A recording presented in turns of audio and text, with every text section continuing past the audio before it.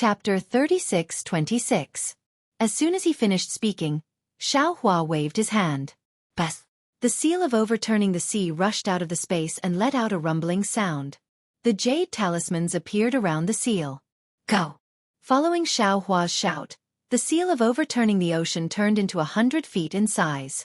It activated layers of illusions and smashed toward Shui Mingzi's horsetail whisk as if it could topple mountains and overturn seas.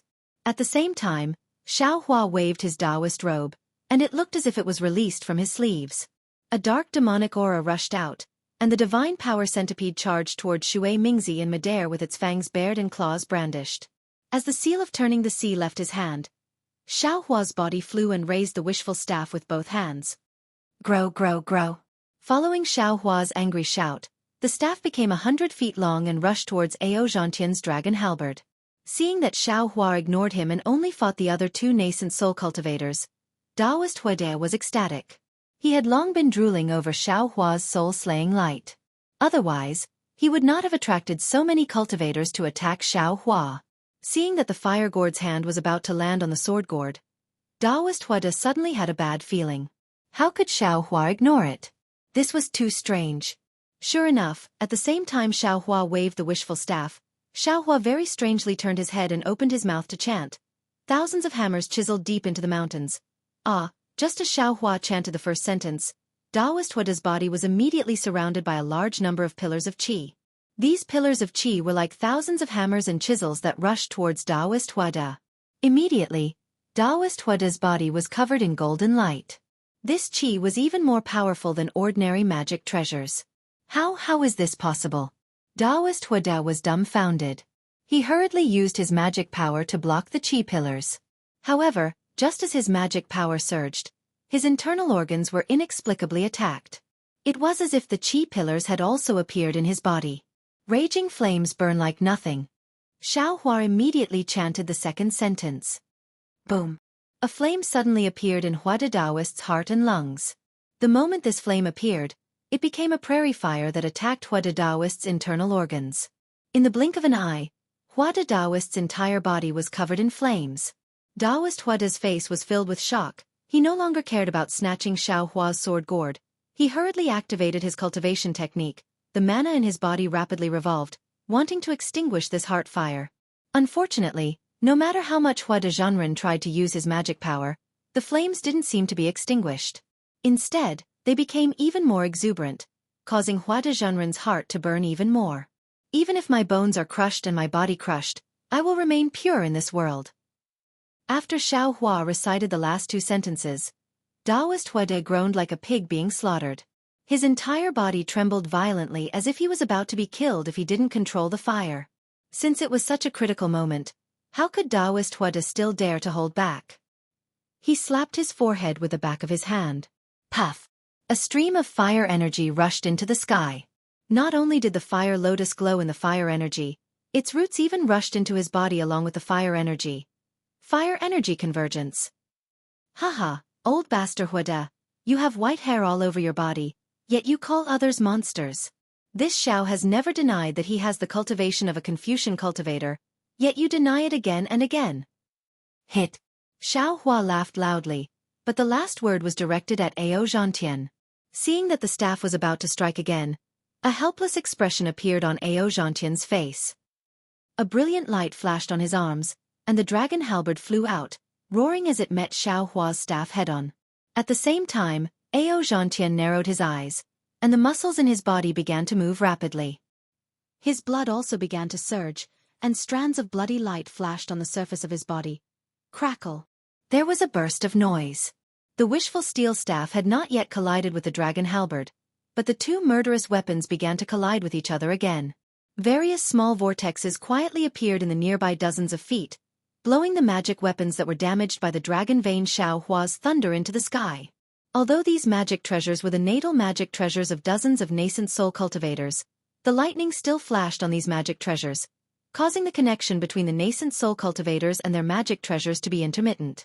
In a situation where the essence of the cultivators was damaged, it was difficult for them to retrieve their magic treasures in a short time. Boom! The staff finally struck the dragon halberd, and a loud sound rang out in the air again. Everyone couldn't help but feel that it was deafening. Ao Zhantian was feeling extremely dejected. He had always been confident in his divine power, and he had always been known for his powerful physical body. However, he didn't think that he would be so weak in front of Xiao Hua. Ao Zhantian let out a furious roar as the cracks on his halberd deepened, and his body plummeted like a cannonball. His voice was hoarse, and there was a hint of hysteria in it. Even though this roar didn't make much of a difference, the crimson light around Ao Zhantian's body flashed, and the projection of a gigantic crimson dragon gradually emerged from his bloodline. Ao Zhantian actually had the bloodline of a true dragon. Ao Zhantian urged his bloodline to fight with Xiao Hua, but Xiao Hua borrowed the power of the staff to fly up again. His hands formed a seal, and the first shadow of the seal of overturning the sea collided with the golden light of Xue Mingzi's horsetail whisk. At this time, the seal of overturning the sea was different from before. Although Xiao Hua didn't deliberately refine it again, the shadow had already solidified. Although Xue Mingzi's horsetail whisk was also refined with an extremely rare material, it was abnormally sharp and could penetrate almost anything. However, when it collided with the shadow of Xiao Hua's seal of overturning the sea, it was still smashed by more than 70%. Although the shadow had completely collapsed, Xue Mingzi couldn't help but be shocked. On the hidden immortal continent, when had he ever met a Taoist cultivator who could control a magic treasure to fight with him? Moreover, the Herculean centipede, whose shiny black body was covered with dense and strange golden runes, was even more cunning. Just like when Xiao Hua fought with him in the past, it immediately rushed over when he saw a flaw in his fight with the seal of overturning the sea. When he fought with it again, it immediately fled. At this time, Xue Mingzi saw that Xiao Hua actually pounced on him in the blink of an eye. The shadow of the second shadow of the seal of overturning the sea was like a huge mountain pressing down on him. Xue Mingzi had no choice but to pour 90% of his magic power into his horsetail whisk. The horsetail whisk emitted a golden light, and thousands of horsetail whisk turned into thousands of sword lights that pierced towards the seal of overturning the sea. Of course, among these thousands of sword lights, he also left some to stab towards the Herculean centipede in the distance that seemed to be attacking him together with Xiao Hua. Puff, puff, puff. Although Xiao Hua's seal of overturning the sea was powerful, it was, after all, a shadow. Under these thousands of golden sword lights, it was pierced full of holes. Moreover, these sword lights didn't lose their momentum and actually rushed towards the main body of the seal of overturning the sea. Crack, crack. Similarly, when the attack of the seal of overturning the sea was blocked, the Herculean centipede immediately stopped. Its entire body curled up, and its hard carapace pointed outwards. It was like a hedgehog with a mouth full of spikes, making those sword lights unable to pierce through it. Humph! Xiao Hua coldly snorted and pointed his hand. Raw! A coiling dragon spun up and urged the seal of overturning the sea to press down heavily. A vast and mighty aura rushed over, and before it could land, it had already completely suppressed the sword lights of the horsetail whisk. Do you think this old man is scared of you? Xue Mingzi similarly sneered. He opened his mouth and spat out a mouthful of blood essence. He formed a seal with one hand, and several rays of light fell into the blood essence.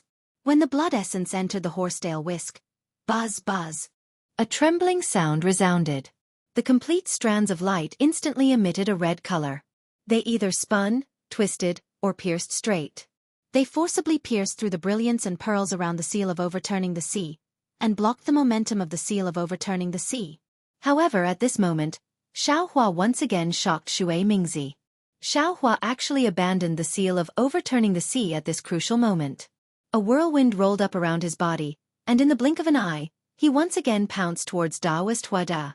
In the blink of an eye, Taoist Huada had just used the fire essence to block Xiao Hua's Confucian fire attack, and before he could use the fire gourd to collect the sword gourd, Xiao Hua suddenly turned into a gust of wind and arrived in front of him. This truly frightened Taoist Huada. Just as he was about to respond, a sharp pain like a sharp awl piercing into his Naiwan palace made him unable to help but take a deep breath. Without waiting for him to use a secret technique to resolve the pain, he saw the spirit execution light suddenly split into two. It bypassed his fire strands and slashed towards his neck with lightning speed. Taoist Huada once again turned pale with fright. He hurriedly wanted to use the fire gourd, but because of the pain in his Naiwan palace, he was a bit slow. Poof! Taoist Huada had no choice but to open his mouth and turn a mouthful of true fire into a firewall in front of him. Just as the fire was born, whoosh! Another golden light appeared out of nowhere and flashed towards Daoist Huada's left arm. Ah! Daoist Huada only felt a chill in his left arm, and then a sharp pain came. His left arm holding the fire gourd was cut off like rotten wood by a pair of golden scissors. His left arm's defensive treasure armor didn't have any resistance. At the same time, just as the sharp pain came out, Xiao Hua's right hand waved his Daoist robe. His action was even more natural than moving clouds and flowing water. In an instant, Daoist Huada could no longer sense the location of his fire gourd. This is this old man's life source magic treasure. Daoist Huada was simply going crazy. He schemed against Xiao Hua's sword gourd, but he didn't think that Xiao Hua was also scheming against his fire gourd. He hadn't even touched the sword gourd's hair, but Xiao Hua's series of attacks had already caused him to lose the rice used to steal the chicken. Poof! Looking at Xiao Hua again, he simply took advantage of Daoist Huada and didn't wait for Daoist Huada to come to his senses. He opened his mouth and several sword lights pierced towards Daoist Huada's heart. Suddenly, an indescribable palpitation appeared in Daoist Huada's heart. Ah! Daoist Huada couldn't help but exclaim, but just as he exclaimed, another sharp awl pierced into his Naiwan palace. How was this a fight? It was simply a one-sided slaughter. Daoist Huada couldn't imagine that Xiao Hua's Daoist cultivation realm was lower than his, but his strength was actually far beyond his own. Moreover, Xiao Hua's Confucian cultivation strength was even higher than his. At this time, Xiao Hua wasn't fighting alone, but a Daoist cultivator, a Confucian cultivator was fighting. Chapter 36-27. Only now did Huada Zhenren realize that Xiao Hua was a nascent soul intermediate stage cultivator. But he had the strength of a nascent soul intermediate stage cultivator. How could he be his opponent? Moreover, seeing Xiao Hua use the spirit-exterminating vital light, the flying sword, and the unfathomable soul stab technique, it was obvious that he wanted to take his life. Thinking of this, how could Huada Zhenren stay any longer? He clapped his hands and an ordinary-looking jade pendant appeared in his hand. With a pu sound, a breath of true qi landed on it. Layers of inscription surged out from the jade pendant and enveloped Huada Zhenren in an instant. Boom! Following a majestic pillar of true qi, Huada Zhenren actually disappeared. Motherfucker! Xiao Hua was a little depressed. He understood that this was the escape technique that Huada Zhenren had obtained from the Star-Lord Palace. He could only watch helplessly as Huada Zhenren escaped from the Star-Lord Palace. Xiao Hua hesitated for a moment, wondering if he should use his illusion breaker eye. At this time he heard a wang-wang sound of air friction. Ayo! Then there was the sound of a dragon's roar. Xiao Hua stowed away his sword gourd and soaring dragon shears before turning around with a cold expression. A crimson dragon that was close to 1,000 feet in length appeared above Ao Zhantian's head. It opened its sinister maw and pounced toward Xiao Hua. An aura comparable to that of the soul separation stage and an aura that made all the cultivators tremble uncontrollably surged through the air. Oh! A true bloodline? This was the first true bloodline Dharma body that Xiao Hua had seen on the hidden immortal continent. Xiao Hua's eyes flashed with a strange light. Humph, it's a pity that my Phoenix Dharma body is not here. Otherwise, I'll let it fight with you. Xiao Hua snorted coldly. Golden light flashed around his body, and the Heavenly Law's embodiment technique was activated as well. His Transcendence Golden Body also appeared. In just a moment, a Transcendence Golden Body that was close to 1,000 feet tall stood in mid-air like a demon god. Not only were the nascent soul cultivators dumbfounded, even Xue Mingzi was dumbfounded. It wasn't that they hadn't seen such an awe-inspiring Dharma body before, but this was a defensive formation with divine sense shackled. Dao Sec's divine powers were suppressed. Not to mention the Dharma body, even activating Dharma treasures would be somewhat strenuous. How could Xiao Hua possibly bring out his Dharma body? Ao Zhantian's bloodline could be attributed to his true bloodline, but Xiao Hua, who had ever seen such a golden bloodline? Eat this Xiao's staff! Xiao Hua roared and waved the wishful steel staff in his hand. At first, the wishful steel staff was still a few dozen feet in size, but when it hit the top of the blood dragon's head, it was already a few hundred feet in size and a few dozen feet in thickness. Whoa! The wishful staff fell with a gust of wind. The blood dragon's eyes were crimson red, and an old voice spoke with Ao Zhantian's tone. This old man has never seen a magic treasure that can injure a bloodline Dharma body. Stop dreaming. Today, I'll show you how powerful this old man is. Let this old man have a taste of your flesh and blood. Ha! This voice reverberated throughout the entire space. The blood dragon opened its mouth, and the blood dragon's breath turned into a giant pillar. The blood dragon also pounced over, obviously wanting to dive into Xiaohua's body and devour his flesh and blood. Xiaohua's eyes flashed, and he tilted his head slightly. He pointed his finger, not at the blood dragon, but at the seal of overturning the sea above Xue Mingzi's head. The seal of overturning the sea expanded again, and it was a full 500 feet in size. Xue Mingzi had no choice but to use his magic power to block it with his horsetail whisk. As for the divine power centipede, it seemed to understand Xiaohua's intention. Suddenly, its entire body expanded, and the two antennae in front of its head trembled rapidly, cutting toward Xue Mingzi's back. Ao. Seeing that Xiaohua was still distracted, the blood dragon couldn't help but roar, and its speed increased again. However, Xiaohua didn't seem to panic. He calmly waved the wishful steel staff, and it landed on the blood dragon's breath. Pooh! It was abnormally dull, but the dull sound seemed to have knocked on Ao Zhantian's heart. The almost invisible blood dragon's breath was smashed into pieces by the wishful steel staff. That wasn't all.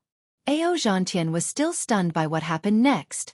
The blood dragon's breath disappeared with the wishful steel staff, and the wishful steel staff didn't stop for too long. It passed through space and landed on the blood dragon's head with a loud bang. Ao Zhantian's arrogance was finally broken today. The blood shadow Dharma body, which he thought was impossible to injure, was like an ordinary demonic beast under the wishful steel staff. Boom! A loud sound rang out, and Ao Zhantian felt as if a mountain was pressing down on him. It was more direct than being hit by any magic treasure or spell. Pooh! Ao Zhantian spat out a mouthful of blood essence, and his entire body was oozing with blood.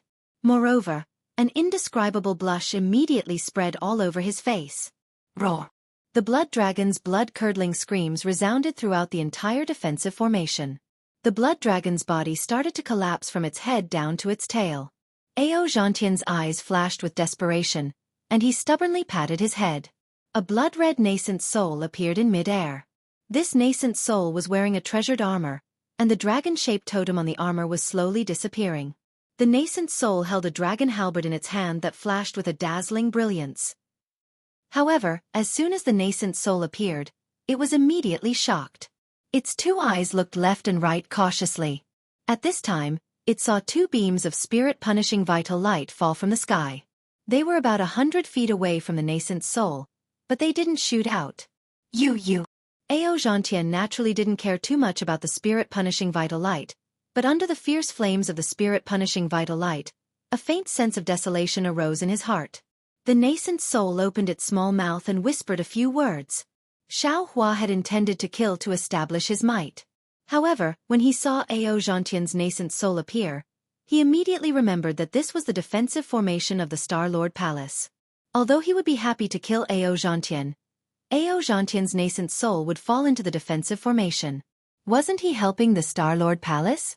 Thus, he controlled the spirit-punishing vital light to stop above Ao Zhantian's head and said coldly, Ao Zhantian, do you want to live or die?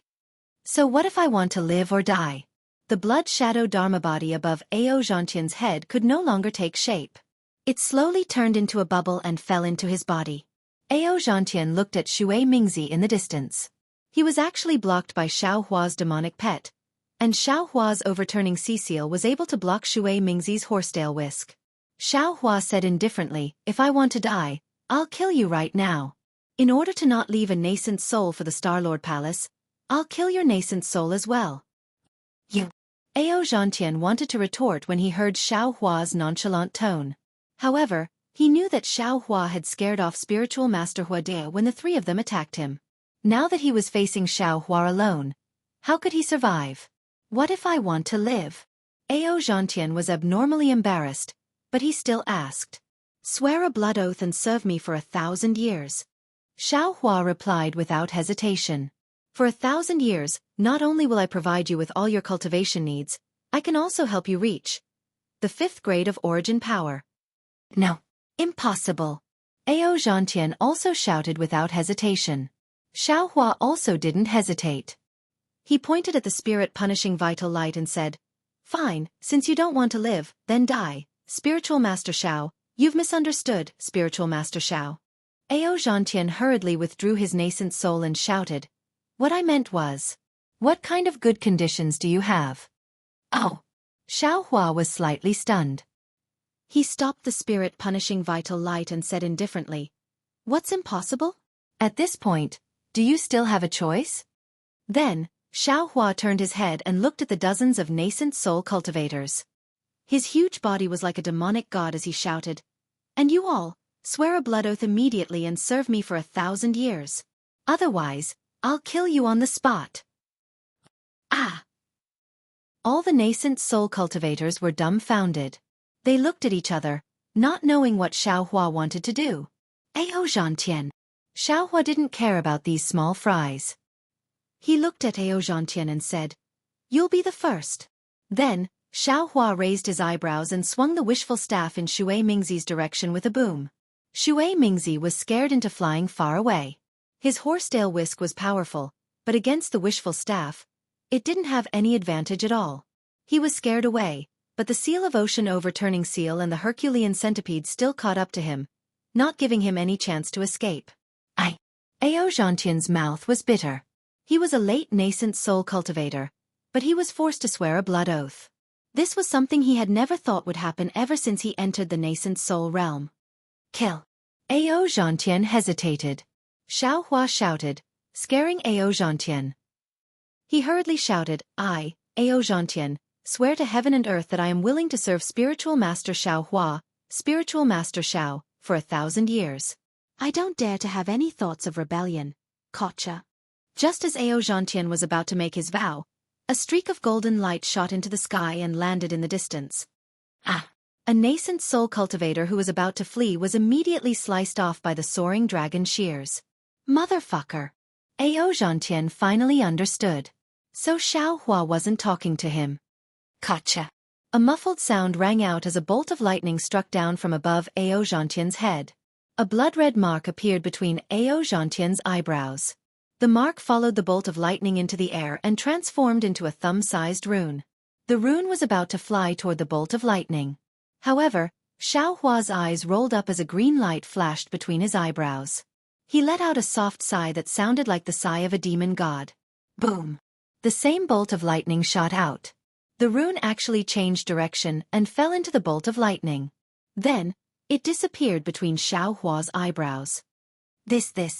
Xiao Hua's divine ability was truly inconceivable. Ao Zhantian couldn't help but sigh.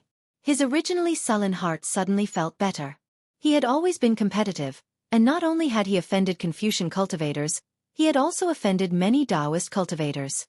Now that he had found a powerful backer, it wasn't necessarily a bad thing. And you all. Xiao Hua's voice was even more majestic than the usual lightning bolt. The dumbfounded nascent soul cultivators immediately came to their senses. It was time for them to make a choice. Chapter 36-28. Of course, the nascent soul cultivators found this difficult to accept. However, when they saw the arrogant Ao Zhantian lower his head in disbelief, they then looked at the nascent soul cultivator who had just lost half of his shoulder and was now as pale as a sheet of paper, and finally at Xue Mingzi, who was trying to escape but was being held back by his demonic pet and magic treasure. How could they not have made the right choice? The dozens of nascent soul early and mid-stage cultivators all swore blood oaths, which were all taken away by Xiao Hua without exception. Then, Xiao Hua withdrew his heavenly laws embodiment technique and pointed with his finger. "Go surround Xue Mingzi." Yes, the dozens of nascent soul cultivators couldn't even muster the will to resist. They responded in unison and surrounded Xue Mingzi. Only Ao Zhantian and the early-stage nascent soul cultivator named Xueqi were left in front of Xiao Hua. Seeing such a scene, Xueqi was at a loss of what to do. He didn't know whether to leave or stay. His eyes slightly turned as he looked at Xiao Hua. "Xueqi, you can leave now," Xiao Hua ordered. "Yes, thank you, senior." Xueqi came to his senses and hesitated. He bowed and flew into the distance. Ao Zhantian said indifferently, "Taoist Xiao, although I swore a blood oath to follow your orders, if you don't respect me, I would rather self-detonate then. Can you still self-detonate now?" Xiao Hua replied even more indifferently than Ao Zhantian. Ao Zhantian's expression changed greatly. However, Xiao Hua quickly added, "Of course, fellow Taoist, don't worry. I am not like that old bastard Huada. You will know my character in the future." All right. What else could Ao Zhantian say at this point? He looked at Xue Mingzi, who was surrounded by the nascent soul cultivators, and said in a low voice, "This Xue Mingzi has some background. If you can subdue him, it will be of great benefit to you."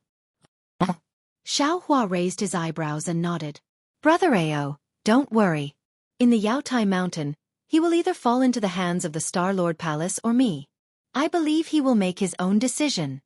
"All right, I'll accompany you," Ao Zhantian said in a low voice. He was naturally unwilling to let Xue Mingzi escape after falling into Xiao Hua's hands.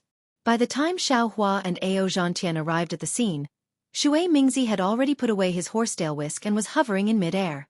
The seal of overturning the sea had already enveloped him from afar, and the divine power centipede had already activated its demonic chi to fly close to him. "Xue Mingzi."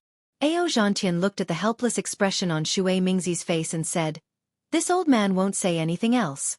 Previously, we all fell into that old bastard Huada's trap. Now that we have offended Taoist Xiao is quite magnanimous.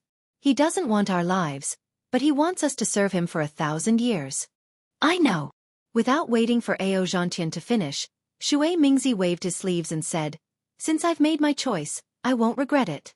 However, this old man doesn't quite believe what Taoist Xiao said just now." "Yes." Without waiting for Ao Zhantian to speak, Xiao Hua waved his hand and threw a jade box to Xue Mingzi. He said proudly, "Take a look at this first." "This is..." Xue Mingzi was a little stunned. He picked up the jade box with a strange expression. When he opened the jade box, he saw a golden light flashing inside. It was a 10,000-year-old human essence. He was stunned for a long while before he came back to his senses. He hurriedly closed the jade box and said, "I'm willing to serve Taoist Xiao Hua for 1,000 years. All right." Xiao Hua accepted Xue Mingzi's blood oath. Seeing that Xue Mingzi was about to return the jade box to him, he said with a smile, "I'll bestow this item to you." "No. No way." Xue Mingzi's mouth fell open. He couldn't believe his ears. "Taoist Xiao, this item. I told you to take it, so take it." Xiao Hua was displeased. He took out another jade box and threw it to Ao Zhantian. "I just happened to get some. Take it as a greeting gift." Ao Zhantian had been curious for a long time. He took the jade box and hurriedly opened it to take a look. His eyes flashed with astonishment. He didn't stand on ceremony and hurriedly accepted the jade box. He bowed and said, "Taoist Zhao's fortune is truly beyond our reach. We've searched several spell formations, but we couldn't find any useful ones. I didn't expect Taoist Xiao to obtain such a bountiful harvest in such a short period of time. I thank Taoist Xiao for his generous gift." "You're welcome." Xiao Hua waved his hand. "I don't have many of these items. You've all gotten a bargain. Thank you, Taoist Xiao." Seeing that Ao Zhantian accepted the jade box, Xue Mingzi hurriedly hid it away. "You all have your own rewards." Xiao Hua looked at the curious nascent soul cultivators and said with an indifferent expression, "However, I can only bestow them to you after the Jadestige meeting." "Thank you, Senior." Why did a group of nascent soul cultivators come to Jadestige Mountain? Wasn't it to obtain some rewards? Since Xiao Hua had a treasure that even nascent soul late-stage cultivators liked, what was 1,000 years of service to him? Xiao Hua kept the seal of overturning the sea. The Herculean centipede bared its fangs and brandished its claws beside Xiao Hua, as if it was showing off. When Xiao Hua opened his Taoist robe, it obediently flew back into it. "Taoist Xiao, your demonic pet is truly powerful. If you refine it for another 100 years, I'm afraid it'll be able to compete with an upper 4th grade essence force cultivator." Xue Mingzi couldn't help but exclaim. Xiao Hua smiled and replied, "How would I have the time to refine it? Let it cultivate by itself." Xue Mingzi opened his mouth as if to say something, but he stopped himself. "Taoist Xiao, what should we do now?" Ao Zhantian said with a bitter expression. "I can't help Taoist Xiao with my injuries on Jadestige Mountain." "There's no need for you to help." Xiao Hua's body flashed with golden light again, and the mountain river seal flew out. He said, "Come in and rest. I'll let you out once we leave Jadestige Mountain." This Ao Zhantian wasn't like Su Tingzi. He frowned and said, "If I enter the nation weapon, won't my life follow Taoist Shao? If Taoist Shao dies on Jadestige Mountain, won't I also be doomed? If you don't go in, can you walk out of Jadestige Mountain alive?" Xiao Hua replied. "Moreover, do you think you can live longer than me?" Xue Mingzi was also hesitant. He asked, "Taoist Shao, this nation weapon is used by Confucian cultivators to suppress our Taoist sections. Although we don't mind going in, can it suppress dozens of us at the same time?" "It's only 30 or so, no problem," Xiao Hua said confidently. "This junior is willing to go in." The injured nascent soul cultivator hurriedly said, as if he wanted to redeem himself by doing good deeds, but also as if he was really afraid of dying inside the formation.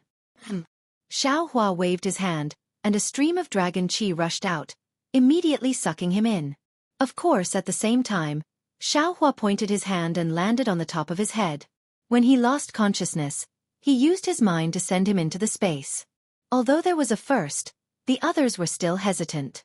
After all, this was different from swearing a blood oath and being controlled for 1,000 years. This was putting their lives in the hands of others. However, just as they were hesitating, a thunderous boom came from the distant horizon. Everyone looked up and saw the blood-red sky in the distance collapsing one after another. Between the collapses, there were thousands of flashes of lightning. After the blood-red sky collapsed, it turned into a blood-red stream that swept toward everyone. Damn Star-Lord Hall! Xiao Hua saw this, and how could he not know what the Star-Lord Hall was planning? This was not much different from the Star-Lord Defense Formation on the Yaotai Mountain. They both wanted to kill most of the Taoist cultivators, leaving only those who had the means to escape death. Xiao Hua swept his gaze and said coldly, "This old man doesn't have time to waste with you.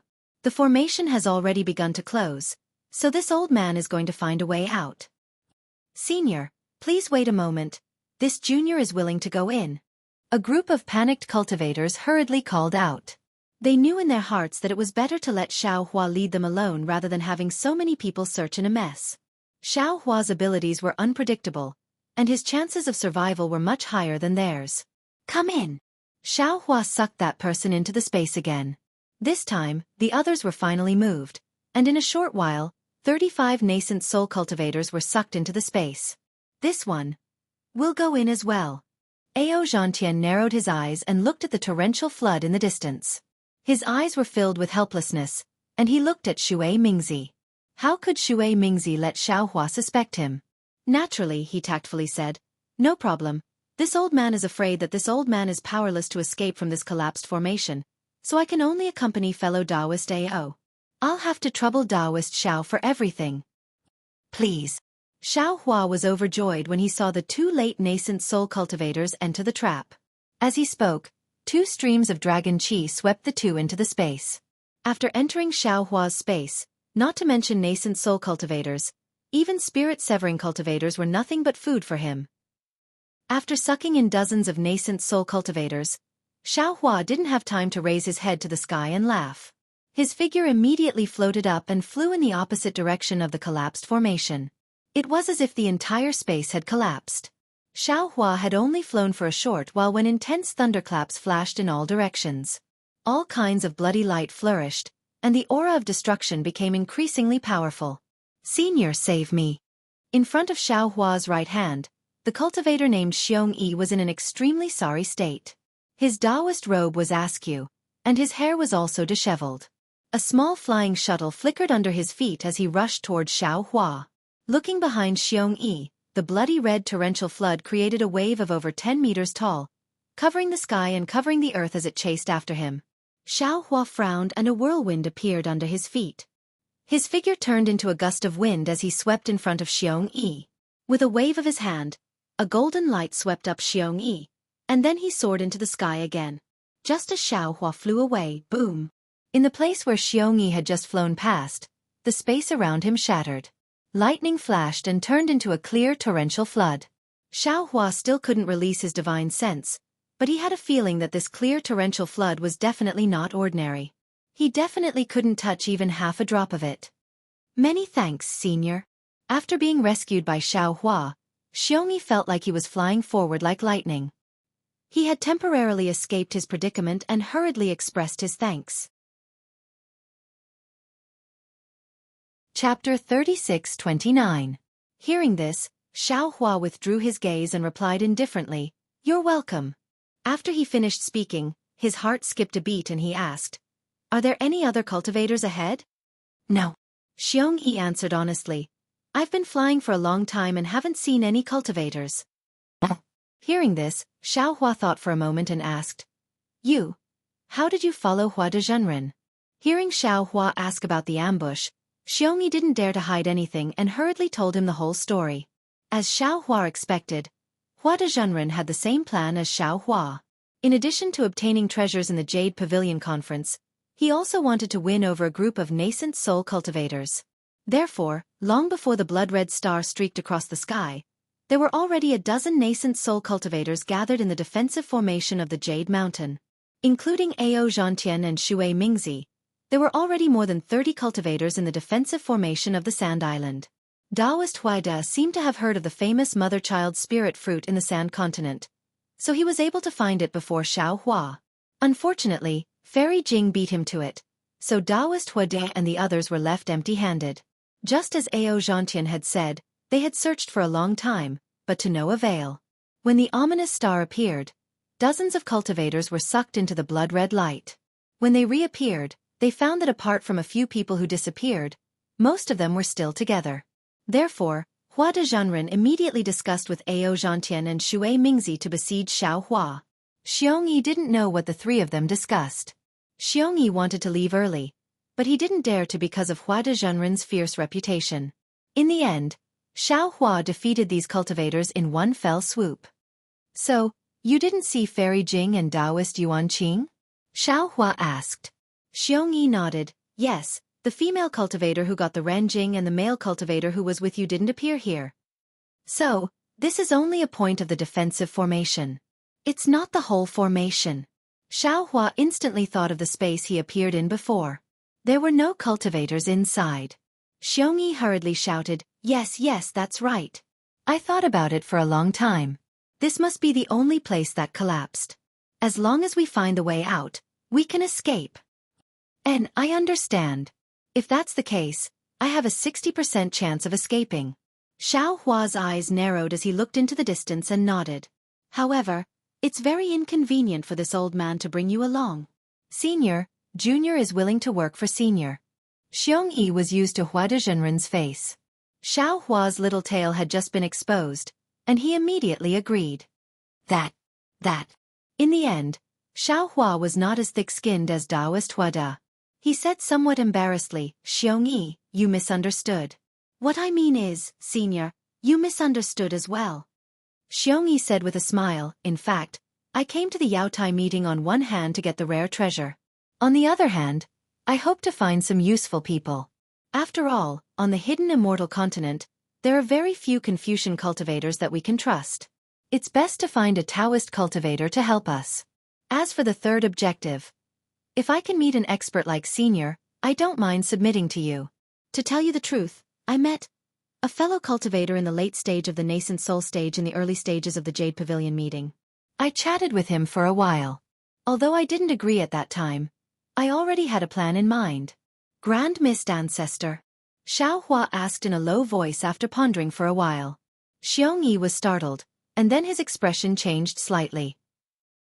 He said somewhat unnaturally, "Could it be that Senior is also Grand Mist Ancestor is Grand Mist Ancestor? I am Xiao." Xiao Hua said indifferently, "I won't force fellow cultivator Xiong." No. Xueqi breathed a sigh of relief. At this time, how could he have any other choice? He hurriedly said with a smile, "I once established a country, but later the country's monarch was bewitched by the Buddhist sect. I was disheartened and no longer paid attention to it. Now that I am free, I can serve Senior." "Good." Xiao Hua nodded, "Close your eyes. I will suppress you into the mountain river seal. After we leave the Yaotai mountain, you can follow me." This. Xueqi naturally hesitated, but after a moment, he closed his eyes and said, "I'll have to trouble Senior." Xiaohua didn't say anything and immediately put him back into the mountain and river seal. Then he looked around. This place was similar to the void, so he had an inexplicable feeling of familiarity in his heart. After a short while, he found something strange. However, this strange thing seemed to be mobile. Before Xiaohua could fly over, it immediately disappeared. It was exactly the same as when Xiaohua mysteriously appeared in Huaida's encirclement. Whoosh! All of a sudden, around Xiaohua, several clear streams of blood red rushed out like a waterfall. Although those streams of water weren't large, wherever they went, the entire space collapsed. The streams rushed out in a strange way, and Xiaohua was caught unprepared. His figure flashed and dodged, but several drops of blood still splashed on his Taoist robe. Xiaohua did not care. This kind of clear stream was powerful, but under his protective golden light, how could a few drops of clear stream pose a threat to him? However, when those several drops of clear water fell, a sizzling sound rang out. The golden light protecting Xiaohua's body was actually annihilated in an instant, revealing an enormous flaw. The clear water actually seeped into the surface of Xiaohua's body. Ouch! Xiaohua was shocked that such a situation would occur due to his carelessness. Xiaohua's Taoist robe was also torn in an instant, and a heart-wrenching pain came from the clear stream. Xiaohua's abnormally strong body was actually invaded by this clear stream. Puh! Xiaohua hurriedly opened his mouth and spat out a mouthful of thick true energy. It landed on the corroded part of his body, and he barely managed to grab the few drops of clear stream. When Xiaohua opened his transcendence vision, he couldn't help but suck in a breath of cold air. He saw that within these drops of blood-red liquid, there were strands of dark red lines. Between the lines of lines, there were many small dots that contained great power. Xiaohua was familiar with these small dots of light. It was the power of starlight. As for the dark red lines, Xiaohua had seen them before. They were actually poison mixed with the power of the netherworld. Damn it! Xiaohua cursed angrily. The Confucian cultivator's arrangement was truly ruthless. Even his body, which had been tempered for many years, was unable to withstand it, let alone an ordinary cultivator. Even Ao Zhantian wouldn't be able to escape easily when he encountered the clear stream of clear stream. Of course, Xiaohua was only lamenting. This wasn't the first time he had encountered the Confucian cultivator's ruthlessness. His current plan was to escape from this place. There wasn't much time left for Xiaohua, and the space he could escape was also limited. The confidence he had before had leaked out too much, and an indescribable sense of fear emerged from the bottom of his heart.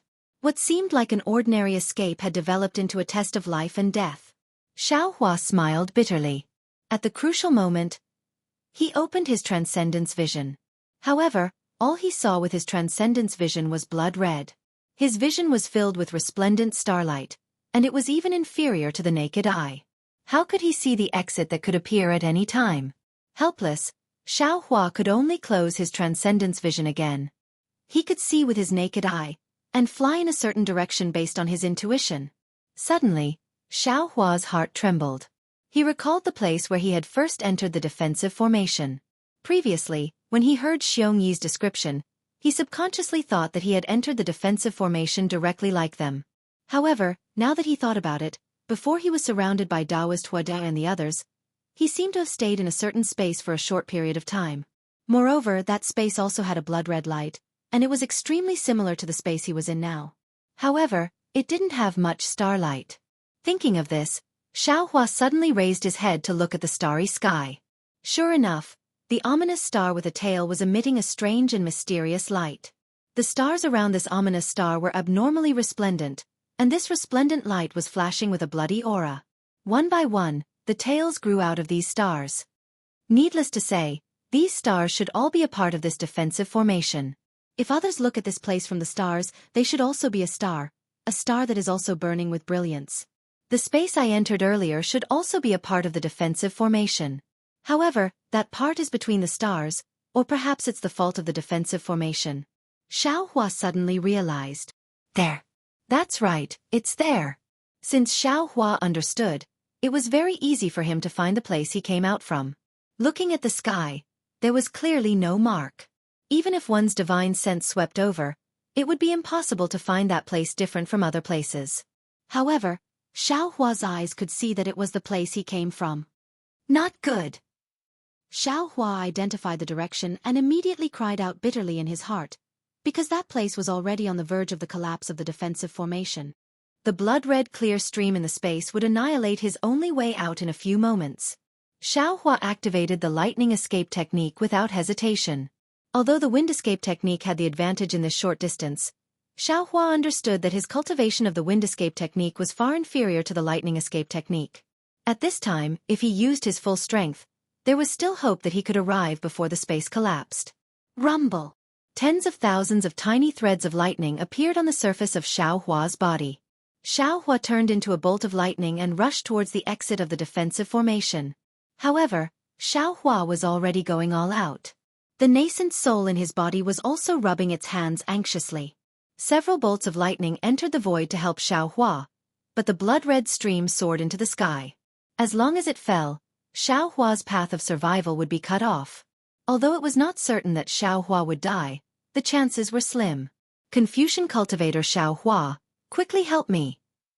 At such a critical moment, Xiao Hua's heart suddenly brightened and he cried out in his mind. Little Shang is coming. Confucian cultivator Xiao Hua waved his hands, opened his mouth, and recited, drums and thunder resound, swords and spears tremble in the wind and frost. For generals admonish, 10 generals start first. As soon as this inexplicable poem came out, it immediately turned into a bolt of lightning condensed from armor inscriptions. Inside Xiao Hua's lower dantian, the 5 qi righteous thunder immediately rolled. Following this bolt of lightning, it rushed into Xiao Hua's body and fell on the surface of his body. Boom! Xiao Hua felt his body become light. A feeling of soaring immortality arose spontaneously. Immediately, Xiao Hua's speed suddenly increased by several times. Like a stream of light, he rushed into the sky without anything special. Chapter 36:30. What's especially strange is that Xiao Hua's entire body immediately disappears where he landed, only leaving behind faint lightning threads at the edge of the void. Those lightning threads only flashed for half a second before the bloody stream fell and all the lightning threads were torn apart. The space also shattered. Damn it! So close, a passageway like a pillar of light appeared in front of Xiao Hua. Without Xiao Hua activating the lightning escape technique, his entire body began to flow in the passageway. However, the pressure in the passageway was abnormal and there was also a rapid tearing force, causing his body to be pulled out of shape. Xiao Hua activated his magic power to resist, feeling extremely lucky in his heart.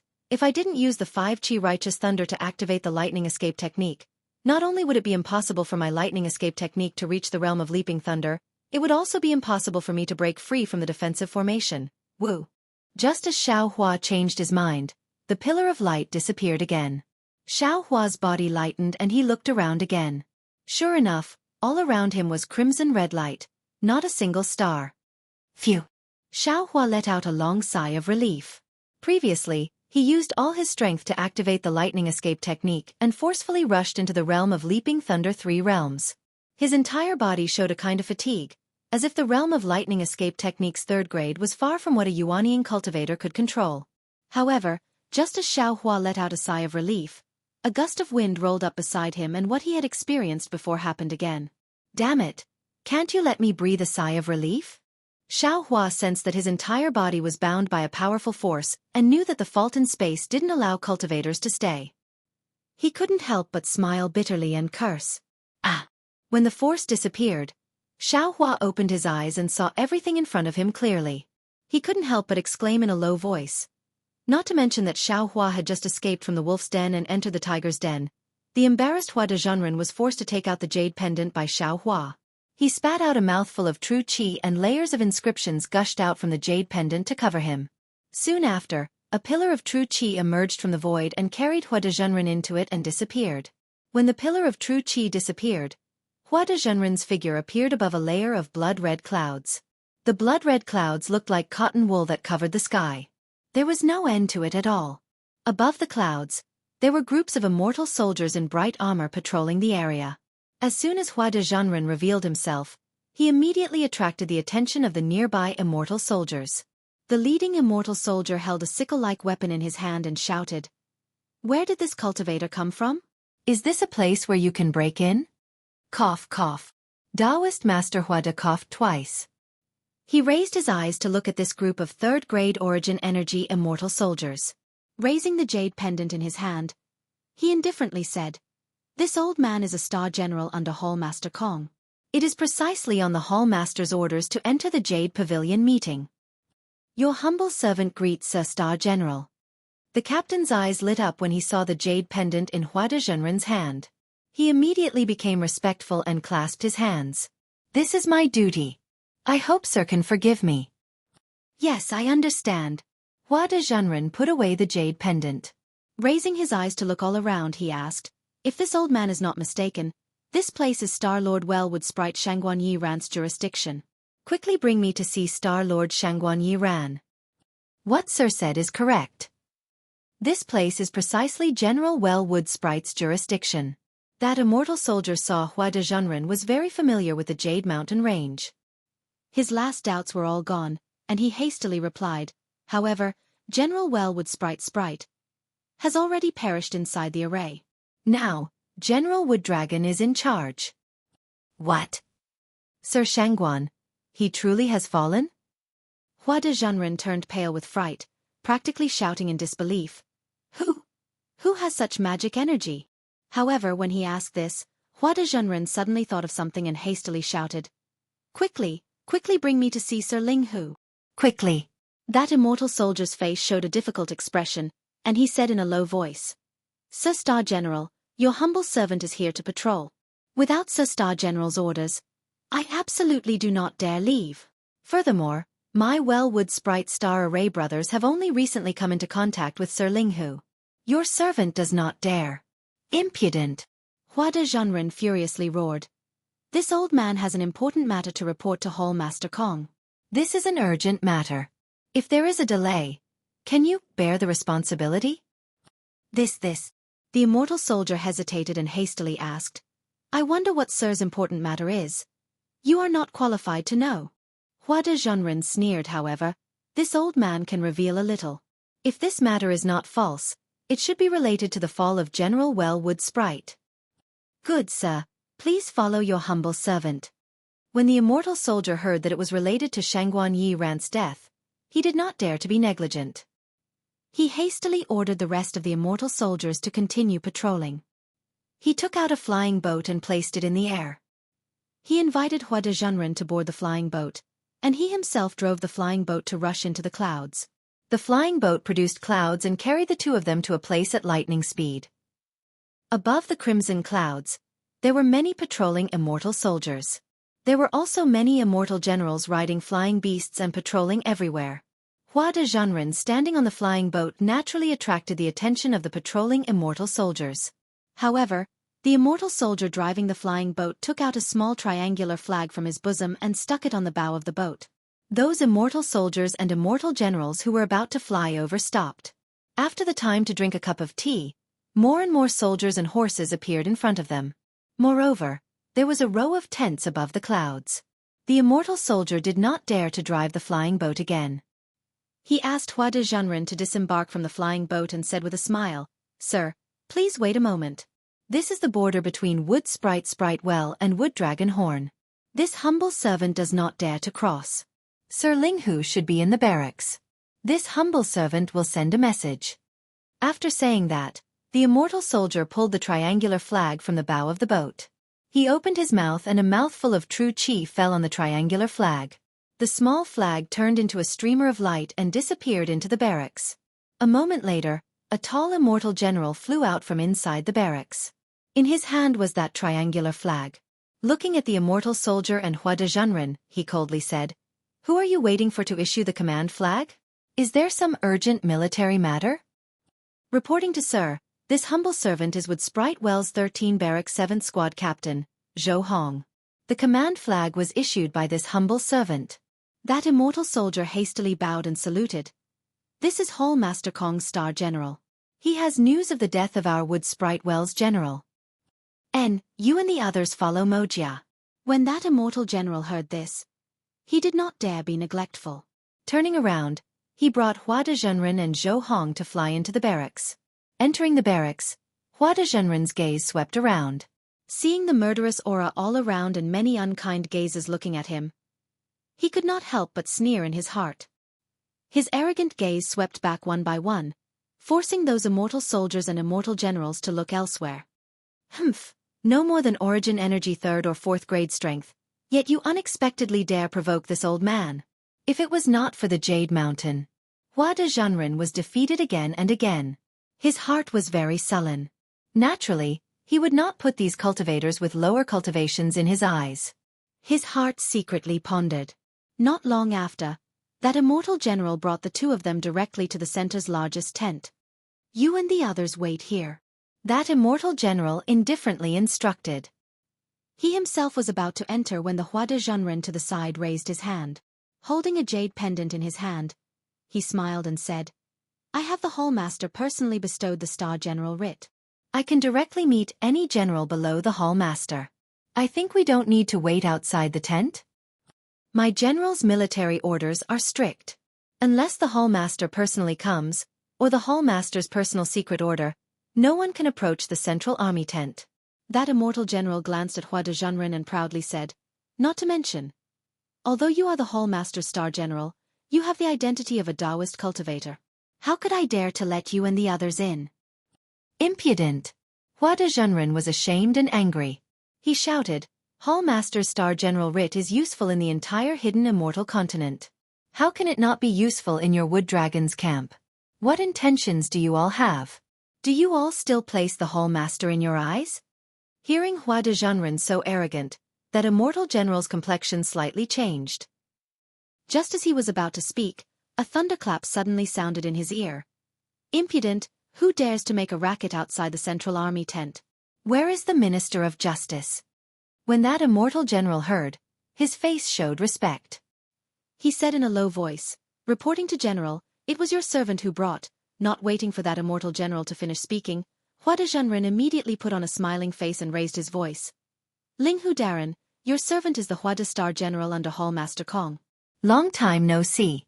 Is General's style still the same? And that voice was slightly surprised, but he saw the central army tent's tent door open. A 5 chi tall lean man wearing leather armor and holding a sword in his bosom walked out.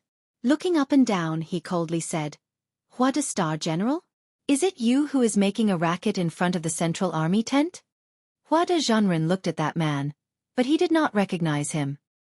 He nodded and said, Your servant is not making a racket, but your servant has the Hall Master Star General command in his hand.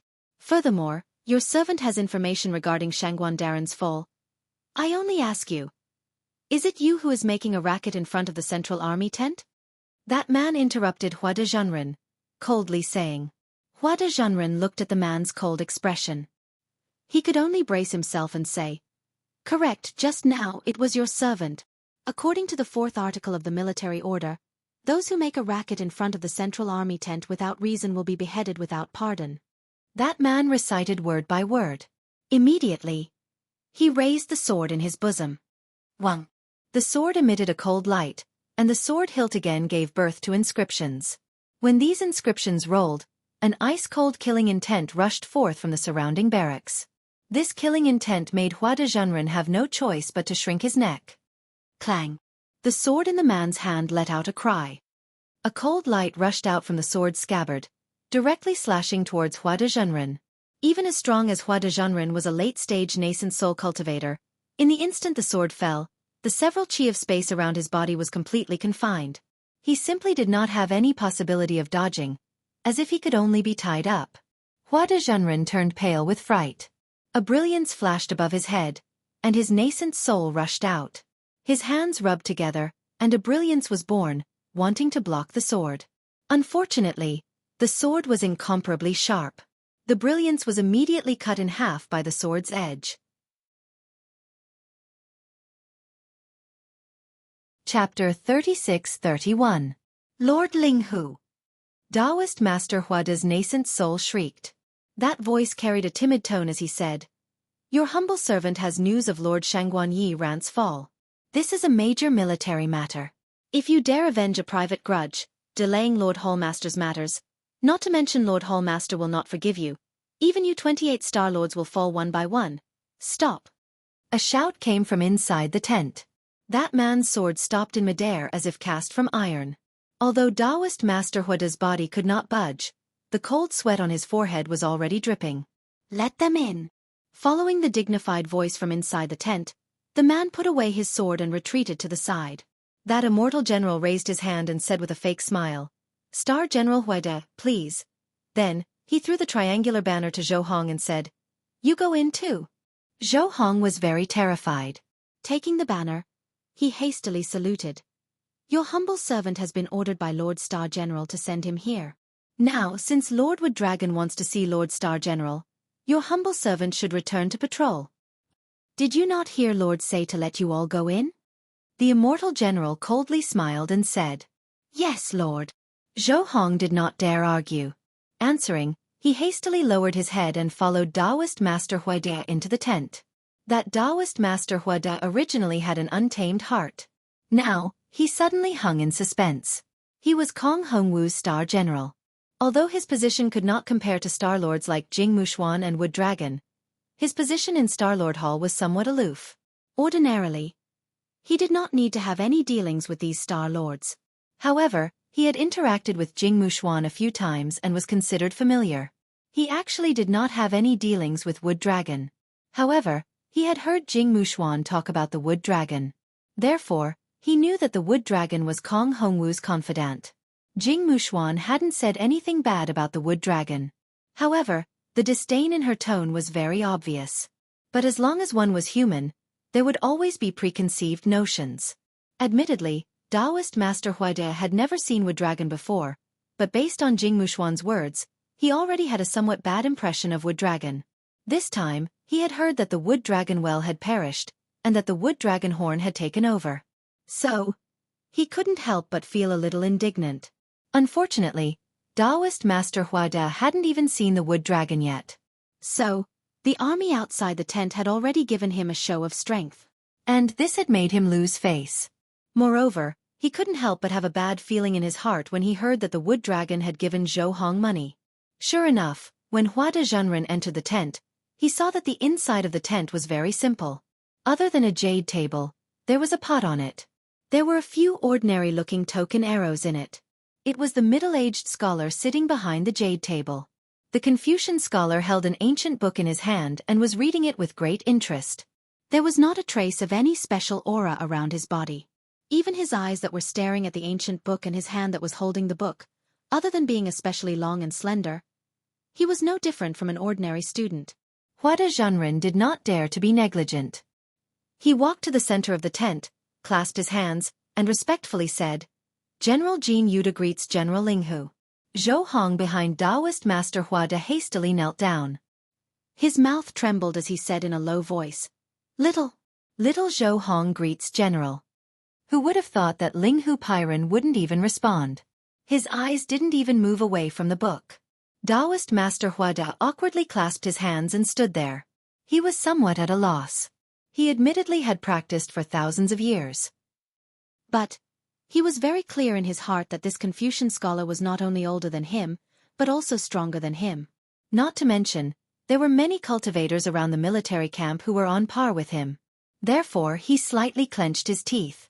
He didn't withdraw his clasped hands and slightly bowed waist. Anyway, his etiquette was enough. He wasn't afraid of Linghu Pyron playing any tricks. In less than half a cup of tea's time, Linghu Pyron seemed to have finished reading a page. He naturally dipped his hand in some saliva and turned to the next page. At this time, he raised his eyelids. His pitch-black eyes swept past Taoist Master Huada. Then, his eyes fell on Zhou Hong. He faintly said, "Zhou Hong, do you know your crime?" Little." What crime did this little one commit? Zhou Hong was baffled. He forgot to kowtow and hastily asked. "You didn't abide by military rules. You didn't patrol within your own defensive area. You rashly brought a Taoist disciple to my Hornwood Dragon Army's camp. Isn't this a great crime of colluding with the enemy?" "Si, sir." Zhou Hong was stunned. He looked at Linghu Pyron and then looked at Taoist Master Huada. He shouted, "Although this sir is a Taoist cultivator, but he holds the Hall Master Star General Command tablet. This little one has already examined it. There is no mistake.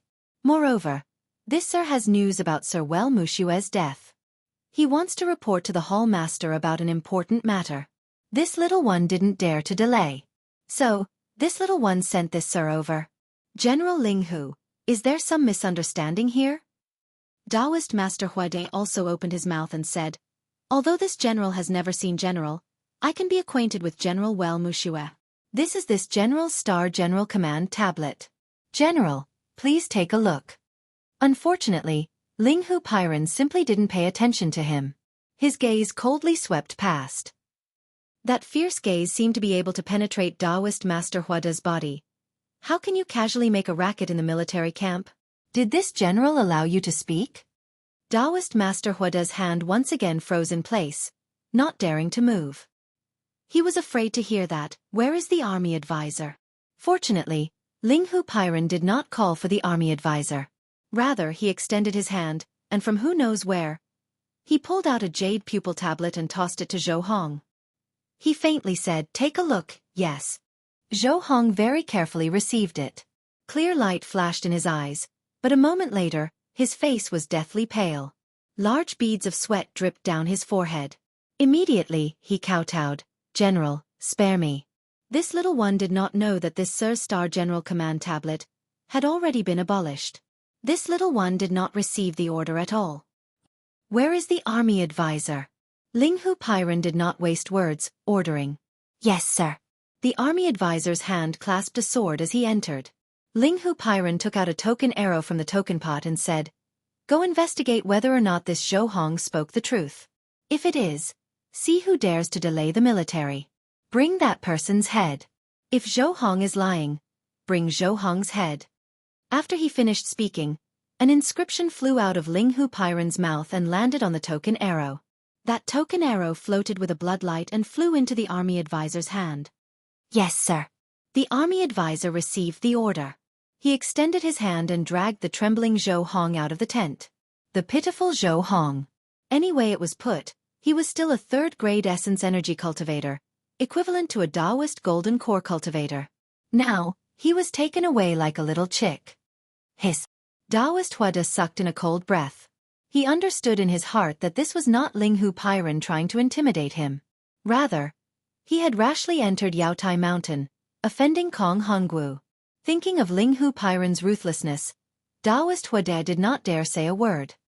He only clutched the Star General Command tablet that he had previously been proud of. Now, it had already become trash. He calmly stood there, the veins on his hands slightly protruding. You are now a Taoist cultivator.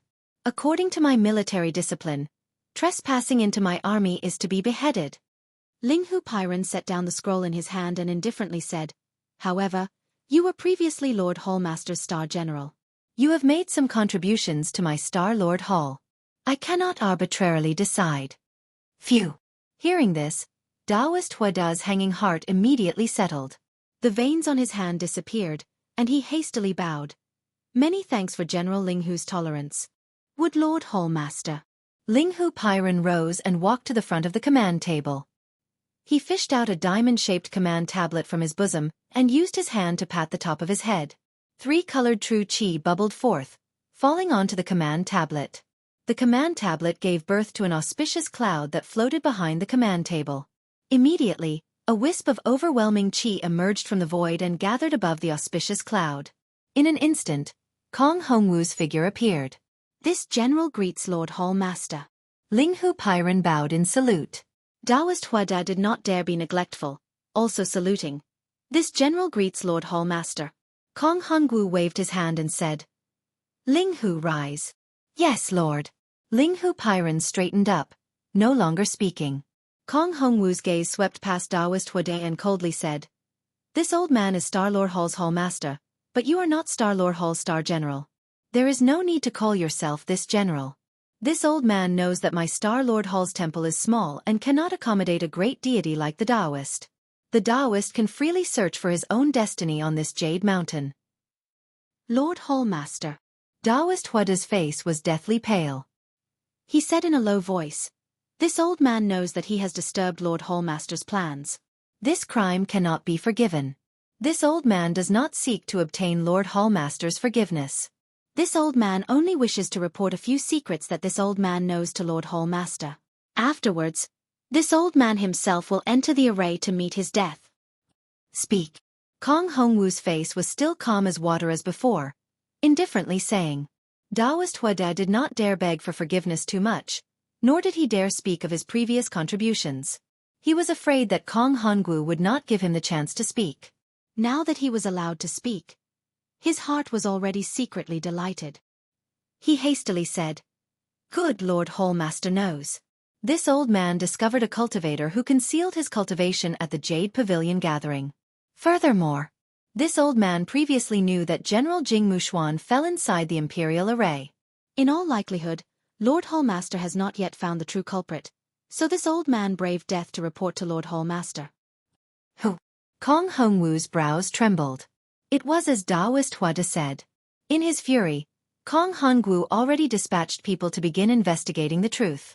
However, the entire Jade Mountain was inside the Great Array.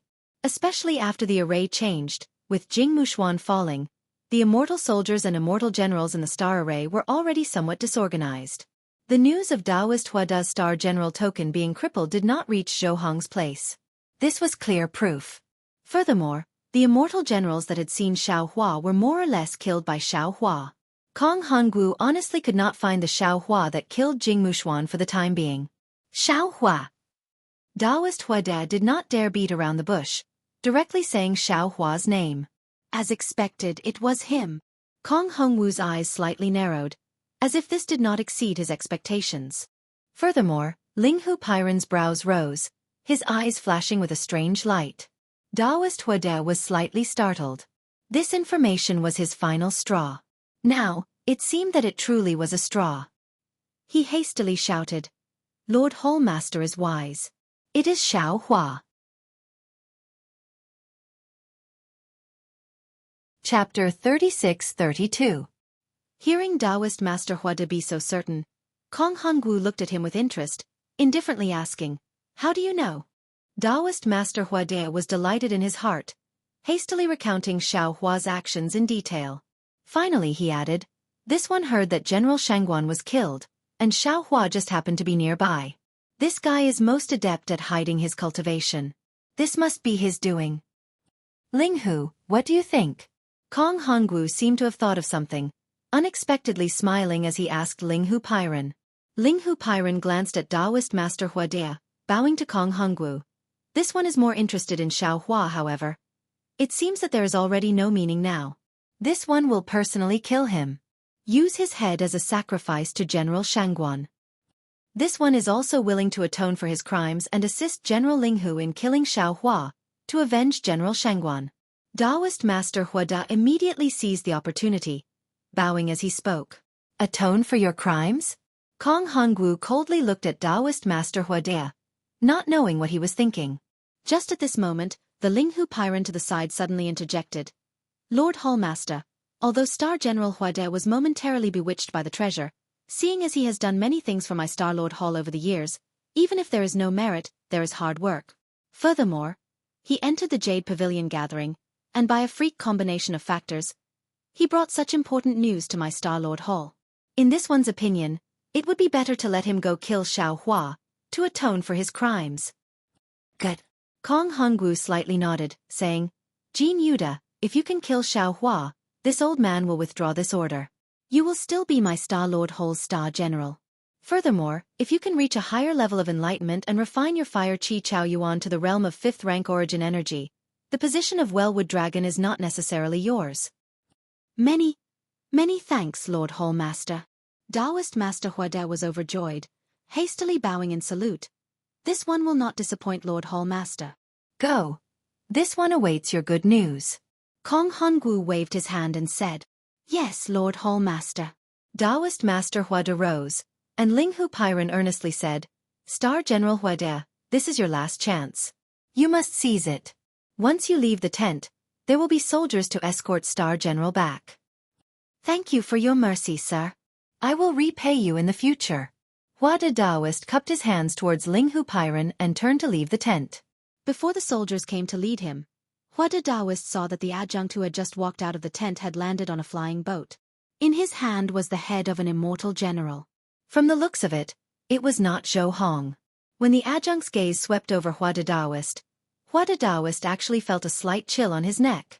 Inside the large tent, Kong Hongwu saw Daoist Hua de leave. He looked at Ling Hu Pairen with a smile and asked, Ling Hu, I didn't expect that Xiao Hua to be so powerful. Even Daoist Hua Da isn't his match. It seems that I'm going to lose the bet with you earlier.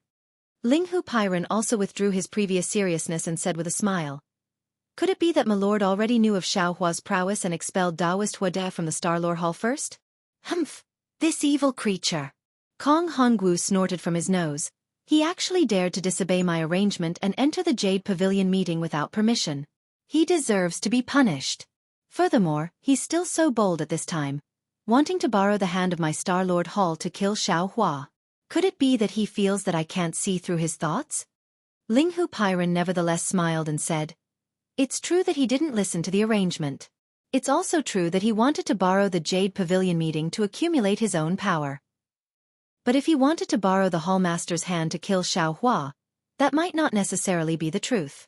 He merely walked through a few defensive arrays. How could he know that the cultivators nearby were powerful? According to his thinking, the only one who could kill Shangguan Yi Ran could only be Xiao Hua. He was forced into a corner by Xiao Hua and used the Star General command plate bestowed by the Hallmaster to break free of the defensive array. Hearing that Shangguan Yi Ran was killed, he naturally wanted to claim credit. Of course, he must also be nervous in his heart, afraid of being punished by the Hallmaster. You don't know how bold he is. Kong Hongwu shook his head and said, didn't you hear? He actually covets the position of Star Lord. Such an important position of my Star Lord Hall. Can it be left for him? A single Jade Pavilion meeting will undoubtedly reveal the greed of Dao sect cultivators.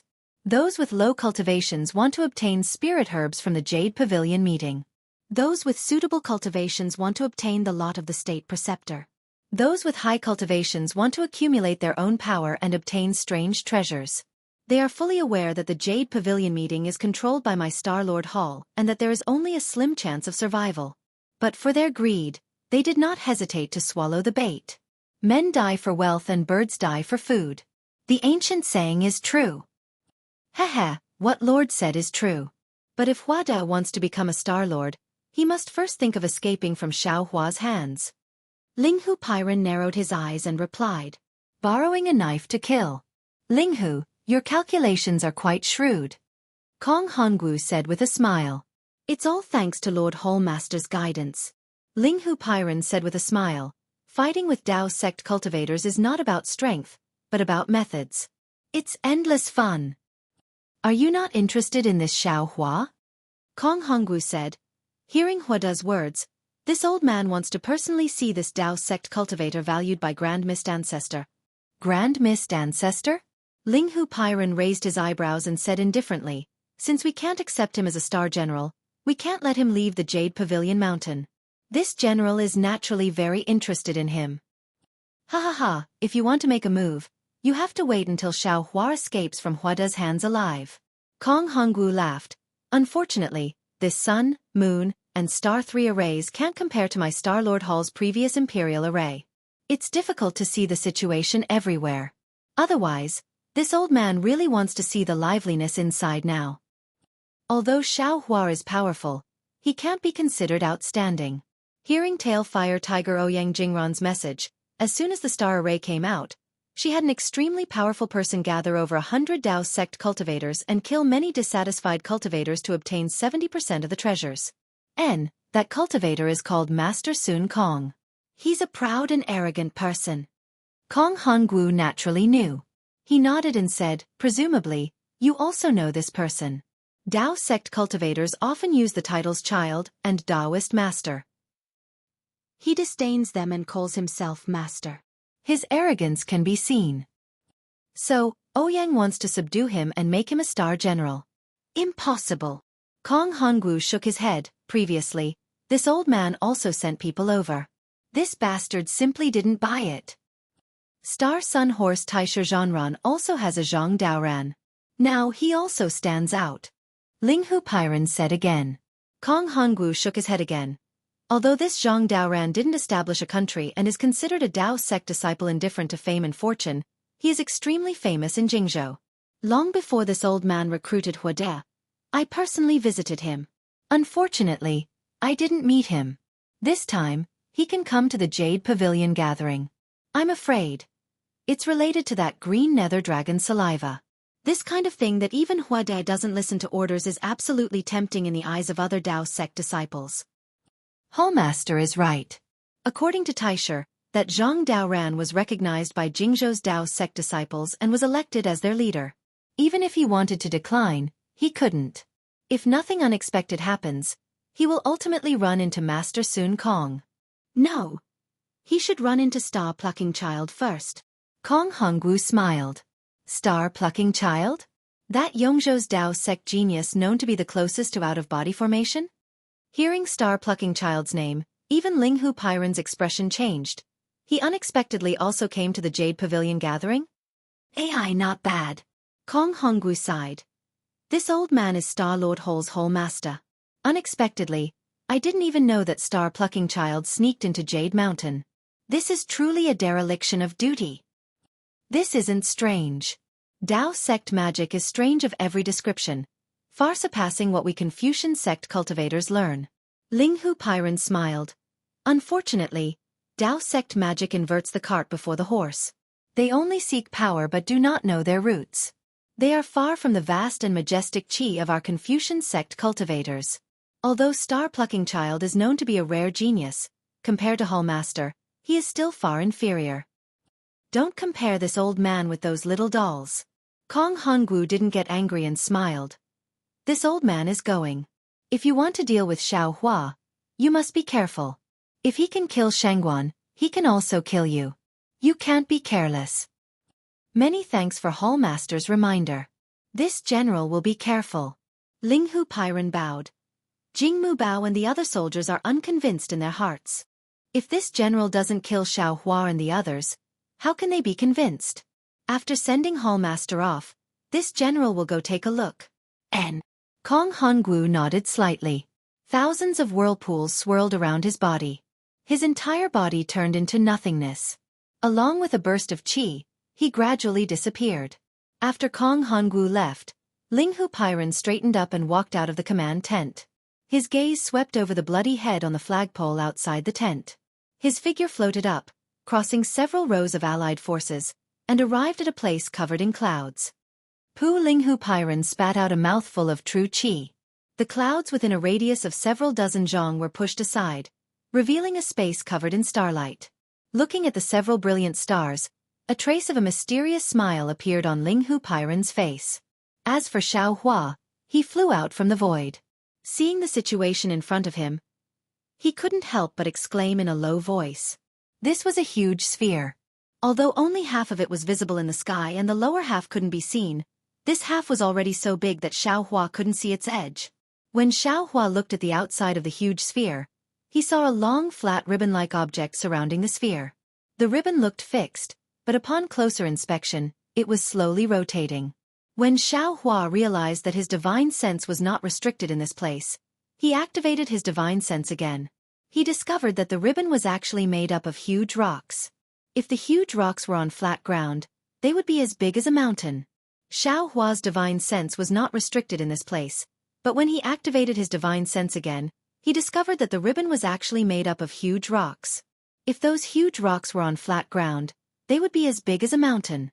Although this magnificent scene was astonishing, it wasn't enough to make Xiao Hua exclaim in a low voice. Xiao Hua was the most shocked because the scene here was quite similar to the scene when he accompanied Fairy Hong Xia to see the Kai family's ancestral shrine in Million Meng Mountains. Star. Moon. Starry sky. Could it be that there's a big secret hidden in it? Seeing the starry sky, Xiao Hua couldn't help but be surprised.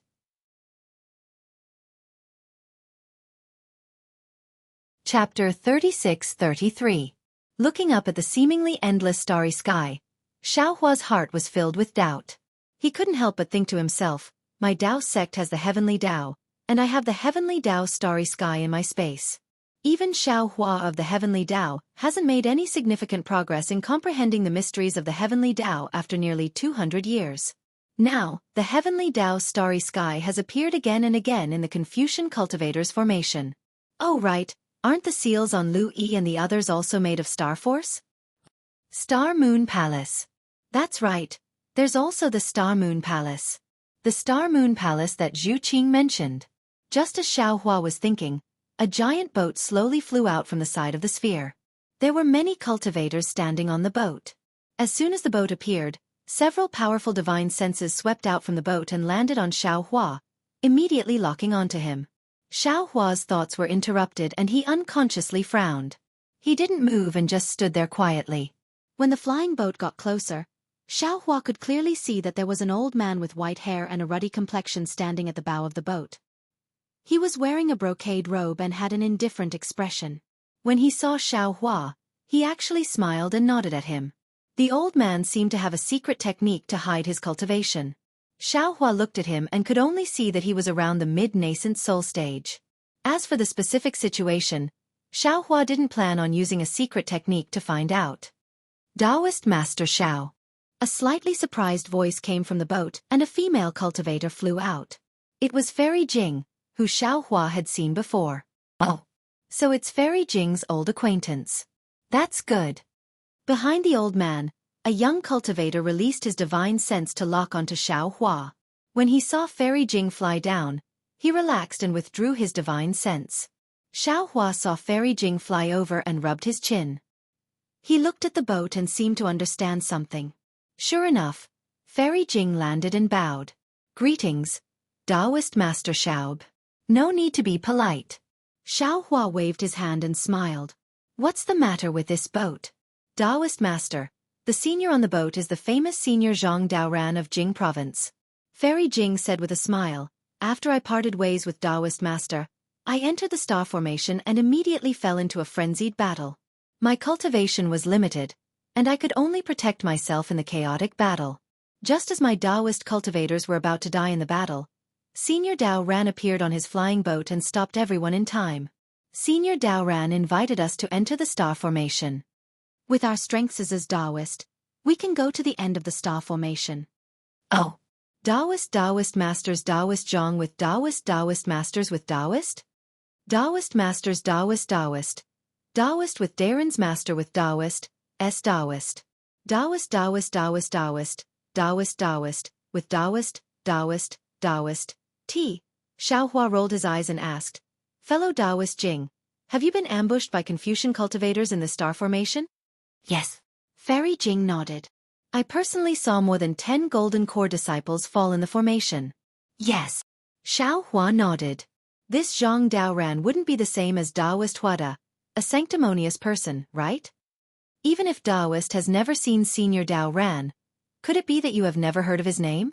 Fairy Jing was even more stunned than Xiaohua. No. Xiaohua was quick to reply. Hee, spiritual master must be joking with me. How could any Taoist cultivator of the hidden immortal continent not know Senior Daoran? Fairy Jing covered her mouth and smiled.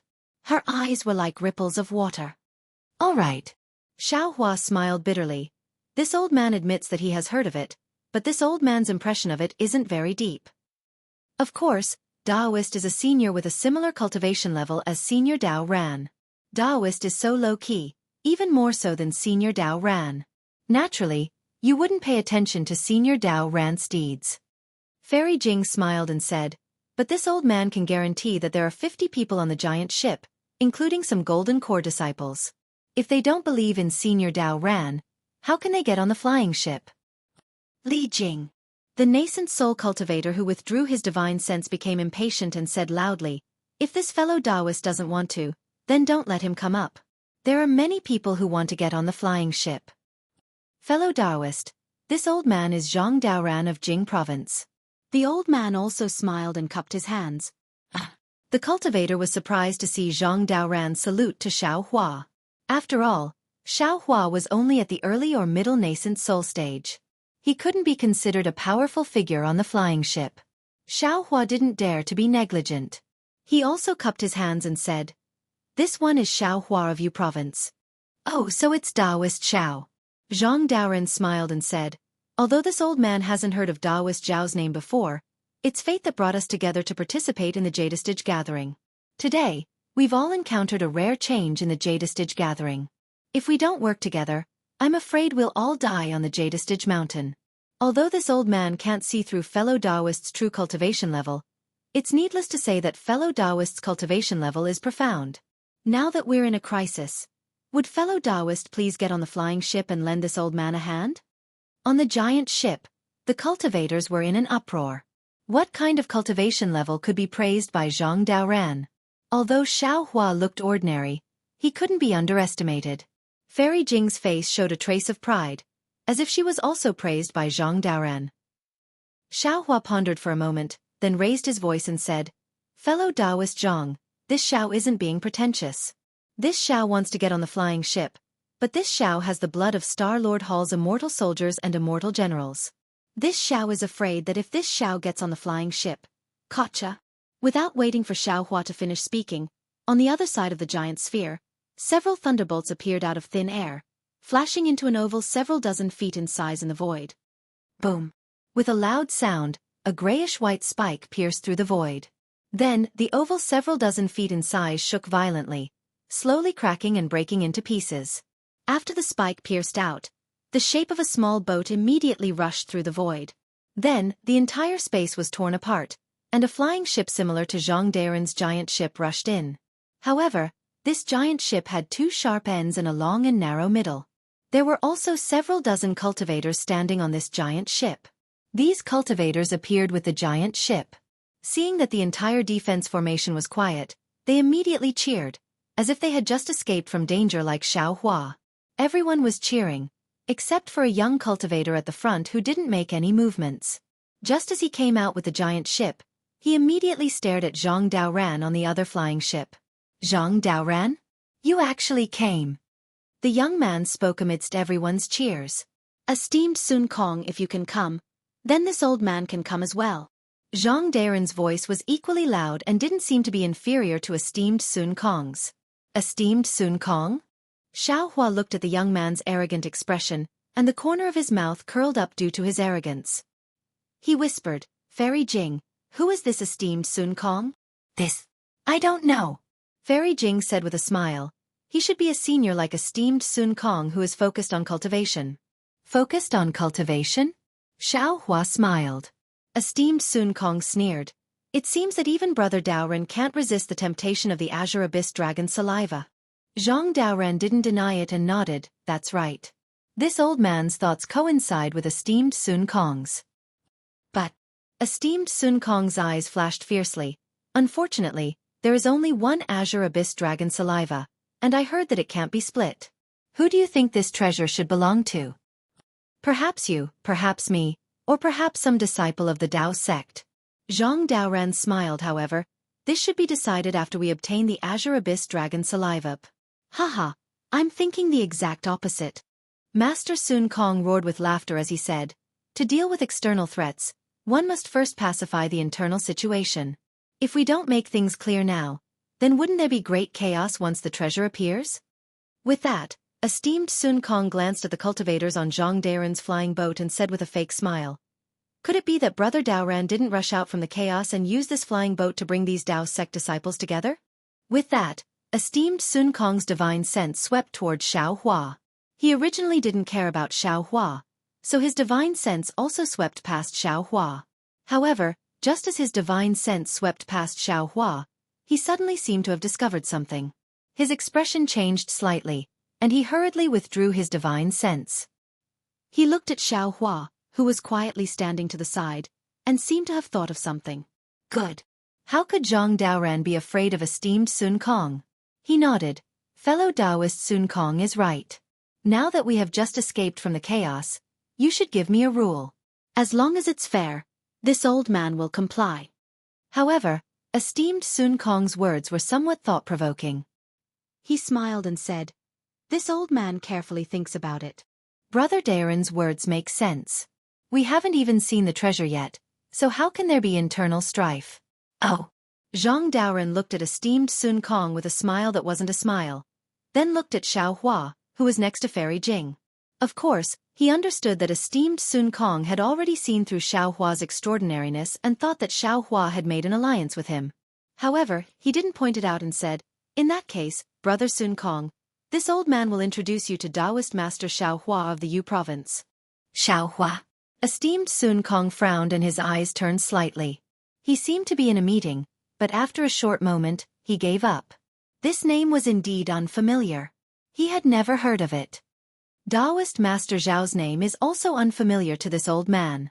Esteemed Sun Kong asked bluntly, "May I know which country Taoist Master cultivates in?"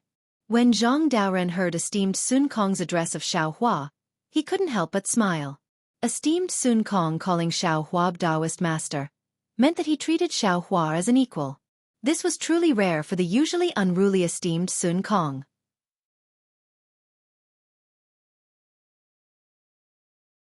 Chapter 36-34.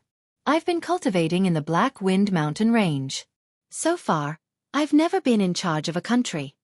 Xiao Hua saw that Master Sun Kong's attitude towards him could be considered amiable, so he replied with a smile.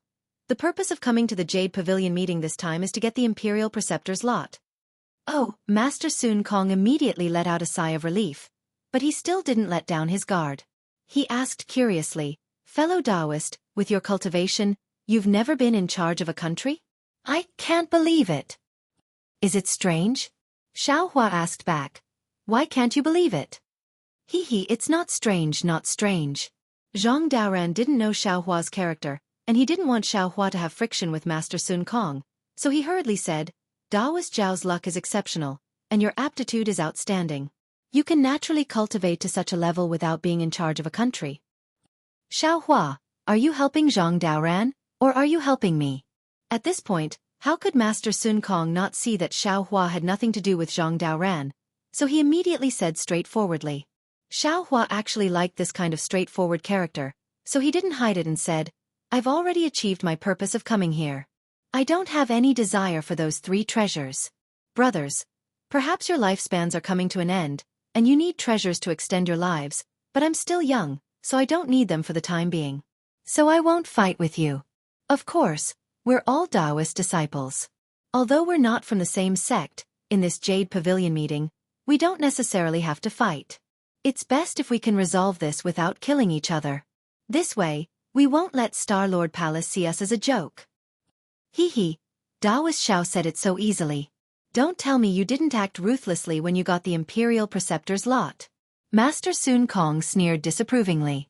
Xiao Hua nodded and said with a smile, "Indeed, I killed several Taoist disciples who wanted to plot against me, and I also killed many immortal soldiers and generals."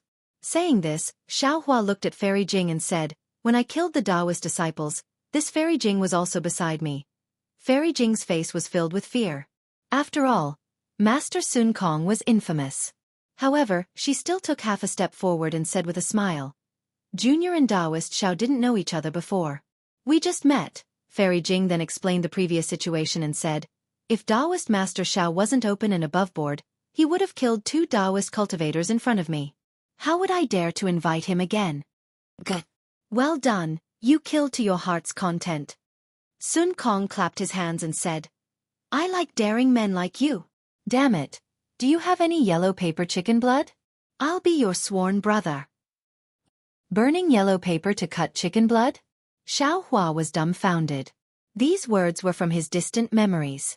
After he started cultivating, other than that Qian Di Heng, no one else had this kind of spirit. Even in the hidden immortal continent, he had never heard of such an ancient tradition. Hearing this, Zhang Daoren rolled his eyes and said with a smile, "We're not in a hurry to be sworn brothers. Now, we still need to temporarily establish an offensive and defensive alliance. This time's Jade Pavilion gathering is different from the past. We'll meet in life and death.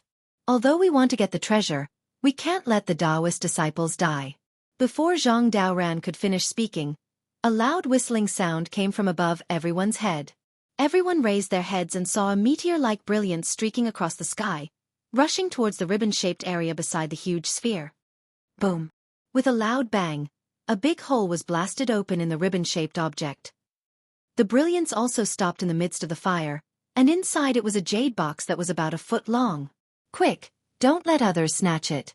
On Zhang Daren's huge boat, several people clamored. Immediately, 3 people couldn't hold back and flew toward the jade box in the distance. Zhang Daren's face immediately became embarrassed. Humph.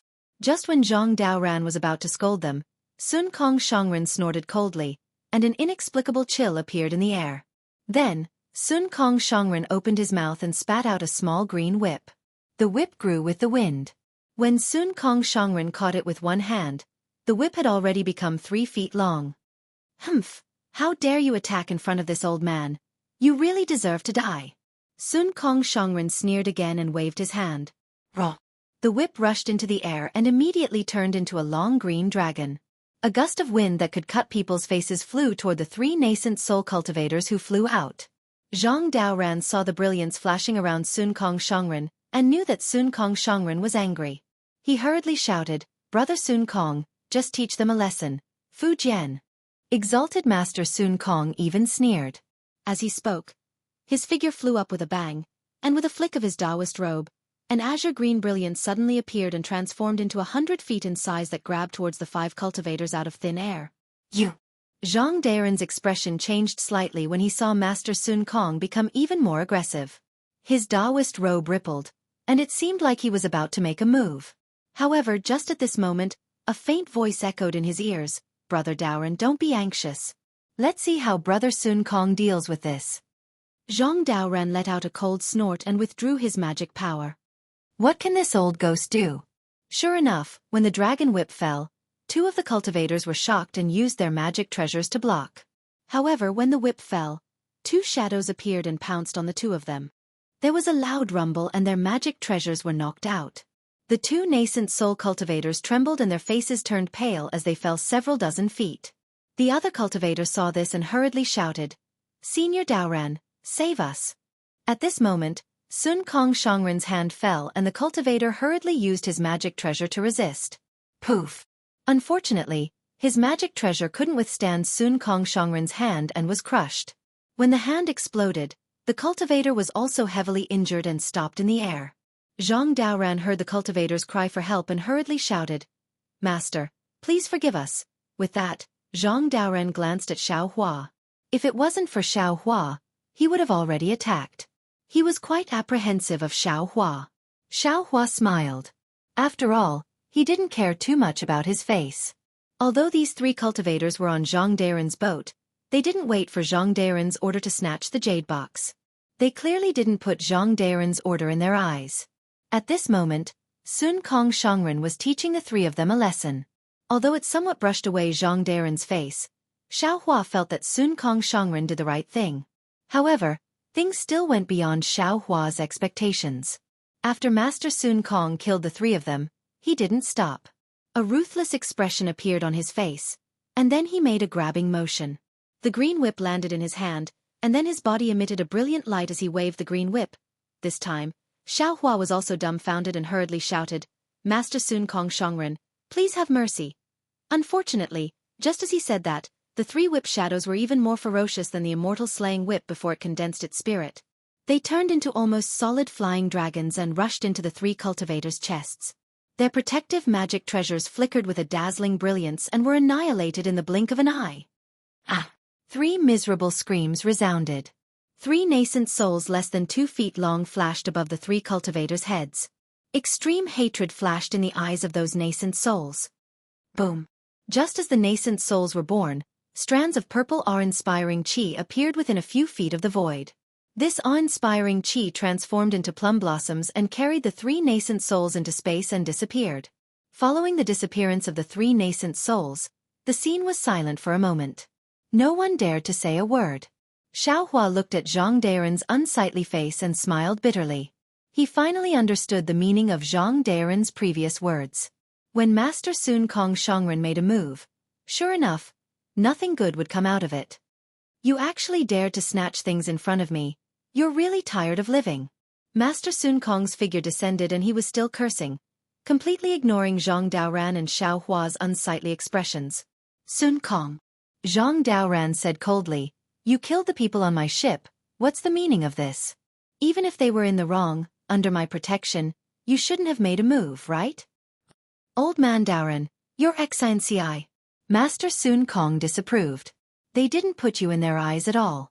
You're just a good guy who's stupid. If you're not convinced. Hee hee. Brother Daoran. Xiao Hua saw that the two people were starting to get angry, and the corners of his mouth curled up. This Xiao will also offend you. Oh. Zhang Daoran was stunned and looked at Xiao Hua with some confusion. Xiao Hua patted the top of his head, and a golden hand that was dozens of feet in size rushed out, grabbing towards Zhang Daoran's giant ship. The texture on this hand was clear, and there were runes flowing on it. It was no different from a real hand. Hee hee. Master Sun Kong laughed, and there was praise in his eyes. Zhang Daoran bit his lips, seeming to have come to a realization. Those who don't listen to orders and snatch treasures without permission must die.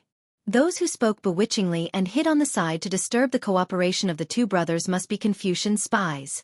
They must die. Xiao Hua said indifferently, and his hand covered the several people who had just spoken. A panicked voice hurriedly shouted, Senior Daoran, we boarded your giant ship because of your prestige, but you still haven't spoken.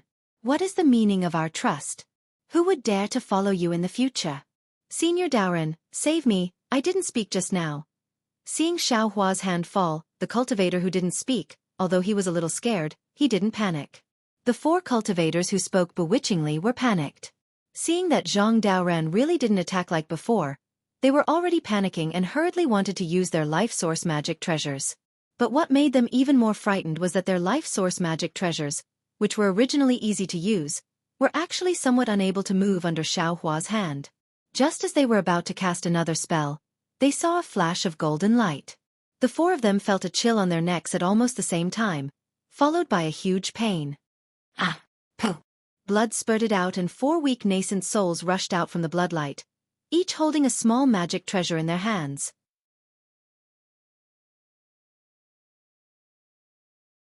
Chapter 36-35.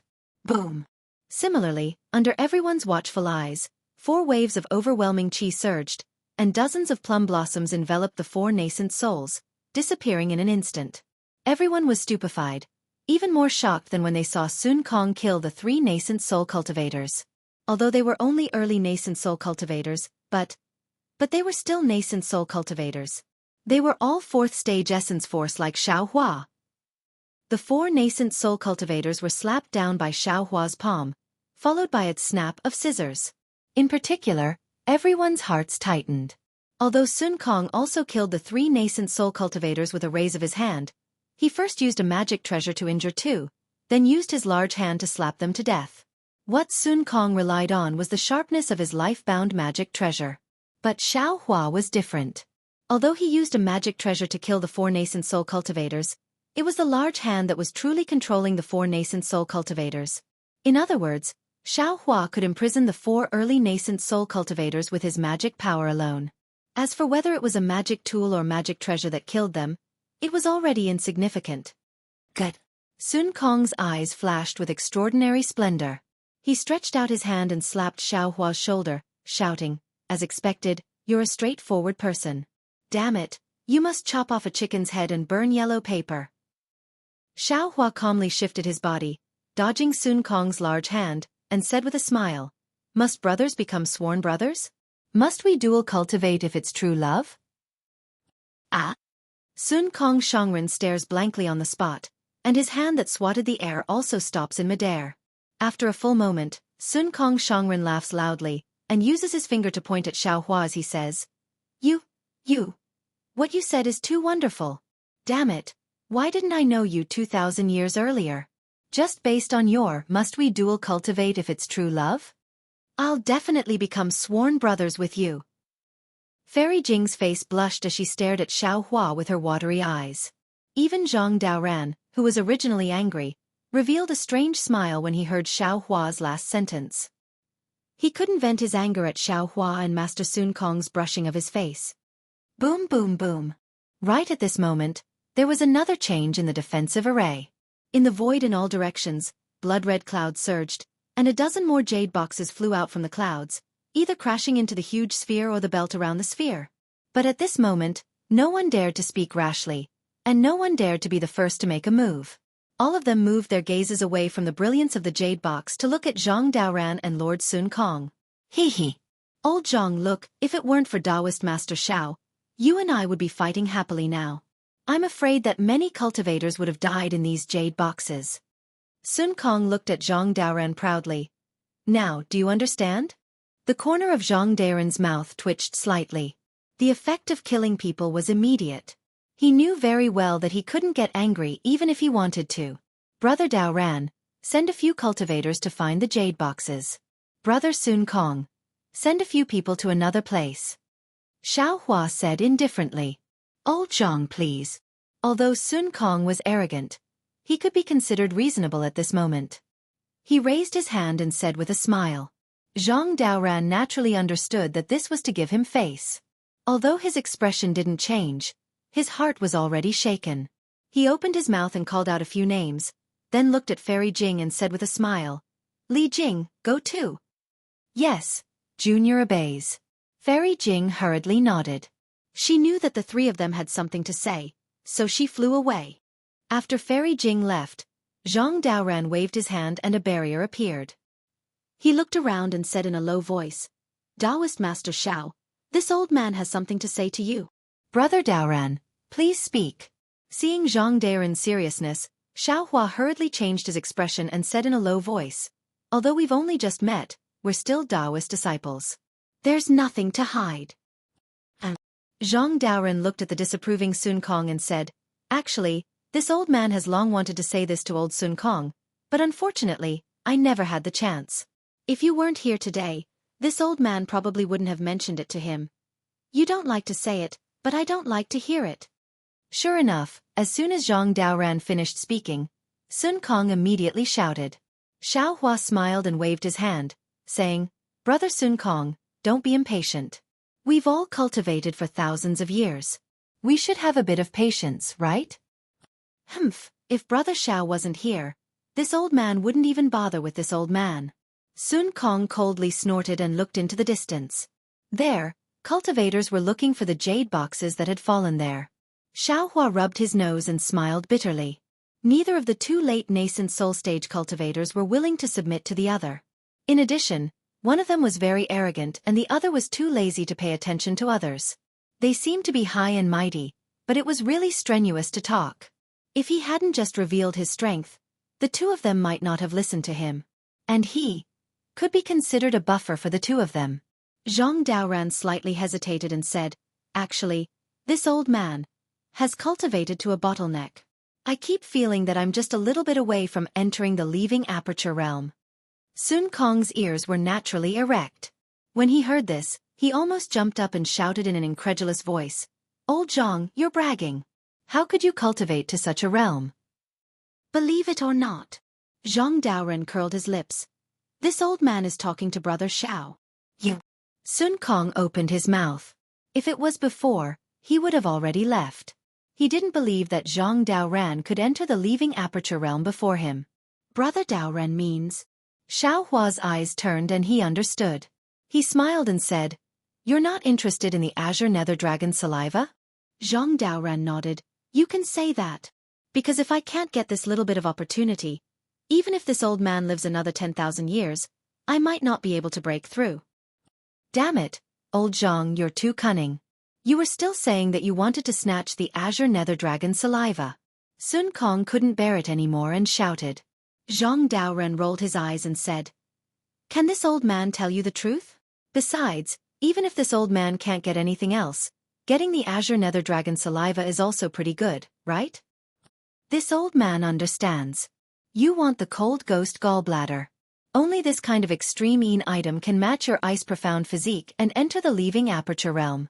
Sun Kong suddenly realized. Zhang Daoran didn't hide it and nodded saying, This old man indeed wants the cold ghost gallbladder. It's not that this old man didn't plan to tell you, but think about it.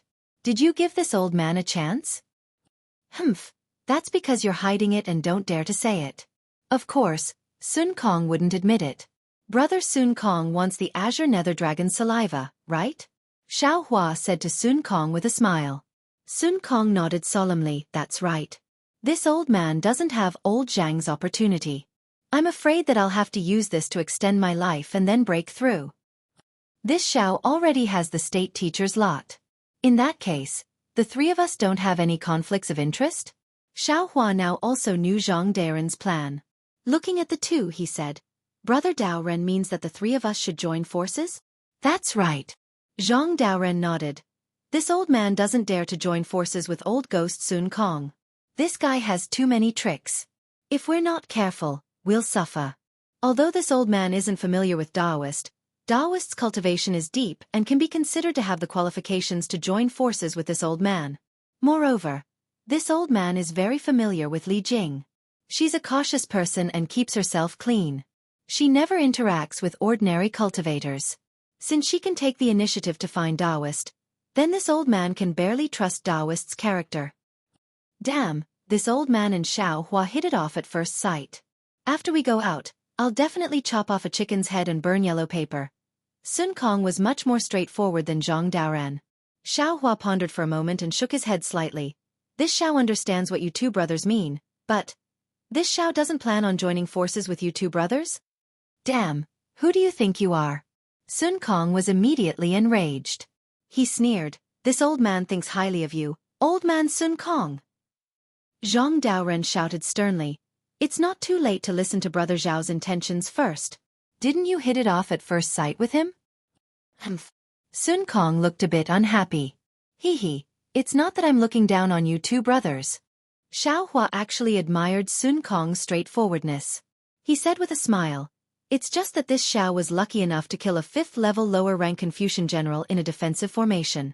If nothing unexpected happened, it should be one of Star-Lord Hall's guardian Star-Lords. How could Star-Lord Hall leave this Xiao at that? This Xiao has been pondering on how to escape Star-Lord Hall's pursuit, but I couldn't find a good way. If this Xiao joins forces with you two brothers, wouldn't it be harming you two brothers? Ah? Zhang Daoren and Sun Kong were both dumbfounded. They looked at each other, shock and doubt flashing in their eyes. What Xiaohua said was true. He had also thought of disguising himself, but even if he did, his spells and abilities would not change. It would still be impossible to escape Star-Lord Hall's pursuit. Rather than that, he might as well not expose his ability to disguise himself. Of course, he also wanted to disguise himself as a Confucian cultivator, but the time was not right. Appearing in this defensive formation filled with Taoism cultivators, wasn't that courting death? Brother Xiao, are you sure that Star-Lord has fallen? Zhang Daoren opened his mouth and asked softly.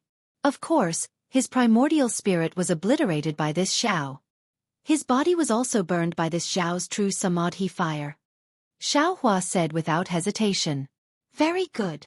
Sun Kong also hurriedly said, now that Yaotai Mountain is in chaos, others might not know that you killed that Star-Lord. Forget it, damn it, even if they know, this old man will still stand with you. To be able to kill a Star-Lord, this old man is truly impressed. This old man will definitely cut off a chicken's head and burn yellow paper with you. Zhang Daoren thought for a moment, then nodded and said, since Brother Xiao cannot hide this matter and tell us frankly, then you don't treat us as outsiders. You can kill a Star-Lord, so why can't we help you? If you didn't say this old man might not join forces with you. Now that this old man knows, how can I not join forces with you?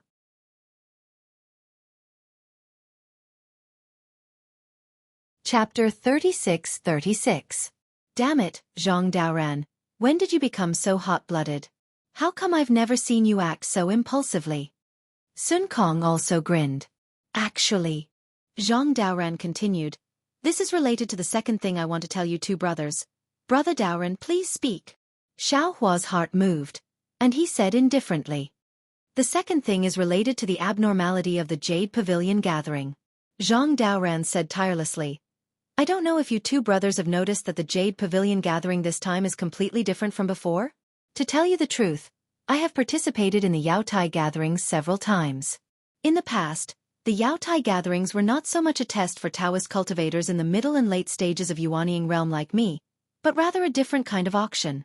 However, the usual auction was about primordial stones, but this auction is about strength. As long as you have the strength, you can get rare treasures and spiritual herbs from the Star-Lord Hall, and you don't necessarily have to pay the price of your life. That kind of risk is only for golden core and early nascent soul stage cultivators. Otherwise, there wouldn't be so many nascent soul stage cultivators coming to join in the fun. That's right. Hearing Zhang Daren's words, Sun Kong nodded in agreement. Speaking of the Jade Pavilion gathering, who doesn't know that it's the bait of the Star-Lord Hall? Every 10 years, they'll get some good things for us Taoist disciples to fight over. Come here and kill each other? However, how can there be no fighting over rare treasures? Outside the Jade Mountain is killing. Inside the Jade Mountain is also killing. Rather than fighting over rare treasures outside the Jade Mountain, it's better to fight in the Jade Pavilion gathering. Of course, the most important thing is still the Imperial Preceptor's lot, which can only be used once. When we Taoist cultivators establish a country, the Imperial Preceptor's lot will reveal the country's title, and the Imperial Preceptor's lot can no longer be used. The most damaging move of the Star-Lord Hall is that the Imperial Preceptor's lot with the title of the country is useless to Taoist cultivators, while Confucian cultivators can use the Imperial Preceptor's lot to come to the Jade Mountain to exchange for rich rewards. Aren't you just toying with us Tao sect cultivators? Xiao Hua sneered. Yeah, even if that's the case, didn't Brother Xiao also come? Zhang Daoran said self-mockingly. Moreover, this old man and Master Sun Kong also came. Hundreds of fellow nascent soul cultivators have also arrived. In the past, the Yao Tai meeting emphasized balance. Our Taoist cultivators suffered some losses, but they were all in the formation and defense formation. The immortal soldiers and immortal generals of Star-Lord Hall might not take action, and they would also give a lot of elixirs and treasures. Sun Kong narrowed his eyes and said, but it's obviously different this time. According to all the signs, this Jade Pavilion meeting. I'm afraid that Star-Lord Palace has set up a great bait to kill most of the nascent soul stage cultivators. Zhang Daren's eyes were fierce as well. He said, since Star-Lord Hall wants me dead, why don't I fight to the death? If Brother Xiao can kill a Star Venerate, why can't I? That's true. You've already cultivated to the out-of-body stage, so you've reached the limit of Confucian cultivators' tolerance. If you can kill a Star Venerate here, you'll definitely leave your name as a hidden immortal. Sun Kong said thoughtfully. Xiao Hua thought for a moment and said, I originally thought that I was the only one who saw it, but I didn't expect the two of you to also see it. Since it's like this, we can't let these Taoist cultivators kill each other. Instead, we should unite our spearheads against the outside, so as to find a way to survive for most of the cultivators. As for the matter of joining hands, this Xiao naturally agrees, but it's only limited to fighting for treasures. This Xiao is willing to lend you two a hand. If you encounter Star-Lord Palace's pursuit, this Xiao feels that the two of you should look at your own strength. The two of you absolutely can't do something like hitting a rock with an egg. Moreover, this Xiao is confident that under the pursuit of a Star-Lord, there's a chance. Xiao Hua's words were very clear. He didn't believe in the two's strength. After all, they were only late nascent soul stage cultivators, and it was difficult for them to compare to Star-Lords of the lower 5th grade. Rather than sending them to their deaths, it was better to escape on their own. He believed that his Leaping Thunder Realm's Leaping Thunder escape technique would be able to escape a way out. How can that be? Sun Kong was about to shout again, but Zhang Daoran said in a low voice, Old Brother Sun Kong, listen to Old Brother Xiao. Even if we ambush and kill some immortal soldiers and immortal generals, it's also helping Old Brother Xiao. If we command a group of Taoism disciples to fight against Star-Lord Palace's disciples, isn't that also helping Old Brother Xiao? Oh, all right. Sun Kong muttered a little, nodding slightly as a form of agreement. Xiao Hua was overjoyed. He cupped his hands and said, to be able to meet the two of you, this Xiao is truly fortunate. Actually, the so-called sworn brothers and sworn brothers are all nonsense. It's like having someone in your heart, but that person isn't your dual cultivation partner. It's unnecessary to take off your pants and fart. You and I both know in our hearts that it's enough to help each other. Well said. Sun Kong liked Xiao Hua talking about dual cultivation partners the most. He couldn't help but clap his hands and laugh. Zhang Daoran also smiled slightly. If we become sworn brothers, there must be a blood oath. It seems more reliable. We're just saying this, there aren't any restrictions. There's no need for any restrictions. The Tao of Heaven and the Tao Heart are restrictions. My own heart is also a restriction. Xiao Hua disagreed. If there's a rebellion in the heart, even if it's a blood oath, what can it do? If you don't plan to rebel, what's wrong with not making a blood oath? Trust. Zhang Daoran gave a thumbs up. Trust without doubt, This is what brothers are like. I hope Taoism disciples are all brothers. Xiaohua said with a smile. I can't chop off a chicken's head and burn yellow paper. I always feel like something is missing. Sun Kong was very regretful. He raised his hands and said, how about we give each other a high five? All right. Zhang Daoran raised his hands and looked at Xiaohua. Xiaohua was a little hesitant. It was very normal for Zhang Daoran and Sun Kong to team up. After all, although the two didn't get along, they were also familiar with each other. He had only met the two for the first time. They hadn't reached that kind of friendship yet. However, Xiaohua looked at the dozens of cultivators on the two flying boats standing there very obediently. They weren't like the group of cultivators led by Taoist Huada. Xiaohua's heart moved. He raised his hands and said, I'm really lucky to be able to make friends with two late nascent soul stage brothers. Haha. Sun Kong high-fived Zhang Daoran with one hand and Xiaohua with the other. He laughed loudly and said, even in my dreams, I didn't expect to be able to high-five old man Zhang. This time's Jade Pavilion meeting is really interesting. The three of them high-fived the alliance agreement. They were all very happy. Zhang Daoran removed the barrier and looked around. He said, after we get the jade boxes, we'll first take out the items in the jade boxes. Whoever wants them, take out the corresponding item as the price. After these jade boxes are traded, we'll send a group of cultivators to explore the various parts of the Imperial Formation. All right. Sun Kong nodded. This old man has a magic treasure here that can detect the flaws in the Imperial Formation. After we find the jade boxes, we'll immediately leave the Imperial Formation.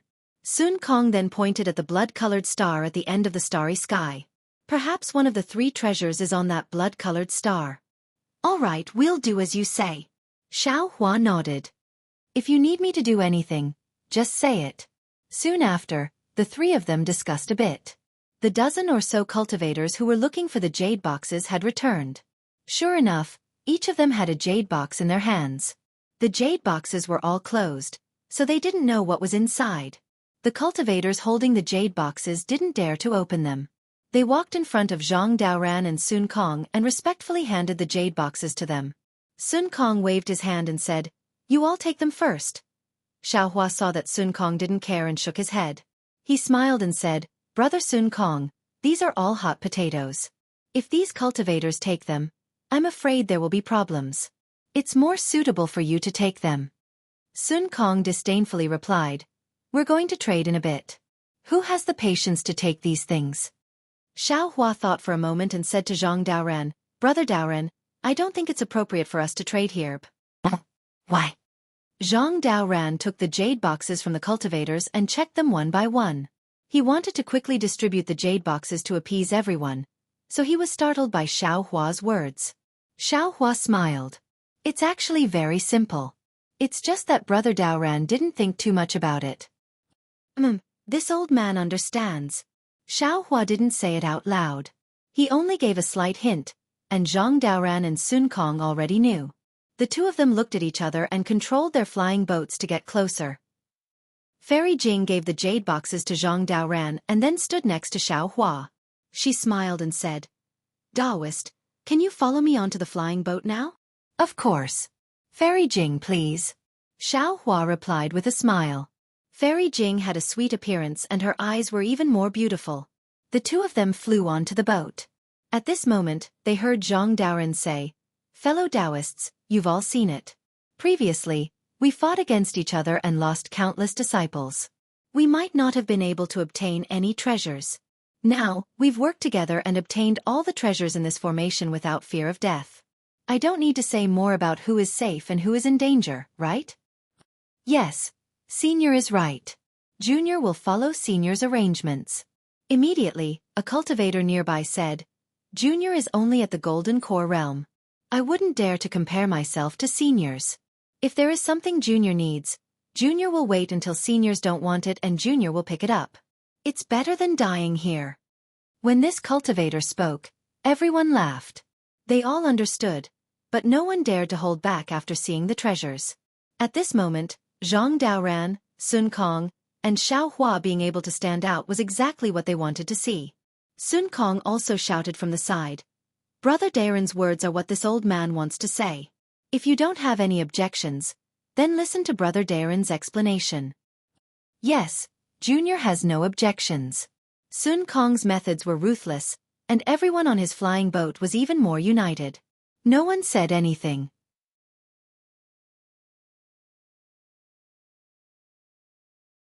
Chapter 36-37. Although Zhang Daoran disdained Master Sun Kong's character, at the same time, he was envious of Master Sun Kong's methods. With his character, he wasn't suited for any ruthless actions. After hearing Master Sun Kong's words, he said, "Previously, I discussed with Master Sun Kong and Taoist Master Xiao, and we decided to divide the treasures within the defensive formation. Whoever obtained them would have to pay a price, and perhaps others would also need it. This way, everyone would benefit. In the end, there would always be some things left in my hands, so I'll take them and take out some things that you fellow Taoists need, such as spirit pills or magic treasures. However, I've been warned by Taoist Master that this defensive formation is very dangerous. If we divide it now, if any fellow Taoist is unable to protect himself or perishes here, wouldn't our hard work be in vain? Therefore, my intention with Master Sun Kong and Taoist Master is that when we leave Mount Yaotai and arrive at Taoist Master Zhao's Black Wind Mountain, Master Sun Kong's Black Wind Mountain, or even my Grand Wind Mountain, it won't be too late for us to trade then." "All right, it's settled then. Let's go to Taoist Master Sun Kong's Black Wind Mountain." Xiao Hua hastily waved his hand. "Let's go to Brother Darren's Grand Wind Mountain. My place is currently in a state of war.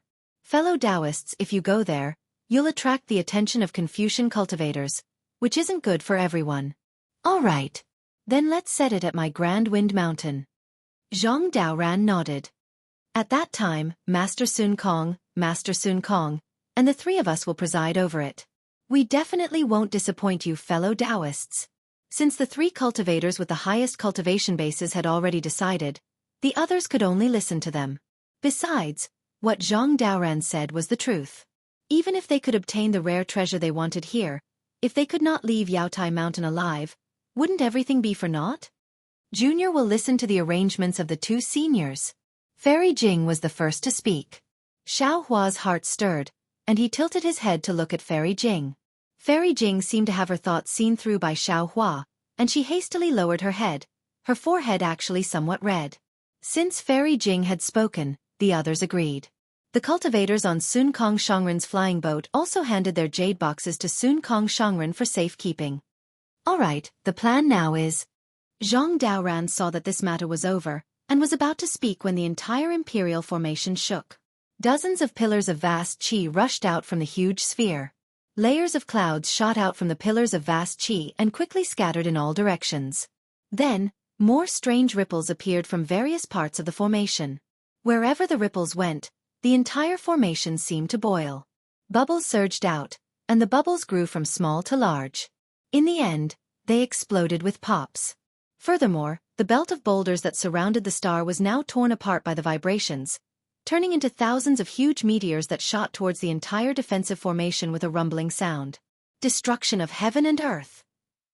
Boulders flew everywhere, almost covering the entire defensive formation. Xiao Hua was immediately alarmed. Thinking of what happened in the previous defensive formation, he hastily shouted, "Brothers, let's hurry and join hands.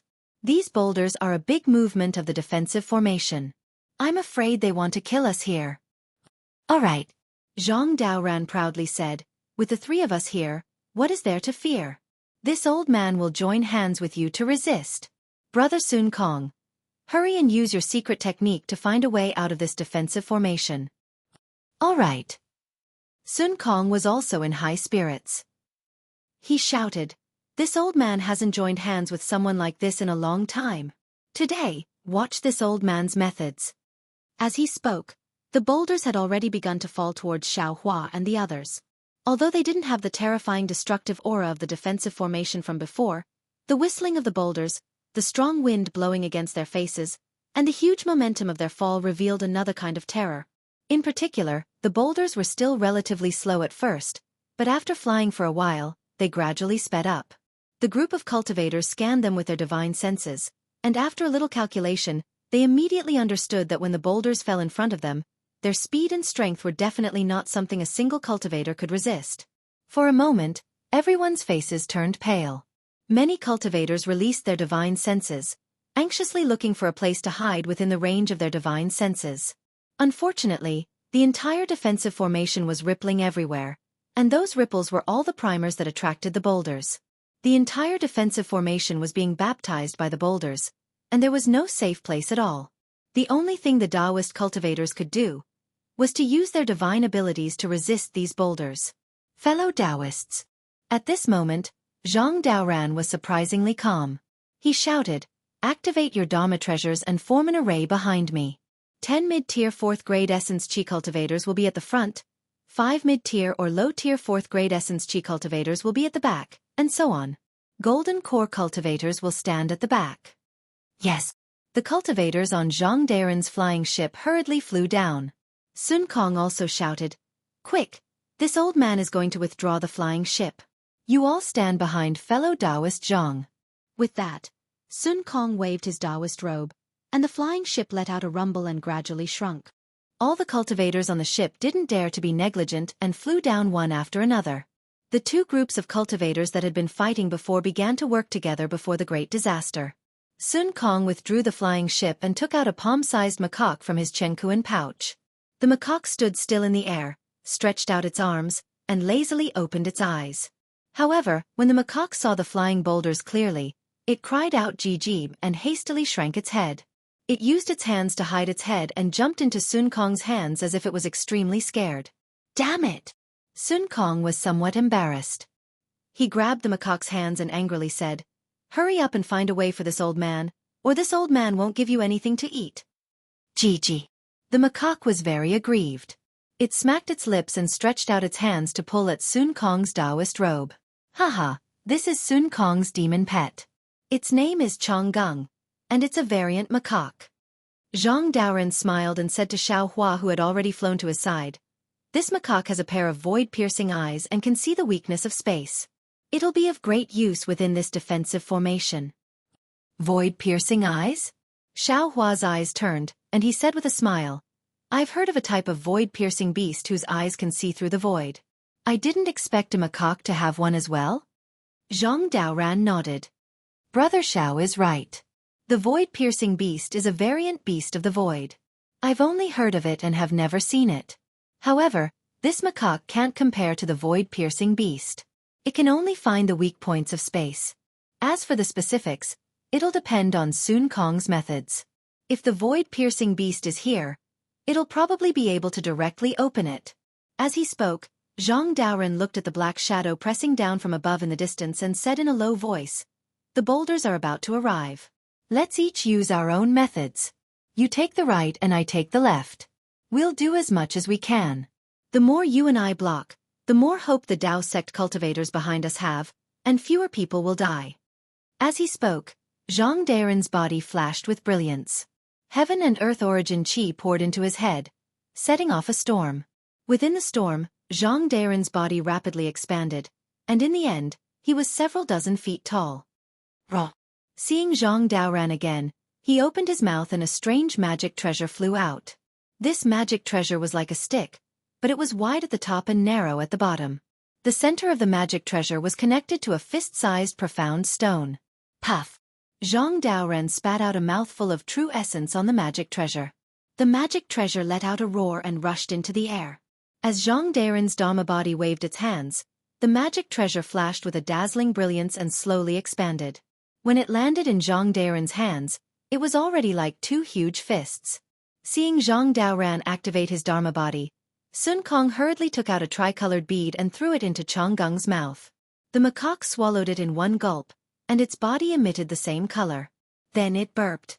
Before Sun Kong could speak, its two pitch-black eyes emitted an even more dazzling tricolored brilliance. The brilliance that shot out from the macaque's eyes was a full 3 inches long.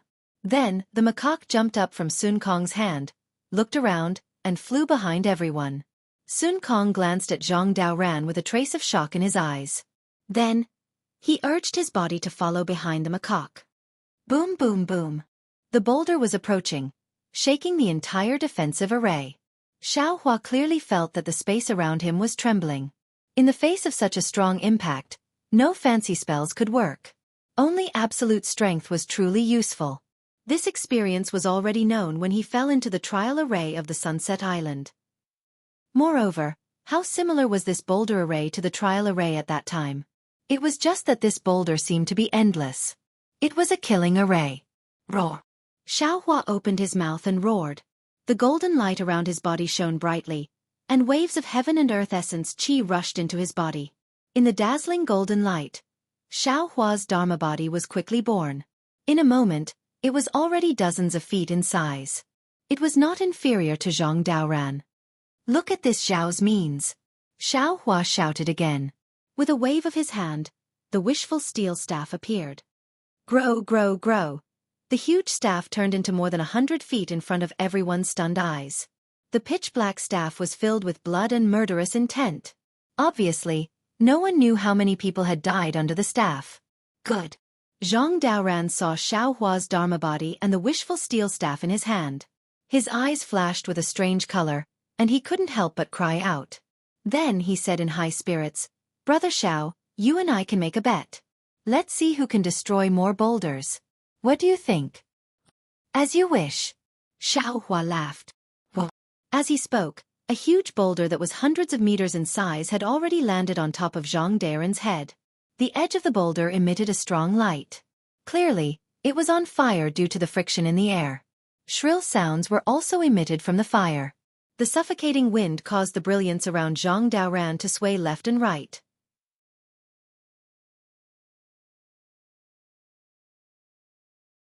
Chapter 36-38. Hit. Zhang Daoran's face turned cold. The magic weapon in his left hand emitted a pale white brilliance and rushed to the air a few hundred feet away. Poof! The brilliance fell on the boulder, and the flames of the boulder were immediately annihilated. Then, a faint layer of frost quickly spread on the surface of the boulder. Then, with a kotch of sound, the surface of the boulder began to crack. The crack gradually deepened, and when it fell about 100 feet in front of Zhang Daoran's head, Zhang Daoran waved his right hand, and a fist of more than 100 feet rushed out and hit the boulder. Boom! The 100-feet-sized boulder shattered into dozens of pieces, either brushing past Zhang Daoran's body and falling obliquely to the ground. Good! The nascent soul cultivators behind Zhang Daoran who were on guard shouted. Another 10 cultivators released their magic treasures. Lights of various colors rushed out and smashed the rocks in front of them. Haha, Brother Daoran is really powerful. Xiaohua smiled and gave a thumbs up. Since he entered Yaotai Mountain, he had never been so carefree. Although there were countless boulders in front of him and he didn't know where he could resist, it was still satisfying to fight with a cultivator like Zhang Daoran. It depends on Brother Zhao's means. Zhang Daoran narrowed his eyes. Just in front of Xiaohua's head, there was also a boulder of more than 100 feet falling. Xiaohua smiled and said, This Xiao is not as good as Brother Daoran's means. I can only use stupid means. I'm afraid I'll make Brother Daoran laugh. With that, Xiaohua's body flashed with lightning, and his huge figure rushed up quickly. In the blink of an eye, he was under the boulder. Then Xiaohua's eyes widened, and he raised the staff with both hands and hit the boulder. Boom! With a loud bang, Xiaohua's huge figure tumbled backwards, and the boulder actually exploded under Xiaohua's wishful steel staff. The entire boulder turned into nearly 100 pieces, and it was more effective than Zhang Daoran's magic weapon. Seeing that only a few pieces of the boulder brushed past Xiaohua's body and fell to the cultivators behind him, Zhang Daoran couldn't help but praise again. Good divine power, good staff technique, good eyesight. Humph, humph. Although Xiaohua's words were humble, his heart was proud. He crushed the boulder not only by relying on the strength of his physical body, but also by relying on his sharp eyes. The place where the wishful steel staff hit was exactly where the boulder could be crushed. Moreover, he borrowed the momentum to roll, and the vibration his body suffered was weakened. This method was much better than Zhang Daoran's pure spiritual power. Zhang Daoran naturally saw through it too and said with a bitter smile, This old man was wrong. How could I make this kind of bet with you? That strike of yours didn't consume any magic power. Moreover, your eyes are like lightning. That strike of yours was aimed at the vital part of the boulder. It's as if you could kill a cultivator with a single strike. This old man. How can I compare to you? Haha, Brother Daoran, it's too late to regret now. Xiaohua laughed, and his whole body flashed with lightning again. He rushed forward again, and before the second boulder could get close, the wishful steel staff had already swung out. Rumble. Although this boulder was much bigger than the previous one, the pressure it exerted on Xiao Hua didn't change at all. Xiao Hua's body was shaken to the point that he was forced to retreat, but he managed to reduce the enormous force by 70%. As for the fragments that were shattered, it was a piece of cake for the dozen or so mid-nascent soul stage cultivators behind him. The earth-shattering rumbling sounds were incessant, and as time passed, the sounds became even more concentrated. Like a violent storm, huge rocks dragged flames behind them, shaking the sky as they howled toward Xiao Hua and Zhang Daoran. In the first 2 hours, it was really hard to tell who was better. One was as quiet as a virgin, waving the magic weapon in his hand again and again, and smashing the boulders with a punch. The other was moving like a rabbit, rushing into the sky from time to time, and smashing down with the wishful steel staff, regardless of size. However, after an hour, there was a slight difference. Zhang Daoran's magic power was vast, but his body was not as good as Xiao Hua's. Under the impact of dozens of boulders, his entire meridians were a little sore, not to mention the trembling of his body. Zhang Daoran's divine sense swept out. The boulders passing through the sky also had an impact on his divine sense. His divine sense would be injured by more boulders if he released it more than 10 feet. Zhang Daoran did not dare to release it too far. He only took a rough look and could not help but secretly complain in his heart. The boulders on the side of the huge sphere seemed to be endless. The entire defensive formation was filled with boulders. Not to mention that there was no place to hide. There seemed to be no end to the boulders above his head. After Zhang Daoran knocked down a boulder that was dozens of feet in size, he patted it on the top of his head. A giant hand that was nearly 100 feet in size was born from the top of his head. With a huge roar, the giant hand held the sky with one palm and waved toward the top of his head. Woo! There was a gust of wind, and then there was the sound of boulders hitting each other. Within a range of nearly 100 feet, the giant hand swept away everything. Hoo! Zhang Daoran breathed a sigh of relief. Taking advantage of this gap, he hurriedly urged his cultivation method and took a little rest. Brother Daoran's magic power is really powerful, Xiao Hua said with a smile. The wishful steel staff in his hand was still neither fast nor slow. It was like an old farmer plowing the field, breaking one boulder after another. Zhang Daoran looked at Xiao Hua's vigorous figure and was quite envious. In his early years, he also had the heart to temper his body, but this kind of body cultivation method was really difficult to find. Occasionally, he would get the cultivation method of the demon spirit, but it was too overbearing. He was in human form and could not cultivate it. When he heard Xiao Hua's words, the corner of his mouth slightly smiled. He did not answer and seized the time to adjust his breath. However, in a moment, a large number of small stones mixed with thick smoke and dust covered Zhang Daoran. Zhang Daoran sighed slightly in his heart and waved the magic weapon in his hand again. However, after this time, the gap between Zhang Daoran and Xiao Hua was widened. Where Zhang Daoran urged his magic weapon, the boulder fragments became bigger and bigger. The dozen or so nascent soul middle stage cultivators behind him began to feel a huge pressure.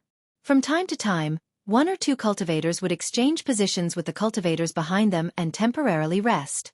Under Xiao Hua's wishful steel staff, all the boulders, regardless of size, had always been relatively uniform. Although the number was large, the fragments were small, so the dozen or so cultivators behind him did not have to expend much effort. Later, many cultivators even took the initiative to fly to Zhang Daoran's side to help. Another 2 hours passed, but the flying stones of the entire defensive array still showed no signs of stopping. Old man Sun Kong. Zhang Daoran was a little impatient. He urged his magic power and shouted, "Did your Changgung find anything?" Sun Kong's slightly embarrassed voice immediately sounded. "The fluctuations of the boulders here are too great. The entire space is affected. Changgung has not found anything yet. Brother Daoran, hold on a little longer." Zhang Daoran was helpless. After thinking for a moment, he stretched out his hand and took out a palm-sized semicircular magic weapon from his Chengkuan bag. He spat out a mouthful of true essence, and the magic weapon immediately shot out like a sharp arrow. It followed the extremely small gap between the boulders to a space of several hundred feet. Zhang Daoran chanted again, "Quick!" But with a flash of brilliance, the magic weapon suddenly expanded to several hundred feet. It was like a big umbrella that blocked above his head. Boom, boom, boom. 3 loud sounds rang out in a row. The brilliance on the magic weapon flashed rapidly, and the entire magic weapon fell with the boulders. Rise! Zhang Daoren pointed his finger. Another surge of magic power rushed out, and the magic weapon rushed up 5 feet. Boom! Unfortunately, at this time, another boulder fell. With a crisp kochub sound, the magic weapon was damaged. Its brilliance disappeared, and the boulder fell again. Alas! Zhang Daoren only wanted to give it a try.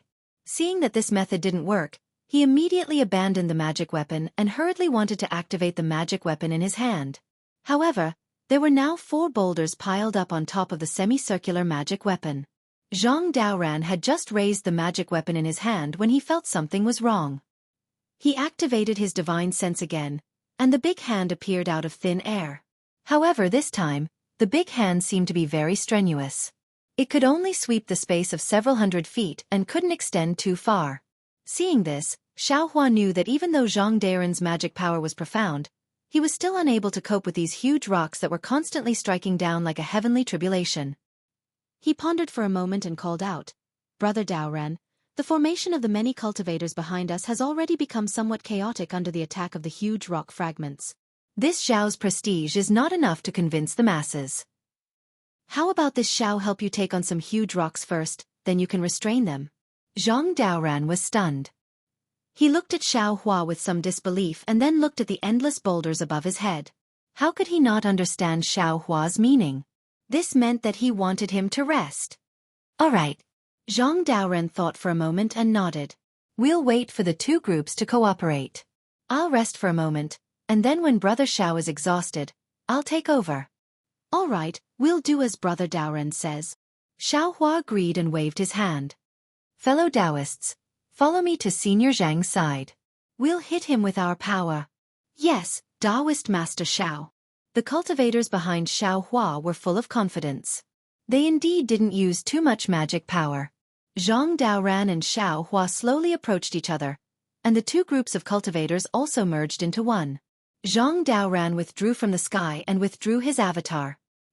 He only felt a burst of bone softness and numbness, and a sharp pain that he hadn't felt for a long time came from his meridians. Senior Daoren, it's all thanks to you and Taoist Master Xiao. Behind him, a burly nascent soul cultivator said with a smile. Otherwise, facing such a vast rain of boulders, we would have already died without a burial ground. You should rest more, it's time for us to exert our strength. We'll have to rely on your magical ability later. Zhang Daoren nodded lightly and took out a jade bottle from his bosom. He poured out a medicinal pill from the jade bottle and put it into his mouth. His figure swayed and landed behind the crowd. All the cultivators took the initiative to make way for him, and their eyes were full of respect. Looking at Xiaohua again, he was still the kind of person who didn't seek merit but only sought not to make mistakes. He waved the wishful staff unhurriedly, and the boulders shattered one by one, like a child in the secular world using a small stick to hit a hamster that popped out of a hole in the ground.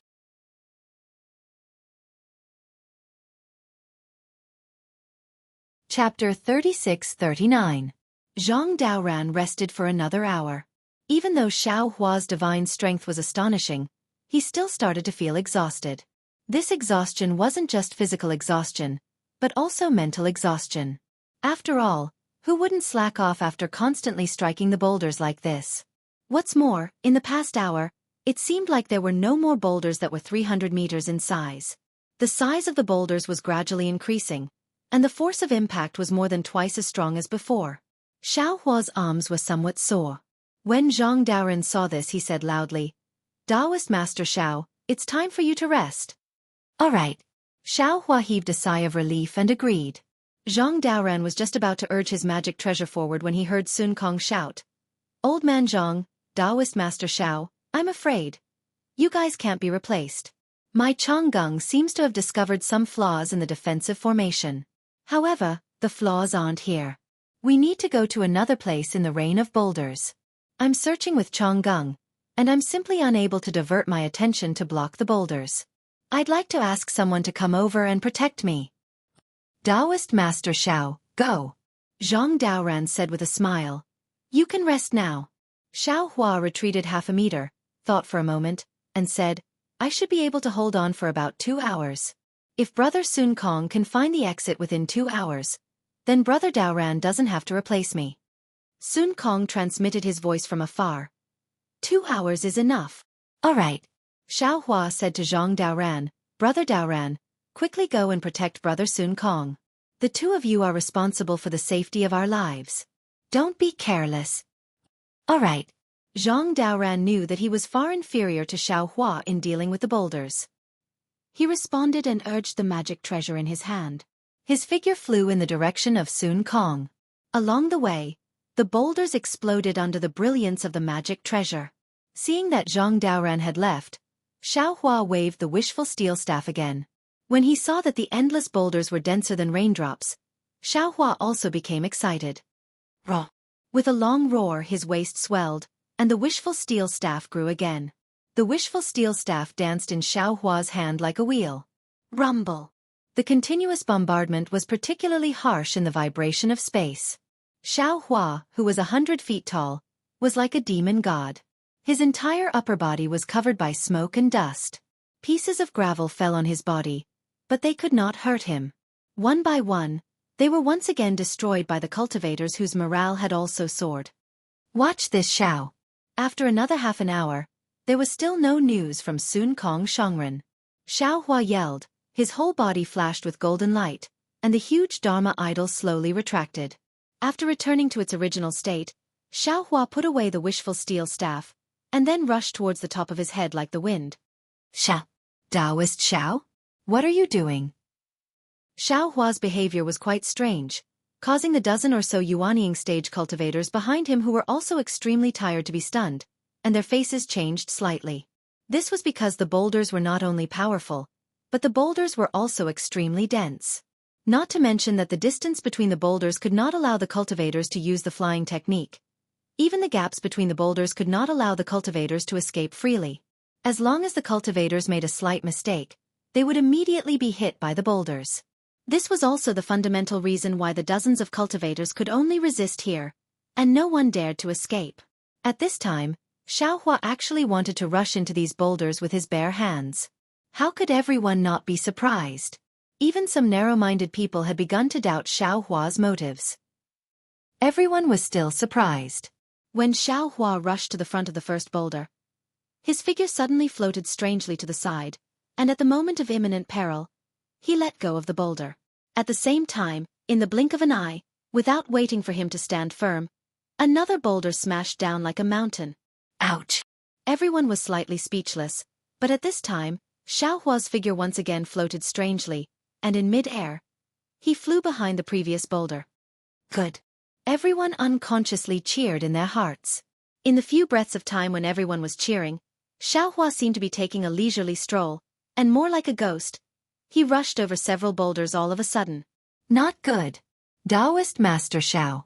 Seeing the huge boulder completely smashing down, the dozen or so Yuanying stage cultivators in front of them were shocked. If it was the initial boulder, they still had the ability to join forces and break it, but now the boulder was really huge, and had exceeded their ability. They all exclaimed in their hearts. Could it be that he wants to escape? Of course, at this moment, Xiao Hua had calmly flown up dozens of feet in the air, and he did not suffer any damage at all. Anyone who thought about it knew that Xiao Hua had the magical ability to escape from this boulder rain. In that case, Xiao Hua abandoned the wishful staff and flew behind the boulder. If he did not escape, then what was he doing? Just when the dozen or so Yuanying stage cultivators were about to grit their teeth and catch these boulders, Xiao Hua's figure paused slightly, and he flew down with the boulder. When his speed was the same as the boulder, his mind was integrated into his spiritual sense, and the spiritual sense was like several big hands wrapped around the boulder below him. Then they heard Xiao Hua roar up. Several boulders actually made a loud boom-boom sound in Xiao Hua's spiritual sense, and then the side of the boulder suddenly tilted. The entire boulder was actually used by Xiao Hua to borrow force, and under the control of his spiritual sense, it suddenly flew upside down and rushed to the boulder above Xiao Hua's head. Boom! Several roars sounded again, and the flying boulder collided with the falling boulder, and each turned into fragments, scattering in all directions. Good! Xiao Hua looked at the surrounding gravel and soil mist, and his eyes narrowed into slits with a smile. Grandma, this spiritual sense secret technique is really powerful. Now this Xiao's spiritual sense is not only abnormally strong, but it can also be used like the hands of a pure Yuanying stage cultivator. What's more, my spiritual sense is subtle, and it's easier to borrow force than physical strength.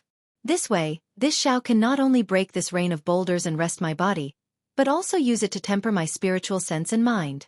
It's really killing two birds with one stone. Xiao Hua released his spiritual sense, and the group of Yuanying stage cultivators below him could naturally sense it. But when they saw how powerful Xiao Hua's spiritual sense was, they didn't even have the heart to cry out in surprise, and could only stare blankly at Xiao Hua alone, performing a one-man show. A one-man show facing the entire falling boulder array by himself. Yes, high up in the sky, Xiao Hua was like a bullet, jumping from one place to another, and every time he found a gap, he would immediately release his spiritual sense. At first, his spiritual sense was the same as Zhang Daren's, constantly being attacked by these boulders, but after an hour, his spiritual sense began to condense into threads, as if it was solid, and the impact of the boulders had already decreased. Even when Xiao Hua released his spiritual sense, the thousands of spiritual sense threads also wrapped around the boulders, and then Xiao Hua's spiritual sense shook together, and the falling boulders immediately changed direction, suddenly flying backwards, crashing into other falling boulders. As they watched Xiao Hua shatter the giant boulders one after another, no one would have thought that Xiao Hua was actually tempering his divine sense. Xiao Hua had already fused Do Shan Jun's spiritual sense with his primordial spirit secret technique for quite some time. During this time, he had been comprehending and cultivating, and his improvement was very obvious. Not to mention that his spiritual sense gradually began to match Xiao Hua's magic power. Even his various magic treasures began to display their true strength. However, the tempering of his spiritual sense during this time was far from comparable to the tempering of his spiritual sense in this dangerous place. In less than an hour, Xiao Hua clearly felt that his spiritual sense had changed by leaps and bounds, and he also had a feeling that if he was given enough time, his spiritual sense would have an incredible improvement in this huge boulder array. Xiao Hua somewhat forgot himself as he continued to temper his spiritual sense with the increasingly violent boulders. The dozens of cultivators below him were stunned. When had they ever seen a spiritual sense comparable to the strength of the physical body? Not to mention, even their physical bodies couldn't resist these boulders, let alone their spiritual sense. But look at Xiao Hua, where his spiritual sense passed, the boulders collapsed. Although Xiao Hua didn't show his Dhamma body now, in their eyes, he was even more powerful than his previous Dhamma body. Haha. So it's here. From far away, Master Sun Kong's voice came from afar, and then Zhang Daoren hurriedly transmitted his voice. Brother Xiao, quickly bring a group of fellow Taoists here. Old man Sun Kong finally found the exit of the defensive array. Okay. Xiao Hua was in the mood to cultivate, and was actually interrupted, so he was a little unhappy, but he didn't dare to be negligent. While his figure flew in the direction of Master Sun Kong, his spiritual sense was mixed with the heaven and earth sleeve technique, and layers of giant hands appeared in the air, smashing the huge boulders into pieces. Gaps appeared in the rain of boulders, and it was really an invincible scene. Previously, everyone was shrouded in the shadow of death. Although they saw Xiao Hua's great power, and their blood boiled, they didn't dare to relax, lest an accident would destroy their hope. Now, Master Sun Kong and Zhang Daoren didn't disappoint and found the exit of the defensive array, and the boulders in everyone's hearts were lifted. Moreover, Xiao Hua's methods were even more arrogant than before, and everyone's joy was even more uncontrollable. Needless to say, nascent soul cultivators, after all, had cultivated for thousands of years, and although their faces were brimming with smiles, they were still somewhat reserved. Those Jindan cultivators couldn't care less about this, and the crowd of cultivators boiled up and clamored. Taoist Master Xiao! Taoist Master Xiao! Taoist Master Xiao! Cheers and waves of heat waves rushed into Xiao Hua's ears one after another. This sound couldn't be concealed in the shock of space. Death, in the end, couldn't erase life. Where there were people, there was hope for life. Listening to the sincere cheers of these cultivators, the disappointment and coldness in Xiao Hua's heart towards the Tao sect changed a little. After all, humans were complex, and it was impossible to ask everyone to have noble moral integrity. If everyone was like Xiao Hua, would this hidden immortal continent still be a continent controlled by Confucian cultivators? Would this Jade Pavilion gathering still exist?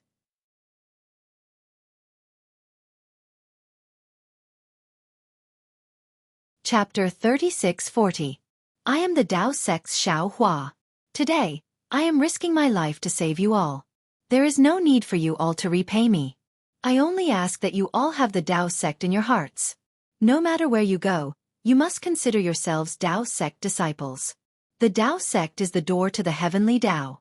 Entering my Tao sect is the same as stepping into the door to the heavenly Tao.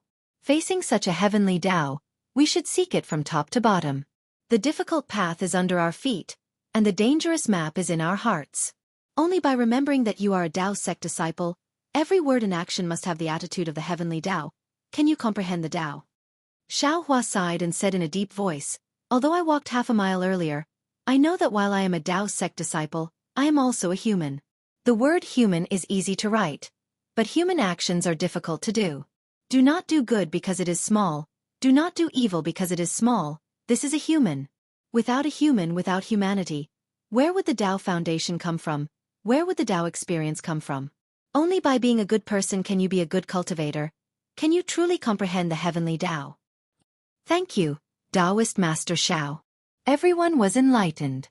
These words could be said by anyone, but in this kind of situation, in this kind of dangerous situation, Xiao Hua said each word engraved in their hearts. These cultivators would probably never forget it for the rest of their lives. Boom, boom, boom. Xiao Hua urged his divine sense and unleashed one divine ability after another, crushing the boulders above everyone's heads. Even the late nascent soul stage Zhang Daoran and Master Sun Kong in the distance were frightened when they saw this. Just as Zhang Daoran and Sun Kong looked at each other, Xiao Hua's rather bold and unrestrained voice sang again. The Tao sect here has declined early. Today, the hidden immortal Tao sect opens.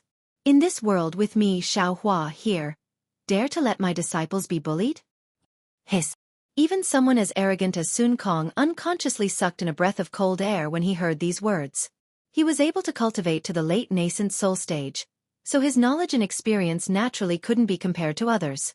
He had also seen arrogant Tao sect cultivators, but he had never seen such an arrogant cultivator. Even he didn't dare to speak so arrogantly in front of everyone. This wasn't just Xiao Hua's declaration, but the declaration of the entire Tao sect. This was a challenge to all Confucian cultivators. He really did not know where Xiao Hua's confidence came from. Even if Xiao Hua was already very formidable in exalted Sun Kong's eyes, he only had the strength of a low-rank 5th grade essence energy. How could he dare to say such words? Brother Daoran. Sun Kong's eyes flashed with a strange light, and he transmitted his voice. You really don't know this. Taoist Xiao? Zhang Daoran was equally astonished. He transmitted his voice.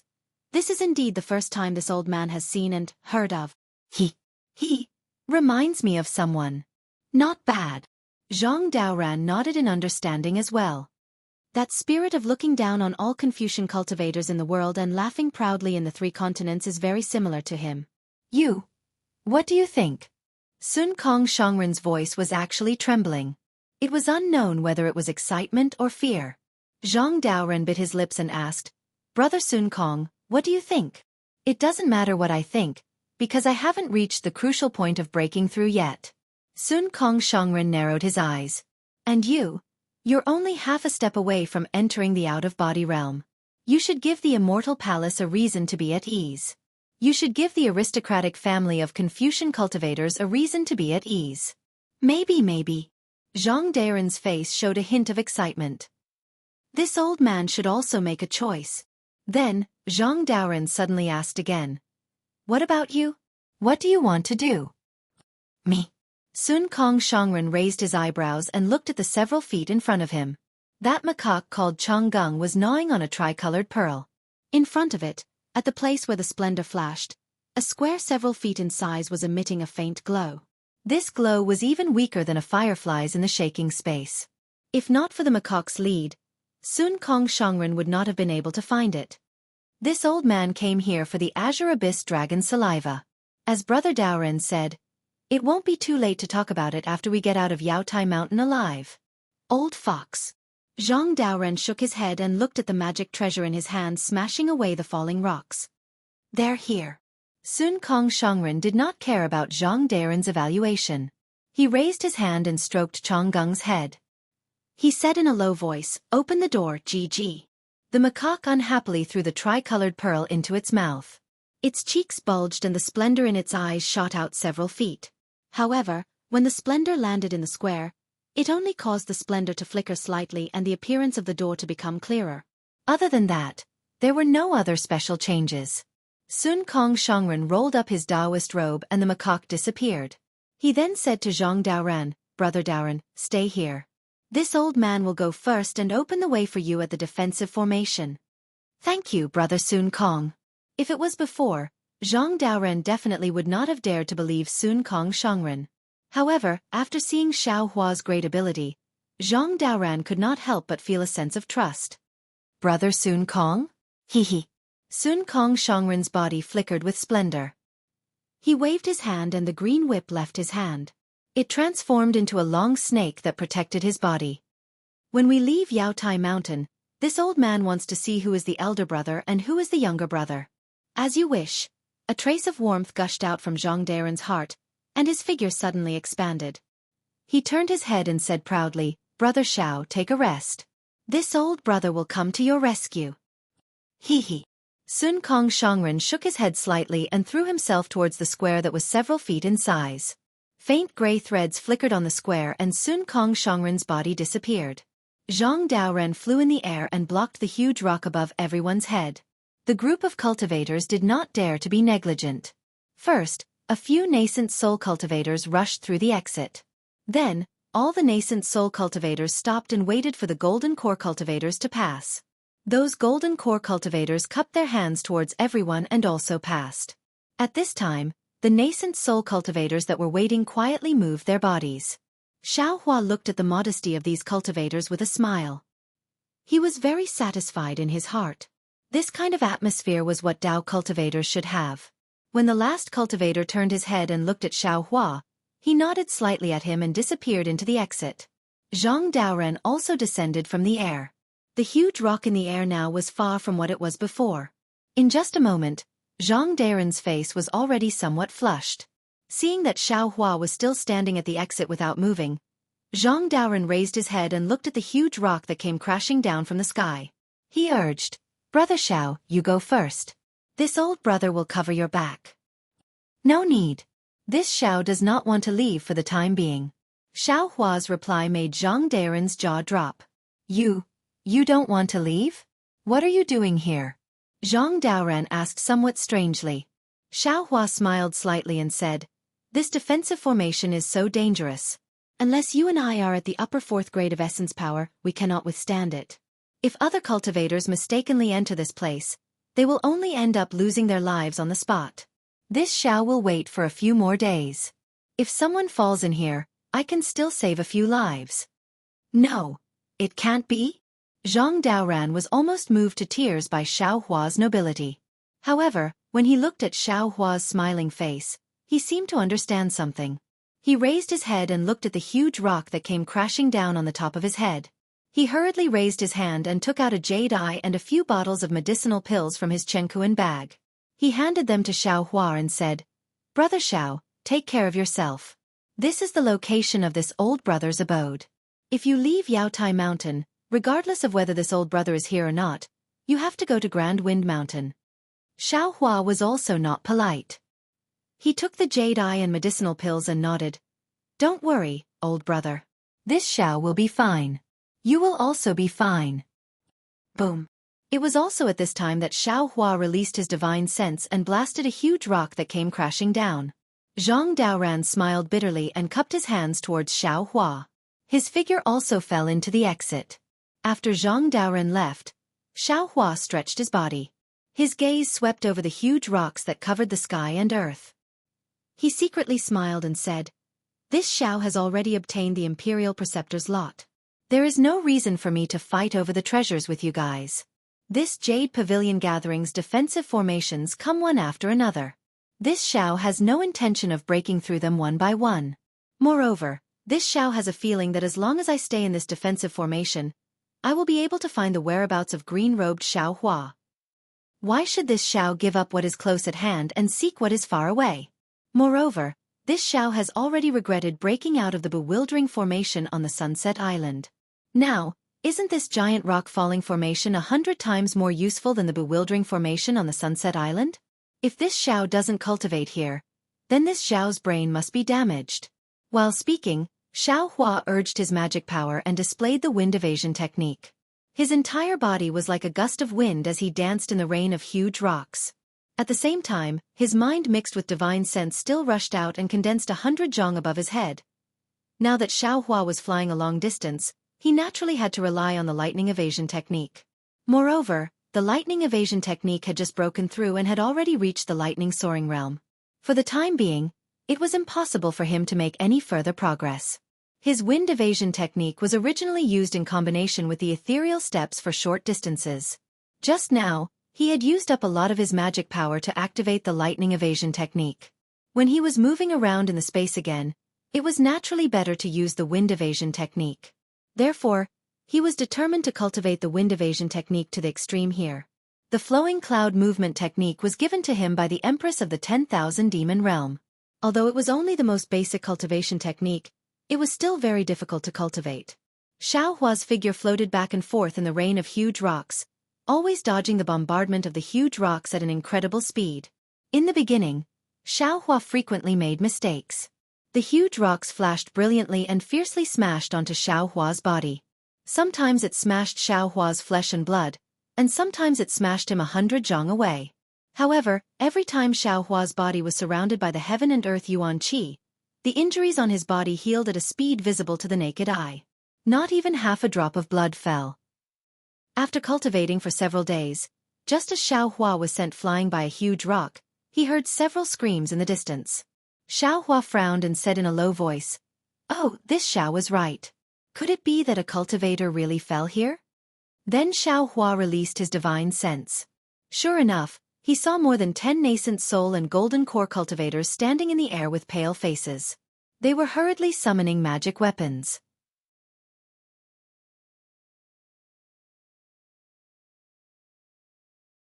Chapter 36-41. When Xiao Hua's divine sense swept over, everyone was overjoyed. They tried their best to urge their magic treasures to resist while calling for help. Xiao Hua flew over and released his divine sense to protect everyone. He smiled and said, "This old man is Xiao Hua of Yu Prefecture. Now, I can save all of you from this giant stone formation, but this old man wants to make a deal with you." When the crowd of cultivators saw that Xiao Hua didn't use any divine ability and just used his divine sense to smash the boulders above their heads, they were already dumbfounded and looked at Xiao Hua as a god. When they heard that Xiao Hua wanted to make a deal with them, how could they not agree? They hurriedly nodded like chicks pecking rice. "You all have made a heart oath and served this old man for 500 years. This old man will provide everything you need during this period." Xiao Hua didn't hesitate and went straight to the point. "Good." A shrewd person hurriedly nodded when he heard Xiao Hua's voice. "Junior Lan is willing to serve Daoist Xiao for 500 years. Good, close your eyes, don't resist." Xiao Hua also didn't hesitate and separated his divine sense to cover this early nascent soul cultivator and immediately put him into the space. Seeing Lan disappear, the 7 or 8 gold core disciples didn't dare to think too much and hurriedly made a blood oath. Xiao Hua also put him into the space. "Senior, is a Dao disciple? You're not a Confucian cultivator, right?" The remaining 4 mid-nascent soul cultivators were somewhat hesitant, afraid that they would fall into a Confucian cultivator's trap. "If this old man is a Confucian cultivator, your blood oath will be invalid." Xiao Hua was somewhat impatient. "This old man is pressed for time. Quickly decide." "Yes, this junior obeys." The 4 cultivators were helpless and hurriedly made a blood oath and entered Xiao Hua's space like Lan. "Hehe. You all can slowly sleep. When you get out, won't this Zhao's fortune gate be the #1 Dao gate in the hidden immortal continent?" Xiao Hua laughed and shattered a huge falling stone. Looking at the flying rocks, Xiao Hua's figure flashed and he really passed through the gap between 2 large rocks like a ghost. In the blink of an eye, Xiao Hua had already been practicing the wind escape technique for more than 2 months. What surprised Xiao Hua was that there seemed to be no end to the boulders. In the end, the boulders stopped increasing in size. The entire space was filled with boulders, and there was also a limit to how far they fell. They did not force Xiao Hua to escape through the exit. In these 2 months, Xiao Hua had already finished cultivating the wind escape technique, and his spiritual sense technique had also reached its limit. At the same time, like Royal Highness Lan, another 10 nascent soul stage cultivators and 30 golden core stage cultivators had mistakenly entered. Xiao Hua didn't hesitate to put them into his space. At this time, although Xiao Hua's magic power had not been exhausted, his mind was very tired, and he seemed to be on the verge of collapse. That's right, such a vigorous cultivation method. I'm afraid you can't find another in the entire hidden immortal continent, right? Forget it. It's time for me to leave. Xiao Hua flew to the exit. The exit was the same as what Xiao Hua had been paying attention to, and there were no changes. However, looking at the brilliance of the exit, Xiao Hua seemed to have thought of something. He couldn't help but look back. When he saw a boulder falling like a meteor, Xiao Hua slapped his forehead and said regretfully, "Damn it, I was so careless. I only thought about tempering my spiritual sense and comprehending the wind escape technique, and forgot about the immortal body bestowment technique." This was the original intention of this Xiao to stay behind. However, although Xiao Hua thought of this, he was really tired. He wanted to fly out from the exit, but he was afraid that he wouldn't be able to return. But now where could he rest in this space? What if I sit on the boulder? Xiao Hua had some strange ideas. When Xiao Hua flew to a boulder, he found that he couldn't, because the boulder seemed to have some kind of suction force. His body wasn't sucked in by the suction force, and he couldn't keep up with the boulder. Of course, he could also use his magic power, but in this way, wouldn't he be unable to rest? Damn it. Suddenly, Xiao Hua woke up again. If I can't do it on the boulder, then I can definitely do it under the boulder or inside the boulder. Thinking of this, Xiao Hua immediately flew under the boulder without saying a word. He used the wishful staff to cut a big hole in the place where the sparks were flying, and then very comfortably drilled in. Sitting in the boulder, although the entire boulder was very hot, and the friction outside with the space was very destructive to the cultivator's body, it was really a piece of cake for Xiao Hua. Alas! People are always in a panic. If I calm down, this boulder array is not a particularly dangerous place. At this time, Xiao Hua closed his eyes slightly to rest and thought to himself, the way to hide in this boulder is very simple. But not only this Xiao didn't think of it, even Zhang Daoran and Sun Kong didn't think of it. None of the dozens of cultivators who fell into this array thought of it. As long as I hide in this boulder, wouldn't everything be fine? However, Xiao Hua was still wrong. Seeing such huge falling stones like rain, who would dare to think of finding a place to rest in these falling stones? Even if someone could think of this, they would have to be able to fly faster than the falling stones and be prepared to be smashed into meat paste by the falling stones. In particular, they would have to have the ability to resist the high temperature of the boulder. Now that he had all these divine abilities, he also had to have courage that was several times greater than that of ordinary cultivators. Who would think so much in a crisis? Therefore, others couldn't do it, only Xiao Hua could do it. Others could only escape from here, and only Xiao Hua could cultivate here. Xiao Hua fell asleep sweetly, leaving Dragon Vein Xiao Hua in the body on guard. Damn it, you're still talking about others, but aren't you also a coward? Dragon Vein Xiao Hua was very helpless. You're resting but we're still here. Isn't it good to go out and play? Of course, Dragon Vein Xiao Hua was just saying. He also knew the importance of this body and was very vigilant in the body. After sleeping for a full 3 days, Xiao Hua got up and looked outside the boulder. It was still falling stones. Damn it, how big is this defensive formation? The boulder has been flying for 3 days and still hasn't fallen to the ground. Actually, Xiao Hua was only answering his own question. He scanned with his divine sense and knew that he was still inside the defensive formation. He already understood that the falling stones inside the defensive formation should be in a cycle. It was impossible for this defensive formation to have no end. It's just that the falling stones of the defensive formation never stopped? Xiao Hua stretched his body and rushed out with his divine sense. In an instant, he smashed the boulder into pieces and jumped out. He was secretly surprised. However, if the falling stones didn't stop, Xiao Hua could continue cultivating. He was looking forward to it. The first 2 months of cultivation was to hide. Next, Xiao Hua would have to face it head-on. Among the body refining techniques he obtained, there was a secret technique to use boulders and other objects to temper the body. It's just that Xiao Hua never had the chance. This falling stone formation was really prepared for him. Although I need to cultivate, I also need to be alive.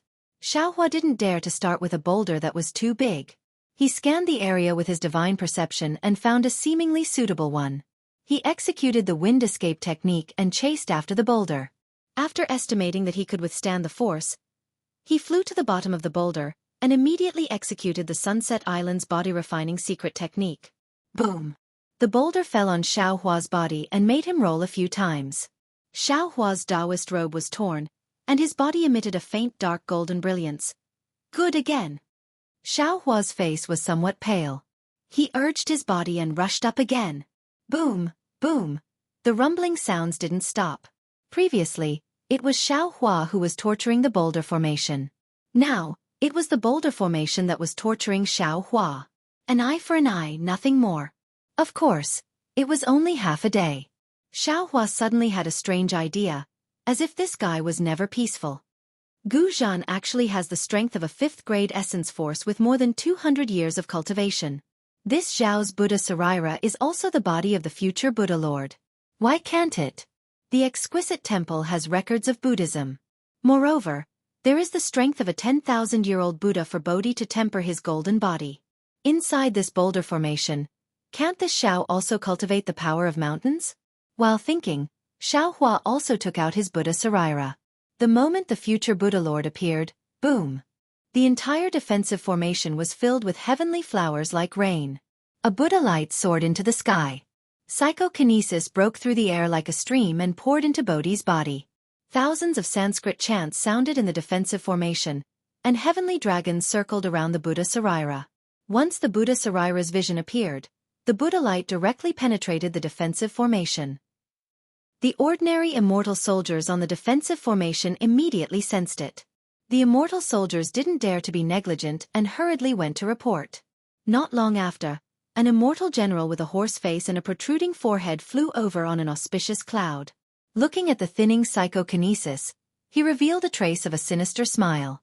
I really didn't expect that the bald donkey who hasn't appeared for so many years would actually come to my Yaotai mountain to make trouble today. No wonder the boulder formation in the star formation hasn't stopped moving for several months. It turns out that someone is using a Buddhist divine ability inside. Zhu Erlang. Sir, please give your orders. The immortal soldier next to him hurriedly bowed and said. The horse-faced star monarch took out a star-like jade pendant from his bosom. Thousands of starlight flickered inside the jade pendant. The star monarch handed the jade pendant to the immortal soldier and said, "Send this star chart into the defensive formation and fully activate it. This old man wants to see how long this bald donkey of the Buddhist sect can last." Yes. The immortal soldier took the jade pendant and hurriedly left. A moment later, specks of starlight appeared on the blood-colored light. Boom boom. The whole space shook violently. Even the light was tumbling. After the time it took to eat a meal, the light stabilized. However, the light became even redder and its color was very frightening. Boom. At this moment, a pillar of awe-inspiring chi rushed out of the void. The space beside the horse-faced star monarch was extremely distorted. After several crystal threads condensed from awe-inspiring chi flashed, Kong Hongwu's figure appeared. As soon as Kong Hongwu appeared, his face was filled with confusion. He scolded in a low voice, "Star Sun Horse Taisha Zhanran, why did you send the star chart into the defensive formation? Don't you know that the star chart of the defensive formation can only be used at the end?"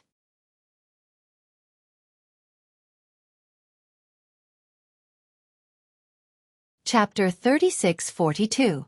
Hallmaster. Taisha Zhanran naturally did not expect Kong Hongwu to come. Hearing Kong Hongwu's reprimand, he hurriedly bowed and said, "There is a Buddhist disciple in the star array under my jurisdiction, and this disciple has been staying in the array for more than a few months." What? Your array has been going on for several months? Could it be that the Buddhist disciple in the array has discovered something? Kong Hongwu's face showed a trace of anxiety. If the Tao sect knew about the Immortal Palace, he might not be afraid, but if the Buddhist sect caught a whiff of something, then, how could he cover it up? Taisha Zhanran nodded. "That's right. I was afraid that the Buddhist disciple would discover something, so I sent the star map into the array. Once the star map is out, the entire array will operate to the extreme. Even if we don't force him out, we must kill him." Humph, why force him out? Just kill him.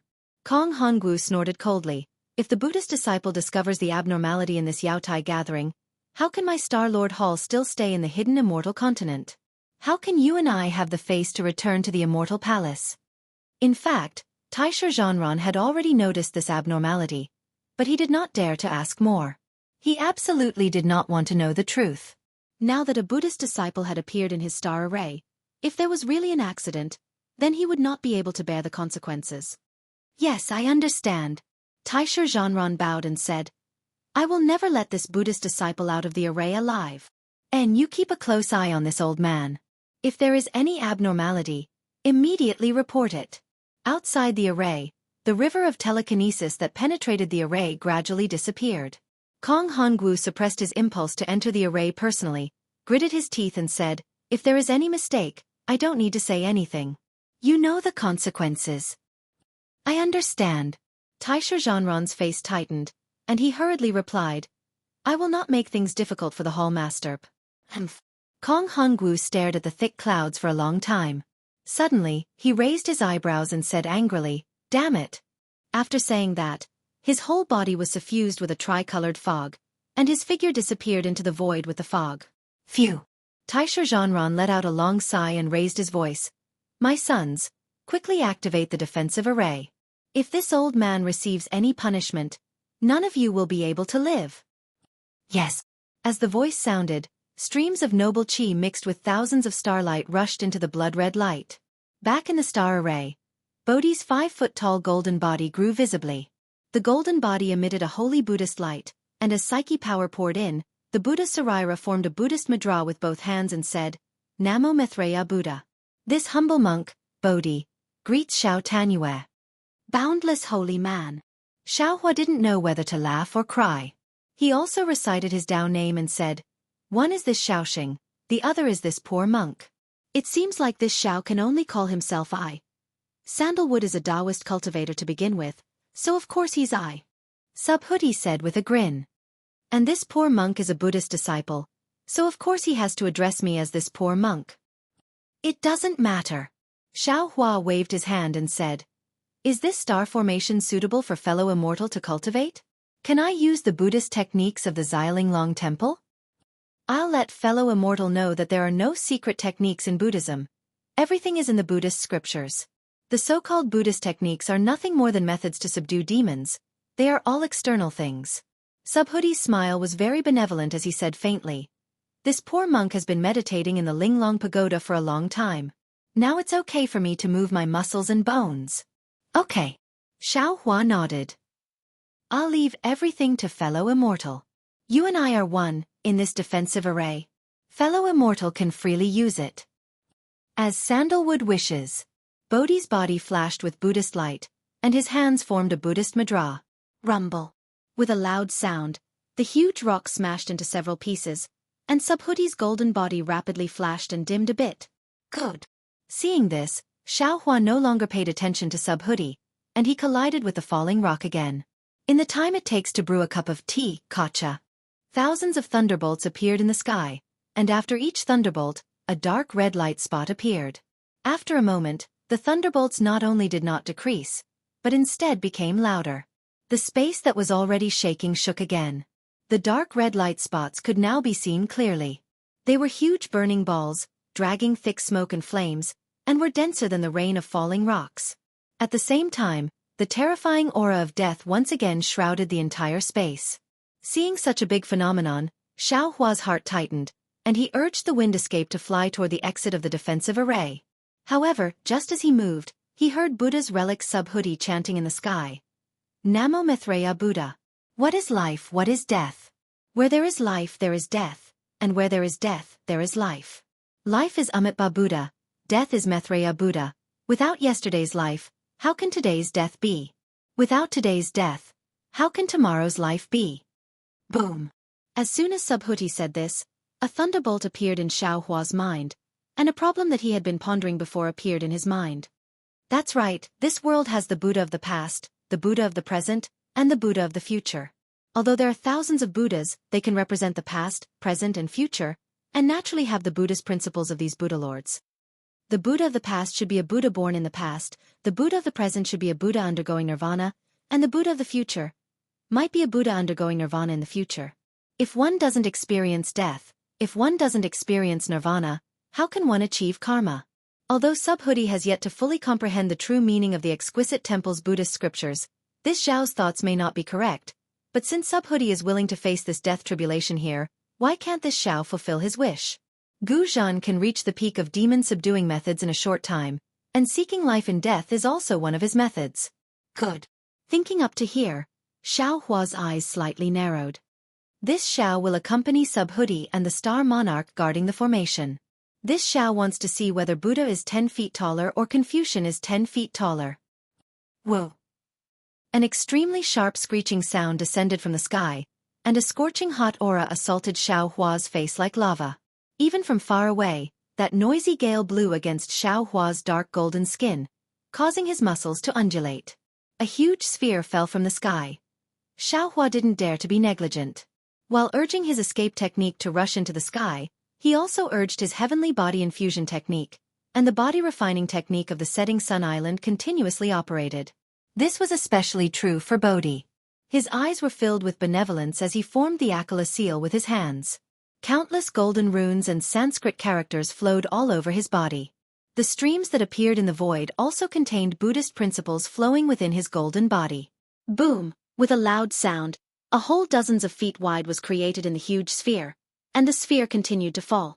Far away from the hole, a damaged relic golden body stood in the air with difficulty.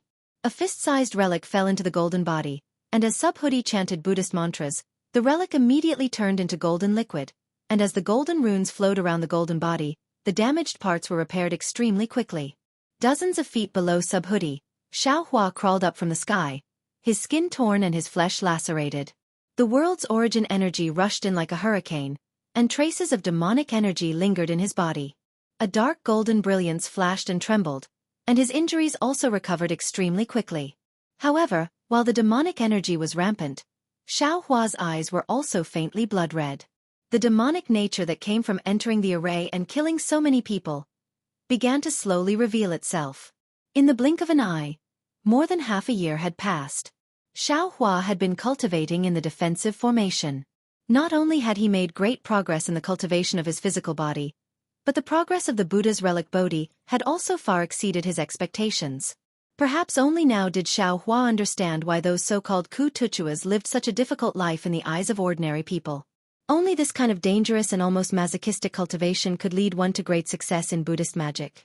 In just half a year, Subhuti had already broken through 5 feet of golden body, and was heading straight for 6 feet.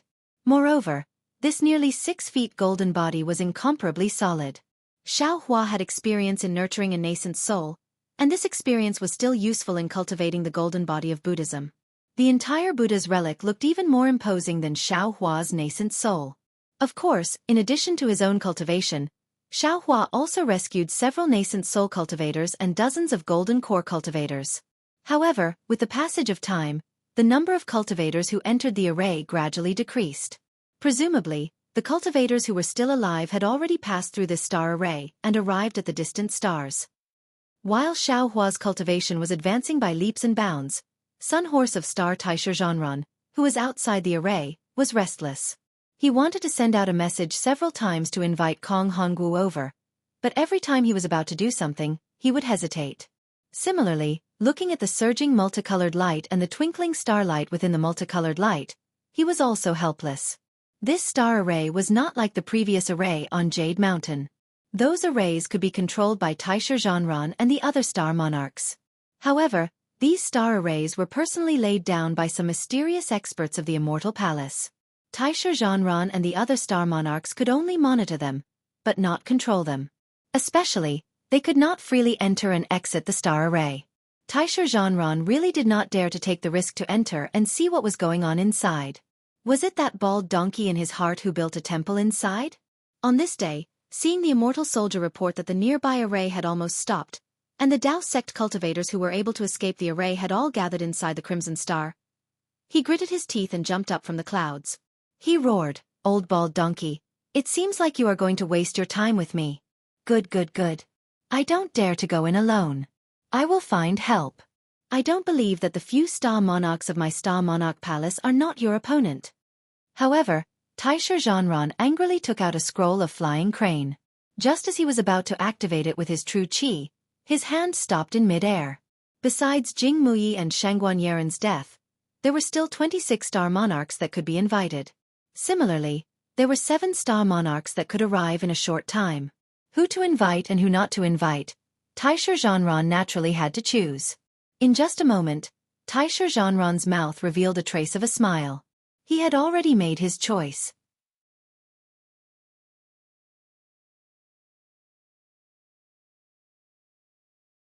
Chapter 36-43. Damn it, other than Wood Dragon Linghu Pyron, I really can't let others know about this. This guy is Lord Temple Master's trusted aide. Whatever Lord Temple Master knows, this guy knows as well. Moreover, this guy isn't far from me. He'll be here in the time it takes to brew a cup of tea. Forget it, it's him. This kind of shameful thing, the fewer people who know, the better. Taisha Zhanran actually thought of Linghu Pyron at this crucial moment. Finished thinking, Taisha Zhanran activated the scroll. A flying crane rushed into the sky and disappeared. Who knew that this flying crane would fly back after not seeing it for half a day like a meat bun hitting a dog? It can't be! The impatient Taisha Zhanran was flabbergasted and secretly said, could it be? Linghu's side also has difficulties? Just as he was thinking, boom! A huge roar came from the distant horizon. Then, a scarlet red light shone brightly.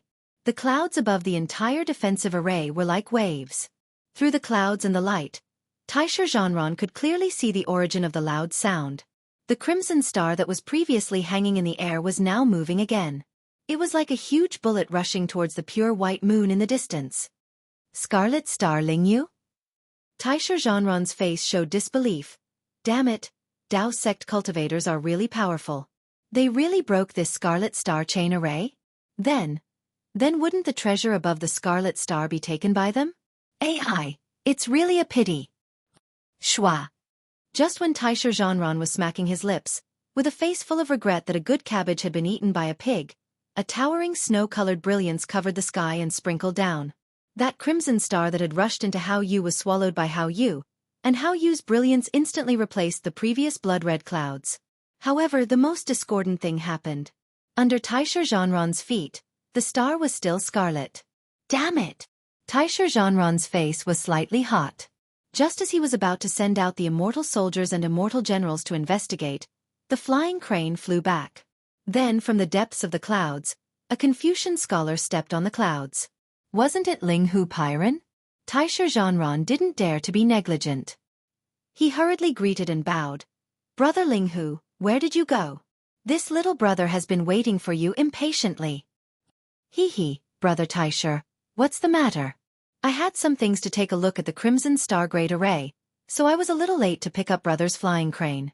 After Linghu Pyron returned the salute, he glanced at the cloud under his feet and said with a smile. Why did Brother Linghu go to the Crimson Star Great Array? Taisha Zhanran asked curiously. Which Taoist cultivator obtained the Crimson Star's unique treasure? It's nothing much. It's just that the Hall Master sent me to do something. Linghu Pyron indifferently replied. As for who obtained it, I'm afraid Brother Taisha also knows. It's the Taoist cultivator who escaped from Brother's formation. Zhang Daoran. Taisha Zhanran called out the name without hesitation. That's right, it's him. Linghu Pyron had a strange expression and said, I heard that this guy was at odds with Sun Kong Shongren and the others. But in the Crimson Star Great Array, the two of them actually joined forces and led nearly 100 cultivators. The other forces like Zhai Xingzi and Taoist Huadia were no match for them. That unique treasure was obtained by the two of them with great difficulty. And the strangest thing was that the one who obtained the unique treasure first was Sun Kong Shongren. This arrogant little guy looked at the thing inside and immediately threw it to Zhang Daoran, as if the two of them had already discussed it. Taisha Zhanran frowned and said in a low voice, in that case, even in the Crimson Star Great Array, the Taoist cultivators didn't die too many? Brother Linghu went because of this? Oh, I didn't go because of this.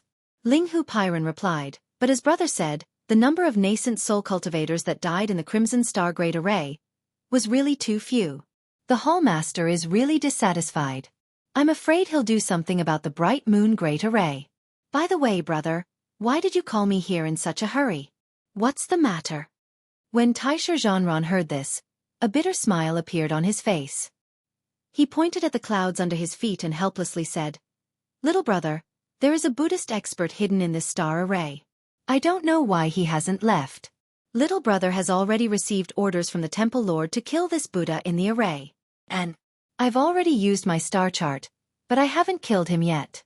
I've run out of tricks, so I thought of Brother Linghu.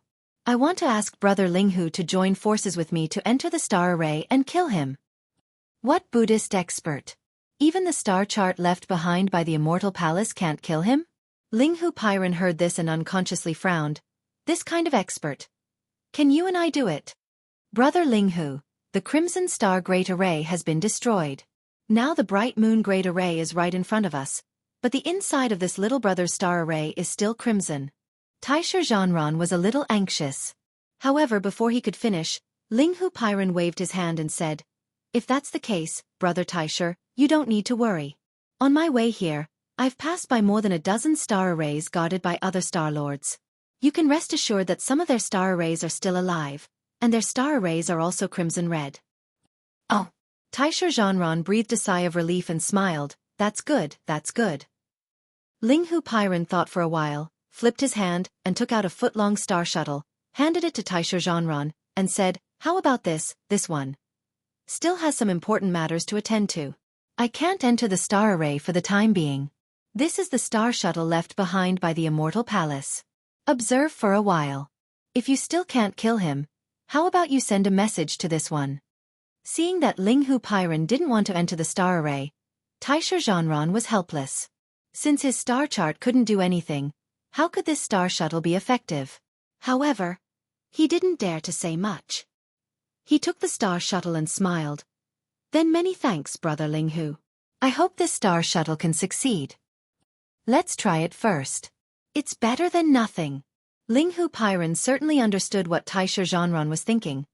This one really can't split himself. I'll come help you after completing the task given by Sir Temple Master. Finished speaking, Linghu Pyron cupped his fists and hurriedly left. From the beginning to the end, he didn't tell Taisha Zhanran what he was going to do. Go. Although Taisha Zhanran felt that this star shuttle might not be useful, he still flew to a place guarded by immortal generals. With a wave of his hand, the star shuttle fell into the red clouds. With a crackling sound of thunder, it disappeared. "I hope it works." Taisha Zhanran stood on the red clouds and stared at the crimson clouds, hoping that they would quickly turn white. Once the star shuttle entered the star array, Xueqi was out of luck. With a thunderous sound, the star shuttle turned into a huge meteor.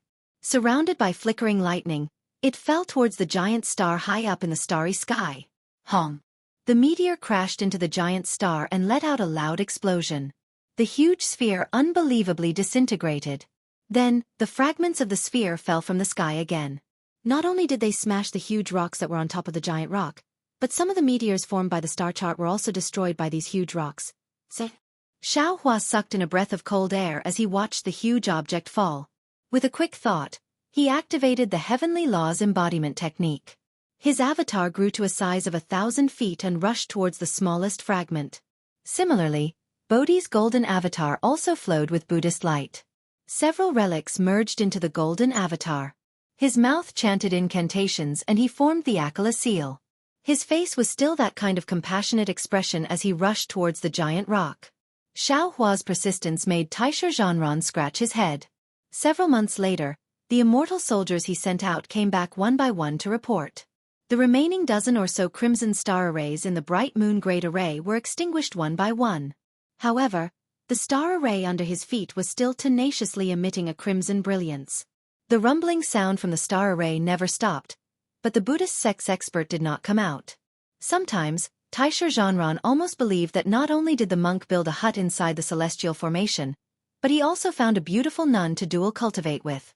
Maybe there was even a little monk inside teaching the little monk the Dharma. There was also that damned Linghu Pyron. Ever since he gave Taisha Zhanran a star shuttle, he never showed up again. Taisha Zhanran knew that the flying crane might not be useful, so he specially sent a few immortal generals to invite him. However, Linghu Pyron's army gave Taisha Zhanran the same answer. General Linghu is not in the barracks. Of course, Taisher Zhanran didn't care whether Linghu Pairan was in the barracks or not. What he cared about was who could help him quickly kill the Buddhist sex expert in the star array. Therefore, when he couldn't wait for Linghu Pairan, he had no choice but to find another helper. Fire Tiger Ouyang Jingran. Ouyang Jingran was a female cultivator, but she didn't have the slightest grace of a female cultivator. If it weren't for the bulging chest that made her different from Taisher Zhanran, she could almost be mistaken for a man. However, the only difference at this time was that she was covered by a pink armor. The inscriptions on her big black face that looked like tiger stripes made Taisher Zhanran feel a little nauseous. Looking at Ouyang Jingran standing on a white tiger that was a few feet tall, Taisher Zhanran cupped his hands and said with a smile, "Fairy Ouyang, please." Ouyang Jingran's thick lips moved slightly, and the corners of her mouth that had some fine hairs curled up. Her hoarse voice sounded, "Taisher, don't be mysterious. Tell me, what's the matter?" Taisher Zhanran saw Ouyang Jingran call him Taisher instead of Sun Horse of the Star, and immediately knew that there was hope, so he hurriedly told her about his matter. Gidge. Ouyang Jingran listened, looked at the blood-red clouds under her feet, and laughed. The laughter that should have been pleasant to the ear sounded like a broken gong in Taisher Zhanran's ears. "So that's how it is. No wonder you were anxious." This old lady's star array previously trapped a Dao sect cultivator named Zhai Xingzi. This old lady could have killed him in the array, but this old lady was careless and let him gather dozens of other cultivators and escape openly. For this reason, the temple master personally came to the star array and reprimanded this old lady. His grandmother, isn't it just a late nascent soul Dao sect disciple? What's so great about running away?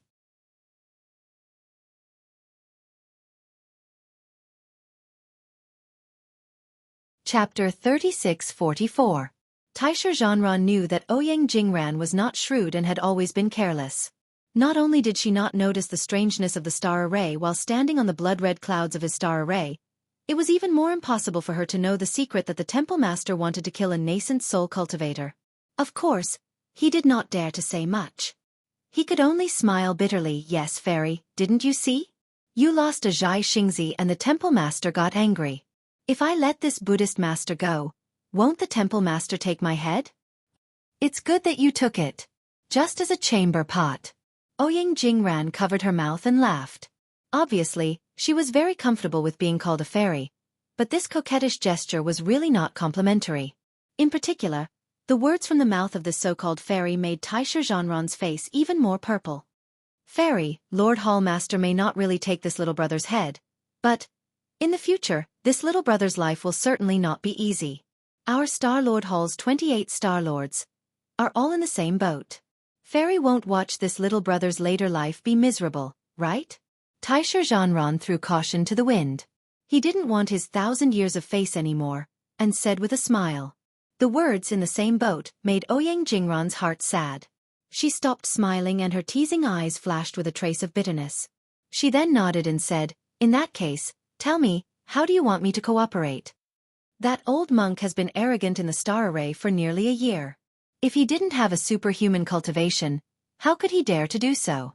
I didn't dare to go in, because I wasn't sure. Since Fairy agrees, we will rush into the array and kill him," Taisher Zhanran said fiercely. Ouyang Jingran thought for a moment and shook her head slightly. "You want me to accompany you to die? Don't you know the power of this star array? You and I can't control this star array. If you and I rush in, we will be in the same situation as the old monk. There is no convenience. The old monk is already familiar with the star array, but we are not. Not to mention meeting face to face, we might not even see it. You and I will become the second Wellwood puppet." How could Taisher Zhanran not have such calculations? He was just giving Ouyang Jingran some face. Even if Ouyang Jingran agreed to go in, he would definitely find a reason to make her say those words again. Therefore, when he heard that Ouyang Jingran disagreed, he immediately said modestly, "That's right. Little brother has been too anxious these days. Fairy is right. Then what does Fairy think?" "Wait for the hair to appear." Ouyang Jingran indifferently spat out these words. "My great aunt. This little brother has been guarding this tree for almost a year. The little rabbit in the tree is about to come out," Taisher Zhanran said with a bitter face. "Do you have any other ideas?" "No." Ouyang Jingran shrugged his thick shoulders under his armor, and his thick lips revealed a harmless smile. Taisha Zhanran cursed in his heart. He knew that Ouyang Jingran wasn't someone easy to deal with. Just as he was about to speak, the trembling clouds suddenly stopped. The blood-red color gradually dimmed as if it was being washed away by rain. Taisha Zhanran stared blankly. The happiness he had been looking forward to for so many days had suddenly arrived. He couldn't believe it. Quick! Ouyang Jingran saw the opportunity quickly and shouted, "Where is the exit of your star array? Let's go quickly and block this old monk in the fault of the star array. We are powerless to control the star array, but the fault. We are at least familiar with it." "Many thanks, fairy." Taisha Zhanran's figure suddenly swayed, and with a wave of his hand, a strange-shaped star lock appeared in his hand. He spat out true qi from his mouth, and hundreds of falling stars rushed out from the star lock. After falling into the clouds, a faint star path appeared. Taisha Zhanran dove into it, and without turning his head, he shouted, "If I kill this old monk, this little brother will owe the fairy a favor. You already owe me now." Ouyang Jingran lifted his foot and kicked the white tiger below him. The white tiger immediately rushed in with Taisha Zhanran as it answered. The two flew into the clouds. The clouds were still calm, but after a while, even the star path they fell into was covered. The clouds of the star array had completely turned into the color of the bright moon. However, the two went for a long time and didn't come out. After waiting for 2 days, Linghu Pairan came over with a face full of doubts and puzzlement. However, when he saw that the color of the star array Taisha Zhanran was guarding had changed, he couldn't help but raise his eyebrows and seem to relax. However, when he summoned the immortal soldier and asked about Taisha Zhanran's whereabouts, a kind of fear suddenly appeared in his eyes. Of course, this fear was swept away. After sending the immortal soldier away, Linghu Pairan lowered his head and looked at the clouds under his feet. He stretched out his hand and the previous star shuttle fell into his hand. Looking at the small and exquisite star shuttle, which had lost its previous brilliance, Linghu Pairan narrowed his eyes and bit his lip. No one knew what he was thinking. After half a cup of tea's time, Linghu Pairan put away the star shuttle and raised his hand to take out a star lock. This star lock was a little different from Taisha Zhanran's, but when Linghu Pairan spat out true qi, starlight flew out from the star lock and a faint star path appeared in the clouds. "I hope this old man's guess is wrong." Linghu Pairan's face was cautious, but he was still secretly thinking in his heart, the one left in this star array is not Xueqi. Otherwise, the lives of Tail Fire Tiger and Sun Horse of Star would be in danger. However, this old man did not see Xueqi in the Crimson Star Array. The other Dao cultivators who stayed in the other star arrays were also killed by this old man one by one. If this Xueqi was not killed before, then he must have been left in this star array. Taisha and Ouyang have been gone for a long time and have not returned. I'm afraid they have met with misfortune. Just when Linghu Pairan rushed into the star path, boom! An earth-shattering sound came from afar. The bright moon that had been hanging in the sky all this time suddenly sank. Then, the bright moon's brilliance gradually dimmed. On the contrary, the scorching sun opposite the bright moon suddenly emitted a golden brilliance, and the brightness and heat of the scorching sun continued to increase. It was as if the real sun was slowly rising. Looking at the bright moon that had lost its brilliance again, it rose from the distance and rushed towards the scorching sun like the crimson star from before. Bright moon, rising sun. Linghu Pairan murmured, "It seems that the treasure above the bright moon has also been obtained by Dao cultivators. These Dao cultivators, I really do not dare to underestimate them.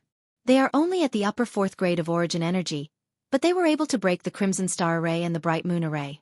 It seems that the Immortal Palace setting up the Sun, Moon, and Star Arrays on Yaotai Mountain is not without reason.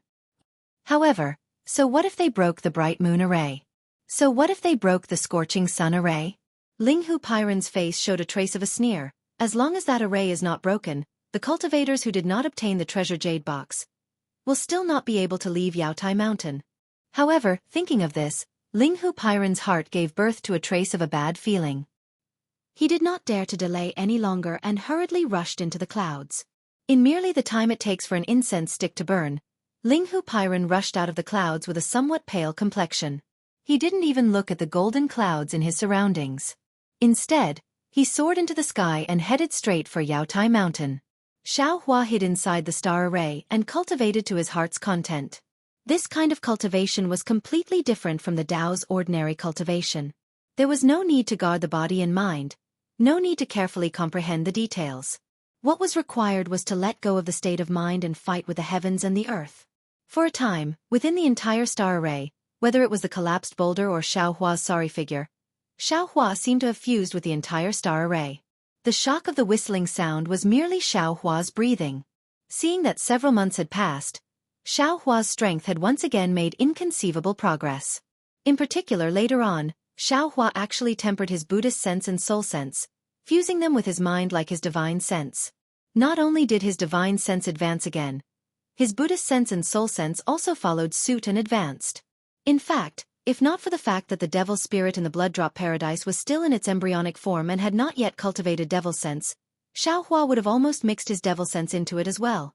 On this day, Xiaohua's 100 zhang tall figure swayed and soared into the sky like a giant pung. With a boom sound, he hit a huge boulder that was thousands of zhang tall. In the midst of the rumbling sound, that huge boulder shattered with a loud bang. At the same time, Bodhi's Buddha Lord's phantom, which had been cultivated to 100 zhang tall, also rushed towards another huge boulder, not to be outdone. Similarly, a loud rumbling sound resounded, covering the sky and covering the earth as debris fell down. The huge boulder was destroyed, and the Buddha Lord's phantom that was radiating Buddhist light in all directions was also suddenly annihilated. In just a moment, the sound of Sanskrit resounded in all directions. On the undamaged Bodhi's golden body, tens of thousands of golden runes flashed and flowed. The Buddhist light once again propped up the Buddha Lord's phantom. Moreover, in that phantom that seemed to be in the void, strands of thin threads that were hard to see with the naked eye instantly formed. These thin threads came from the void, and were precisely the power of faith. Tsk tisk. Xiaohua smacked his lips and shook his head with a wry smile. Fellow immortal Bodhi, this is really a little unfair. Your Buddha Lord's Buddha Dharma body is too magical, and this kind of bitter cultivation method is in line with the nirvana way of the golden body. This is why you can catch up with our transcendence golden bodies in such a short time. Tan you be content. Bodhi's face remained merciful as he opened his mouth and said, Your divine sense secret technique should not be underestimated, and the Dharma embodiment technique is even more immeasurable. That's why you can make such progress in less than a year. Boom. While speaking, Xiaohua did not forget to urge his divine sense to transform into a huge palm and smash the huge boulder above his head. Oh right, it's been almost a year, right? Hearing Bodhi mention a year, Xiaohua suddenly came to his senses. The Jadastage gathering is about to end? I'm afraid so. Bodhi pointed his finger at the sky where the stones were flying and said, The white light around this star array has long been invaded, but it has been blocked by the bloody light of the star array. Presumably, the Jadastage gathering is about to end, and the star array is ready to close.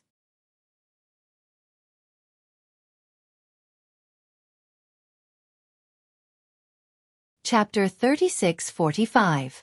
Not good. Then we have to leave quickly. Xiaohua seemed to have awoken from a dream, and reluctantly looked at the star formation that was raining stones. He sighed with emotion, I really can't bear to part with it. If only I could cultivate for a few more years. Tan you should cultivate. Bodhi slowly kept the Buddha statue into the relic and said indifferently, although Confucian cultivators have the saying, reading 10,000 books is not as good as walking 10,000 miles, and reading 10,000 miles is not as good as reading countless people. If Tanyu doesn't read 10,000 books, what's the use of walking 10,000 miles? If not for the fact that this sovereign has the Buddhist teachings and principles of the little Linglong temple, even if this sovereign comes here, I'm afraid that I won't be able to grasp the opportunity in front of me, right? But Xiaohua was still arguing. I can't just leave what I promised others to the side, right? Tanyu thinks too much in this world. It's fine to leave anyone. Tanyu feels that he is important, but others may not feel the same way. Without Tanyu, the hidden immortal continent is still the hidden immortal continent. The rise and fall of Jiang country is just a drop in the ocean. It's nothing. While Bodhi was speaking, Xiaohua also kept his transcendence golden body, and while using his spiritual will to block the boulder, he flew towards the exit of the planet formation. Fellow immortal is the future Buddha Lord, so naturally you want to stay away from the mortal world. Xiaohua retorted, Oh, this Xiao forgot. Fellow immortal is originally a monk. There is no common ground between people of different paths. Not to mention that my Buddhist sect is out of the world, Your Tao sect is the same. Bodhi explained, as long as one is a cultivator, one must hide from the world and cultivate. The so-called Confucian cultivator is actually not a cultivator. You're not a cultivator. You're a monk. Suddenly, the voice of Confucian cultivator Xueqi came out from Xueqi's body. Xueqi's mind actually shook a little, as if Confucian cultivator Xueqi wanted to snatch control of his body. How dare you? What are you doing? Xueqi frowned, his heart shocked, and he shouted, Confucian cultivator Xueqi. You and I have 10 primordial spirits, but we are still the same person. There is a saying that people of different paths cannot work together. You and I cannot exist. We each comprehend our own wonders and have our own fortuitous encounters. Seeking common ground while reserving differences and attaining the great Tao early is the foundation of our pursuit. It's one thing for you to argue with Subhoodie today, but why are you trying to snatch it from me? This is something that this Xiao did not expect. I can tell you the truth. Whether it's Xueqi, Bodhi, or even fellow Taoist Long Mai, as long as you have disloyal thoughts, don't blame me for being ruthless. It's impossible for me to split my primordial spirit now, but I have plenty of methods to exterminate your primordial spirit. I'm sure all of you know this. Confucian cultivator Xueqi did not speak, and Bodhi also lowered his eyebrows. Xueqi waved his hand and sent Bodhi into his Niwen palace. Then he snorted and landed at the exit of the star array. His originally happy mood was now very bad. Immediately, Xueqi stepped into the same exit with anger on his face. As his figure disappeared, the blood-red brilliance in the star array suddenly disappeared, and the bright moonlight instantly enveloped the whole space. The falling boulders strangely stopped in mid-air at the same time. When the bright moonlight scattered, all the boulders disappeared completely, and the space returned to the original huge sphere and the belt of boulders around it. However, near the belt of boulders, a star chart and a star shuttle were floating there without any light. Xueqi frowned and stepped out of the star array. He knew in his heart that his primordial spirits were very different, and each of them cultivated a different divine ability. Whether it was Taoism, Confucianism, Buddhism, soul, demon, or demon, they all cultivated different natures. Even the heavenly way Xueqi and karma Xueqi in the space were not easy to get along with. Previously, everyone's cultivation was shallow, so the gap and differences were not obvious. But now, as time passed and everyone's comprehension deepened, these differences naturally appeared. He only had one body and one mind, so if he could not be the leader, there would be many drawbacks. However, how to eliminate these drawbacks and how to make his primordial spirits cultivate in harmony with each other was something that Xueqi was now distressed about. Xueqi even faintly felt that if he could not find the essence of Buddhism, Taoism, Confucianism, soul, demon, and demon respectively, or even the origin of cultivation, the problem of his 10 primordial spirits would never be solved. Alas! Xueqi was somewhat regretful. That day, he split his primordial spirit too carelessly, and after that, the 3-metal heavenly tribulation was also very straightforward. Now, although his 10 primordial spirits had begun to show their power, he could only drink this bitter wine alone. Although this primordial spirit splitting technique is not the same as before, this shall combine the countless strands of ghost cultivation and other secret techniques to form it. However, after all, the original secret technique was also an extremely profound secret technique, so there might be cultivators who comprehended it, but why did no one in the entire Dawn Rain continent cultivate it? I'm afraid that those cultivators who cultivated it have already died, and those who did not cultivate it also did not dare to try it easily. Only this Xueqi, this pitiful worm, cultivates any secret technique I see, and doesn't know how powerful it is. While thinking, Xueqi felt his body tighten, and the space in front of him began to circulate. He knew that he was about to enter the next imperial array, but at this moment, the space in front of him suddenly stopped, and the starlight in front of him seemed to be suspended in the air. Even the distorted space ripples also stopped. What's going on? Could it be that the Jade Pavilion gathering has already ended? Xueqi was slightly stunned. Suddenly, a chill suddenly rose from the bottom of his heart. Xueqi did not dare to be negligent, and his divine sense smashed towards the stagnant space like a hammer. Kacha! A series of fine sounds rang out, and the distorted space ripples were shattered by Xueqi. Xueqi's divine sense now could even shatter star fragments, so the temporary confinement of this imperial array could not do anything to him. Ha! You're a Tao sect cultivator? Not an old bald donkey from the Buddhist sect? Xiao Hua's eyes flashed, and he appeared in the previous space again. He saw two armored immortal generals standing in the air, quite surprised.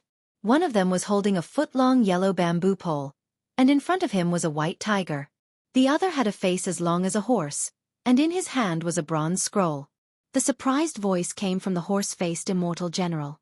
Without waiting for Xiao Hua to speak, the immortal general holding the yellow bamboo pole sneered. "Why are you talking nonsense with him? Take him down first, then ask him where he came from." The immortal general is right. The horse-faced immortal general was naturally Taisher Zhanran. At this moment, he waved the scroll in his hand, and a soaring righteous qi was produced from the surroundings. It was like a huge bronze lock, sealing Xiao Hua within 100 zhang. Looking at Ouyang Jingran holding the bamboo pole, he also waved his bamboo pole, and hundreds of righteous qi swarmed out. These righteous qi were not only vast, but there were also strands of crystal threads flowing within, containing extremely terrifying power. What made Xiao Hua most alarmed was that these righteous qi were similar to the righteous qi controlled by Taisher Zhanran. It seemed that each righteous qi complemented each other. The attacks of the two were like two large locks, attacking Xiao Hua from two sides, sealing him inside. How are these immortal generals? Xiao Hua's eyes narrowed, and he secretly sneered. These are clearly two star monarchs. Damn it, this Xiao has only cultivated in the star array for a year, and you guys are already targeting this Xiao. Now you want to lock this Xiao up without saying anything. Isn't this the same as the Copper Pillar State's constable treating the Seven Suns Temple's master Dao Shan? Thinking of Dao Shan, Xiao Hua, who was originally in a bad mood, was filled with hostility. He coldly looked at the righteous qi locks in front of him and coldly said, "Fighting without declaring it is rude. Joining hands to bully others is shameless. Attacking innocents is untrustworthy. You are the Star Monarchs of Star Monarch's Palace in vain. You are actually such untrustworthy, shameless, and rude people that are worse than pigs and dogs. How dare you?" Ouyang Jingran was just flattered by Taisher Zhanran as the immortal general, but now in Xiao Hua's mouth, he became a disciple of none. How could he not be angry? With a roar, the white tiger's figure opened and pounced towards Xiao Hua. "You deserve to die." Xiao Hua's anger soared to the sky, and he fiercely shouted. He waved his hand and took out the wishful staff. Boom boom. The two righteous qi locks were actually hit and sent flying. Taking advantage of this time, Xiao Hua once again used his hand to touch his waist, and a pitch-black brilliance appeared from his hand. The god power centipede riding the demon cloud flew out from the space, and before it could fly close to the white tiger, it already made a squeaking sound, and the antennae on its forehead crisscrossed with each other, as if it was challenging the white tiger. Seeing the power of Xiao Hua's wishful staff, Ouyang Jingran and Taisher Zhanran looked at each other, and then at the same time, they slapped their hands on the top of their heads. Boom! Two strange sounds rang out, and at the same time, 3 different colored true qi sprayed out from the top of their heads. These 3 true qi intertwined in the air, and then, a hurricane danced in the void, and hundreds of righteous qi rushed into the true qi and rushed into the two's bodies. Woo-woo! The 3 colored true qi rolled down and wrapped the two's bodies, but within the clouds, the 2 secondary bodies appeared. These 2 secondary bodies were wearing armor cast by inscriptions, but one was orange and the other was purple. Boom! Without waiting for the secondary bodies to take shape, Taisher Zhanran waved his fist and smashed it towards Xiao Hua. The suffocating wind of the fist was no less than the falling stones in the star array. The Star Monarchs of Star Monarch's Palace are only a... Xiao Hua was not in a hurry. Seeing the fist fall, the wishful staff in his hand danced and smashed it with a bang. If it was a year ago, Xiao Hua's attack would have been the same as the attack on Shangguan Yiran, and it might not have been able to complete the task. But in this year, Xiao Hua's cultivation had been successful, and his strength had increased sharply again. The wishful staff hit Taisher Zhanran's fist and immediately shattered it. However, Xiao Hua's own body also flew high with the force of the counterattack. Ouyang Jingran frowned and reminded, "Taisher, your brain is sick. This guy can persist in the star array, relying on this staff. No matter how powerful your fist is, how can it compare to the star array?"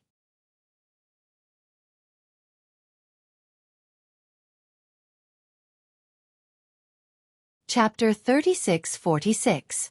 Yes. This old man was really careless. Taisher Zhanran seemed to have suddenly realized something. He shook the scroll in his hand, and a terrifying aura spread out from the scroll. The void within 1,000 zhang radius seemed to have leaked out, and endless noble qi rushed into the scroll like a waterfall. Rays of blue light flew out from the scroll. Ouyang Jingran also waved the bamboo pole in his hand, and a firewall of hundreds of feet appeared out of thin air, attacking Xiaohua from the other side. The aura of the scroll and the firewall also became a kind of mutual restraint, and Ouyang Jingran wanted to kill Xiaohua on the spot. Hee, didn't you want to see this old bald donkey? Then I'll let you see. Xiaohua sneered and patted his forehead. A Buddha holding a jade bottle in his hand stepped out of the Buddha light. Namo Maitreya Buddha. As soon as the Buddha came out of the space, his hands formed a Buddha seal, and his whole body was covered in Buddha light. 1,000 feet tall Buddha Lord Phantom was born from the Buddha light, and the Buddha Lord Phantom shook his hand, and the 9 dragon staff turned into 9 dragons, roaring and rushing to the firewall of hundreds of feet. With the appearance of Buddha Bodhi, Xiaohua no longer dared to be negligent. His whole body flashed with a dark golden brilliance, and his transcendence golden body was also displayed. It also grew to 1,000 feet, and the wishful steel staff grew to 1,000 feet, and he waved it to hit the scroll. Seeing Xiaohua bring out the Buddha Saraira, although the Saraira seemed to be a bit incomplete, the Buddha Lord Phantom was actually comparable to him. And although this Buddha's face was full of compassion, his body was surging with a kind of innate arrogance, which was different from all the Buddhist masters he had seen. Ouyang Jingran's eyes unconsciously lit up, and he sucked in a breath of cold air. Then for a moment, Ouyang Jingran calmed down again and smiled slightly. Old bald donkey, are you a monk? Or a monk? As he spoke, Ouyang Jingran waved his arm and threw the bamboo pole into the air. Raw. The bamboo pole actually turned into a fire dragon and pounced on the monk staff. The raging fire instantly submerged the 9 dragons that the monk staff had turned into. Not only that, Ouyang Jingran reached out with one hand and a pillar of Haoran Qi landed on her arm. Amidst cracking sounds, her entire arm turned into a giant sword that was hundreds of feet long. Tens of thousands of inscriptions were condensed on the giant sword, and the inscriptions were connected to each other to form lines of poetry and articles. The fiery threads that had been there for thousands of years flashed with an ancient brilliance between the inscriptions. Whoa! Ouyang Jingran sneered as a cold wind blew. He waved his arm, and the huge sword streaked across the sky. A fiery light that was nearly 300 meters long flashed past, producing a loud boom. The unstable space began to tremble, and cracks appeared as the fiery light collided with the sword light. Waves of awe-inspiring qi uncontrollably rushed into the cracks in the void. The austere killing intent followed the sword light and instantly drowned Bodhi. The sound of Sanskrit weakened, and the heavenly flowers disappeared. The 9 dragon staff was entangled by the fire dragon, and Bodhi was also enveloped by the sword light. He seemed to have reached a dead end. Namo Maitreya Buddha. Bodhi raised his head slightly, and the compassion in his eyes was even more intense. He recited the Sanskrit incantation, Zhe. The word Zhe came out of Bodhi's mouth, and it immediately flashed with Buddhist light and turned into dozens of feet in size. It also made a sound of thunder and lightning as it flew toward Ouyang Jingran's giant sword. He's reciting Buddhist mantra? Ouyang Jingran was a little confused. She seemed to have never heard of a Buddhist cultivator who had this kind of magical power. While Ouyang Jingran was in a daze, Bodhi's Sanskrit incantation collided with the giant sword. Boom! The huge sound shook the space where the two people were. The Sanskrit incantation turned into a thin ray of light under Ouyang Jingran's attack and disappeared into the void. Ouyang Jingran's huge body was also thrown off balance by the huge force. Boom! At the same time, another huge roar came from the distance. Taisha Zhanran's scroll unfolded under the attack of Xiaohua's wishful staff. For huge inscriptions of perfection like water appeared from the scroll. The blue gas on the scroll surged, and the word perfection rushed into the sky and turned into several flying swords, falling towards Xiaohua's head. The word perfection spread out in the sky, and fist-sized clouds bloomed like lotus flowers. Each lotus flower brewed a terrifying force to surround Xiaohua's upper body. The word perfection disappeared into the void, and when it reappeared, it had turned into tens of thousands of wooden vines. The inscriptions on the vines flashed and wrapped around Xiaohua's legs. As for the word water, it was like the Milky Way hanging upside down. Every drop seemed to be able to destroy a mountain peak as it rushed towards Xiaohua. See. Looking at Taisha Zhanran's grin, Xiaohua was shocked. This scroll was really too powerful. The 4 words actually had 4 chi condensed. Moreover, each word had the strength of a great grandmaster. Needless to say, this scroll must have been written by a sage of literature. Poof! Xiaohua opened his mouth and spouted out a flame, which turned into a wall of fire to block the wooden vines around him. The wooden vines condensed from inscriptions turned into wisps of awe-inspiring chi in the flame and disappeared. As for the flying swords, clouds and water, Xiaohua did not pay attention to them. The wishful staff in his hand suddenly lengthened and continued to smash toward the scroll. Oh! What is this guy doing? Taisha Zhanran was a bit stunned. This scroll was something he had to rely on to kill. Every word on the scroll was equivalent to an attack from a 5th-grade essence energy cultivator. He knew that he couldn't rely on his sub-body to block the scroll, so he couldn't figure out why Xiaohua didn't block these attacks. To catch bandits, first catch the leader? Taisha Zhanran immediately understood. Sure enough, the wishful staff hit the scroll. The flying swords, clouds, and water also fell on Xiaohua's body. At the moment the wishful staff hit the scroll, a faint and dignified voice came out from it. You dare! Immediately, thousands of noble chi condensed into a wall, blocking the wishful staff. Although this noble chi wall was defeated by Xiaohua, the wishful staff was already exhausted. In the roar, the flying swords fell on Xiaohua's shoulder. Ka-cob crisp sound, sparks splashed from Xiaohua's Dharma body. Boom boom. The sound of explosions, the water and clouds rushed to Xiaohua's Dharma body. What surprised Taisha Zhanran was that all the water and clouds were just smoke. Xiaohua's Dharma body was actually more solid than a mainstay. It flashed with a dark golden brilliance and did not suffer any damage at all. I understand. Suddenly, Taisha Zhanran felt like he had just woken up from a dream. This guy is actually inside the star array, cultivating. This diamond body is the result of a year of cultivation. Instantly, Taisha Zhanran felt like vomiting blood. He was afraid outside the star array for a year, but this cultivator in front of him actually cultivated freely inside the star array for a year. Kill. Taisha Zhanran was angry. The noble chi around his body surged. With one hand, an azure dragon saber appeared in his hand. The azure dragon saber flashed with cold light. Taisha Zhanran slashed with all his strength. A snowy light like the moon streaked across the sky and disappeared. Then he saw that within 1,000 feet of Xiaohua, the void set off fine wave-like patterns. In particular, a sound like a tsunami faintly came from all directions and attacked Xiaohua's 100-feet golden body. Taisha Zhanran's eyes flashed with a hint of excitement. He wanted to see if his green dragon saber could kill the diamond body that had been tempered in the star array for a year, and even when Shang scrolls couldn't hurt it. When Xiaohua saw this, he sneered and a green light flashed between his eyebrows. Swoosh! The delusion breaker eye opened and layers of green seal characters seemed to be uncovered. A beam of silver-gray light rushed into the void. Boom! But there was a thunderous sound. Where the light beam landed, the veil of the void was lifted. The mysterious saber light actually formed a layer of saber waves under the void and attacked Xiaohua's eyes. Hit! Xiaohua roared, and the wishful staff that was like a mountain strangely swung out. Rumble! The blade wave was blocked, and thousands of layers of snowflakes splashed. The sound of thunder reverberated in the space wave after wave. Damn it! Feeling the azure dragon saber's unyielding and regret, Taisha Zhanran cursed. His heart grew timid.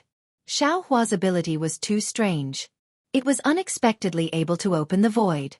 Although his azure dragon saber was sharp, it only left a faint saber mark on Xiaohua's wishful staff. If they continued to fight, he feared that he would not have any good methods. At this moment, Bodhi's swordsman mantra was spat out again. The Buddhist light was resplendent and it was like a glaring vajra that attacked Ouyang Jingran. The mantra contained the Buddhist doctrine and the power of karma, causing Tail Fire Tiger's elemental energy to palpitate. Too powerful. Ouyang Jingran did his best to resist. His heart also had thoughts of retreating. After all, this was Yaotai Mountain. She only came to help. There was no need to fight to the death. Once she left this star array, she had plenty of methods to counterattack. Similarly, the 28 star generals also had countless methods to make this monk surrender without a fight. Almost at the same time, Ouyang Jingran and Taisha Zhanran happened to raise their heads at the same time. They glanced at each other and slightly nodded. Just at this time, regardless of whether it was Xiaohua or Bodhi, they both roared at the same time, "Attack!" Xiaohua waved his hand. The wishful staff came crashing down, as if he knew that Taisher Zhanran wanted to escape. Taisher Zhanran pointed a finger at the scroll in midair. Sword light, clouds, splashes of water, and wooden vines flourished, doing his best to block Xiaohua's golden body. That azure dragon saber was dragged in a reverse grip. He pulled back, waiting for Xiaohua's wishful staff to arrive in front of him. Then, he immediately turned his hand and slashed. However, this slash was far from the previous power. It appeared that he merely wanted to borrow the force to escape. Looking over there, Bodhi formed a seal with one hand. The innate true water in the clear water bottle in his hand transformed into a water screen. It sprinkled in front of Ouyang Jingran, sealing off her path of retreat.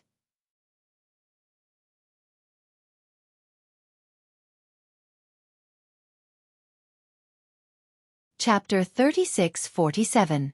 Innate primordial water? Ouyang Jingran was shocked. She hurriedly moved her eyes away from the primordial water. At the moment when she was absent-minded, Bodhi actually put away the primordial water bottle and formed a seal with both hands at the same time. Boom! As if a boulder was pressing down on her, Bodhi's seal pressed down on Ouyang Jingran. Ah!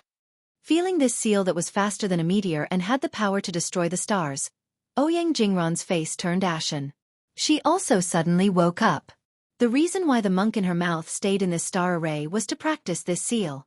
Ouyang Jingran hurriedly retreated. Her huge body did not seem clumsy at all. Unfortunately, no matter how fast she flew, could she be faster than a meteor? Bodhi was used to using the seal to destroy stars. The power of the seal followed Ouyang Jingran's movements and fell down. Boom! Taisher Zhanran's plan of dragging the blade naturally succeeded. The azure dragon saber easily blocked the wishful staff, and the wooden vines even tied up Xiaohua's legs. But at the same time, just as Taisher Zhanran was secretly happy and flew away like Ouyang Jingran, a huge gust of wind came, like a star pressing down on them. It was no different from the falling stars in the falling stone star array. Taisher Zhanran was guarding the falling stone star array. How could he not be familiar with the situation inside? He looked around in surprise. When he felt the power of Xiaohua's divine sense that was even greater than the stars, his face suddenly turned ashen. A kind of epiphany was born in his heart. The cultivator in front of him was not only tempering his body in the star array, but also refining his divine sense. At this time, he was not allowed to think more. He hurriedly wanted to urge the flying technique. The azure dragon saber in his hand waved again, and the three-colored true qi above his head spurted out again. Boom, boom. Two loud noises resonated together. All of Taisher Zhanran's methods of resistance turned into nothingness in front of the most primitive force.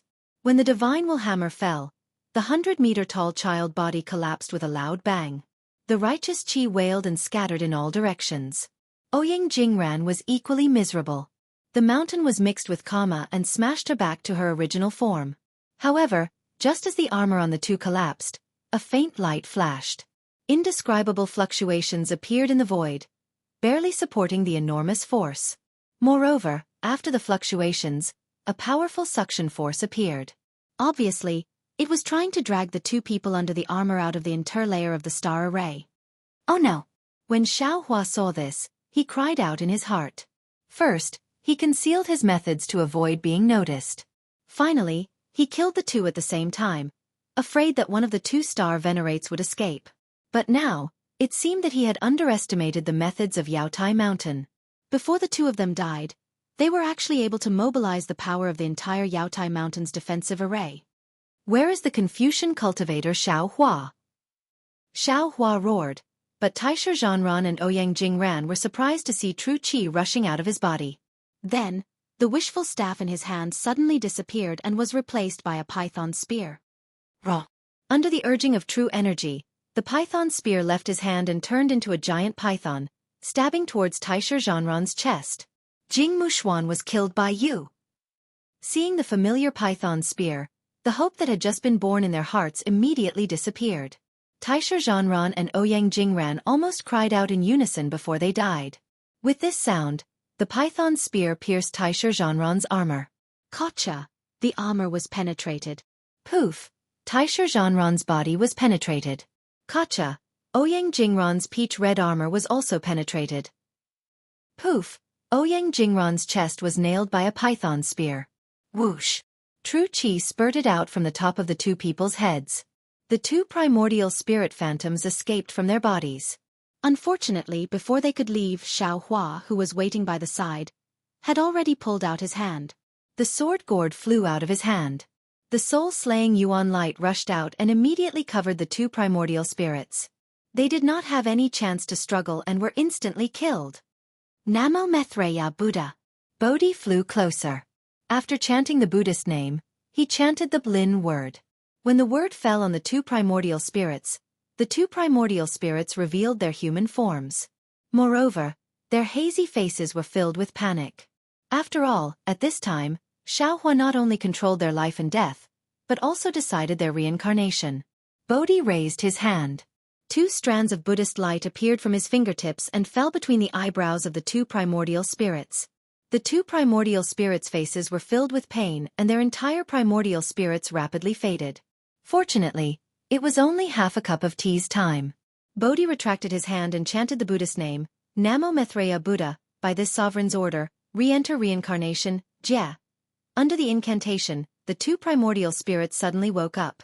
They hurriedly bowed and saluted, then disappeared in a moment. When the two primordial spirits died, the suction force in the space immediately disappeared. While Bodhi was converting the two primordial spirits and searching their souls, Xiaohua took the two primordial spirits' corpses, scrolls, and weapons. As for the white tiger, how could it be a match for the divine power centipede? Before Ouyang Jingran could warn it, the divine power centipede had already killed it. Now the divine power centipede had drilled into the white tiger's brain and sucked its brain. Seeing Bodhi send the two primordial spirits away, Xiaohua's mind was filled with everything Bodhi knew. He looked at the space again. Although there were traces of a struggle, there were no special flaws. Xiaohua faintly smiled. His hands formed seals again. Dozens of seals flew out and landed in different parts of the space. Although these seals couldn't completely eliminate his aura, for a short time, cultivators weaker than him would have a hard time finding any clues. After doing all this, Xiaohua smiled and said, Confucian cultivator Xiaohua, take a look. If you and I didn't work together, how could things have been done so perfectly? That's why there are benefits if we work together and disadvantages if we don't work together. Don't separate Bodhi and the others because of some differences in cultivation. Our situations are different and can't be separated. Namo Maitreya Buddha. Excellent, excellent. Bodhi descended and put his palms together. This poor monk hasn't come out for a long time. As soon as I come out, I'll harm someone's life. This is really inappropriate. If fellow immortal doesn't harm others, others will harm you. What's fellow immortal's choice? Xiaohua was in a very good mood. He asked with a smile. Haven't you heard of the story of Buddha sacrificing himself to feed an eagle? Bodhi raised his eyebrows and replied with a smile that wasn't a smile. Xiaohua firmly shook his head. The two can't be mentioned in the same breath. Moreover, if fellow immortal doesn't harm others, green-robed Xiaohua will lose his life. You and I will also lose our lives. The Buddhist scriptures talk about saving people, but you can't throw yourself in, right? You're still wrong. Bodhi wanted to say something again, but Xiaohua hurriedly waved his hand and said, Fellow immortal doesn't need to say anything. When it comes to the truth of Buddhism, I'm definitely not your opponent. If you're willing, I'll ask Confucian cultivator Xiaohua to come and debate with you one day. I only know that saving people is as important as oneself. Right now, the most important thing for you and me is to save green-robed Xiaohua. While speaking, Xiaohua's body began to tighten again. The power of the star formation that was previously imprisoned by the two celestial monarchs began to recover. Xiaohua knew that in a moment, he would enter another star formation.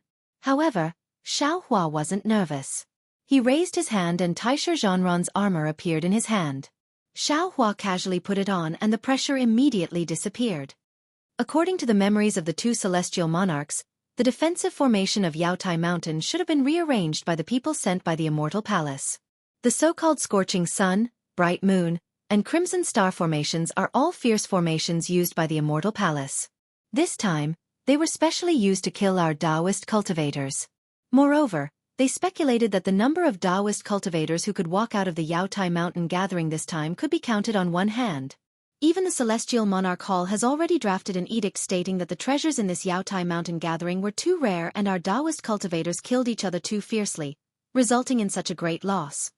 Xiaohua flew towards the interlayer of the star array. He put on his armor and held the azure dragon saber in his hand. At the same time, he used a transfiguration technique to transform himself into Taisher Zhanran's appearance.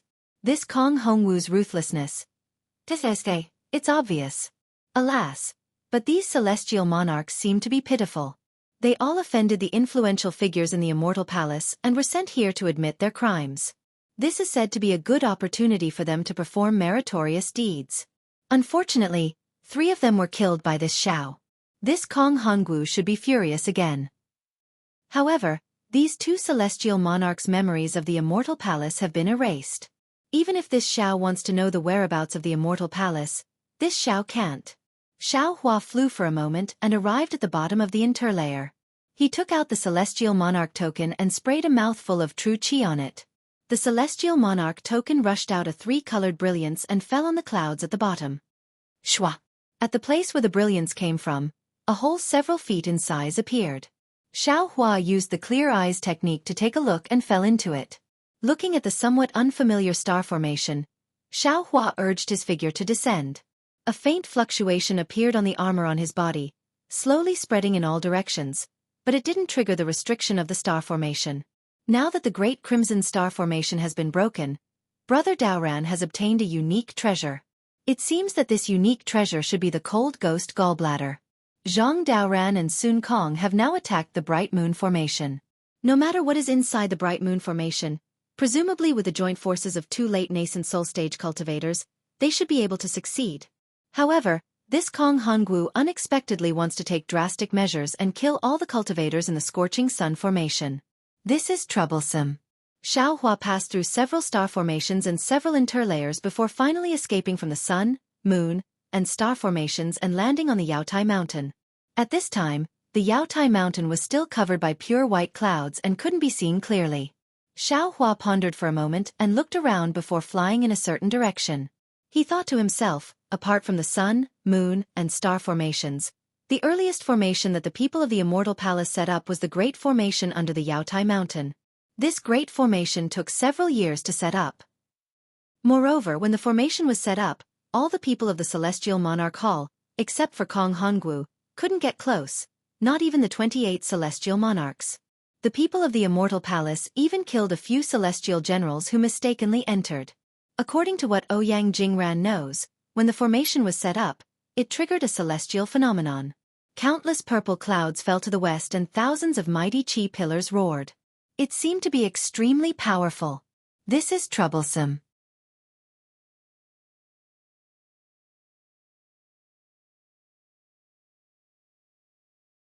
Chapter 36-48. This formation is so important. The Sun, Moon, and Star formations that killed nascent soul cultivators were only rearranged after this. That blood-colored meteor is the formation's catalyst, and the star mark in the sky is the entrance to the star formation. When the 28 star monarchs were familiar with these star formations, they were also forbidden to touch the formation under the Yaotai Mountain. However, according to Taisher Zhanran's thoughts, that formation shouldn't have much to do with the Sun, Moon, and Star formations. Of course, the reason why I was able to kill these 2 star monarchs and get the news about Green Robe Xiaohua was also related to my perception in the Falling Stone Formation that day. Since I had perception at that time, I should be able to find that formation now. And if it's really as these 2 star monarchs thought, then the formation under the Yaotai Mountain is the foundation of this Yaotai conference. The nascent soul that was sucked away by the huge gravity is the reason why the Immortal Palace killed nascent soul cultivators. Thinking of this, Xiaohua suddenly thought of Xian Songzi. There's also the king of the capital Qin state, Xian Yan Ming. Damn it, are these 2 related? Immediately, Xiaohua stopped in midair with a bitter face. Yes, killing the king of the capital Qin state had already offended the Immortal Palace's immortal envoy. Now that he was prying into the formation of the Yaotai Mountain, he had offended the Immortal Palace's immortal envoy even more. He hadn't even gained a firm foothold in the hidden immortal continent, Yet he was already going against the immortal palace. Wasn't this courting death? Xiaohua desperately cultivated in the star formation. Admittedly, he had made great progress. His current strength should be able to reach the middle of the 5th grade of origin energy. However, from the memories of the two monarchs, he knew that the Star Monarch Hall's master, Kong Hongwu, was a great grandmaster who had refined his spirit back to the void. He was only one step away from stepping into the realm of literary sage, which was the upper of the 5th grade of origin energy. Admittedly, he could kill 3 star monarchs, but he had no chance of winning against Kong Hongwu. Moreover, on the Yaotai Mountain, Kong Hongwu had the geographical advantage and could use the power of the Yaotai Mountain. He simply didn't have any power to fight back. If he couldn't even fight against a small official from the Immortal Palace in the hidden Immortal Continent, how could he fight against the Immortal Palace? If time could turn back now, Xiaohua would rather choose not to let the green-robed Xiaohua take the risk, and Xiaohua would rather listen to Li Xiang and not participate in the Jade Pavilion gathering. Unfortunately, even with Xiaohua's ability, he could only look at the ocean and sigh.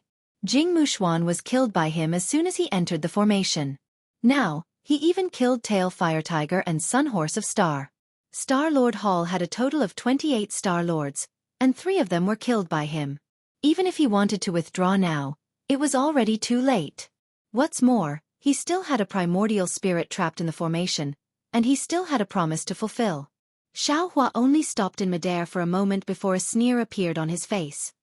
Damn it, back then on Xiaoyu continent, I was only an aura refining and foundation building low-level cultivator.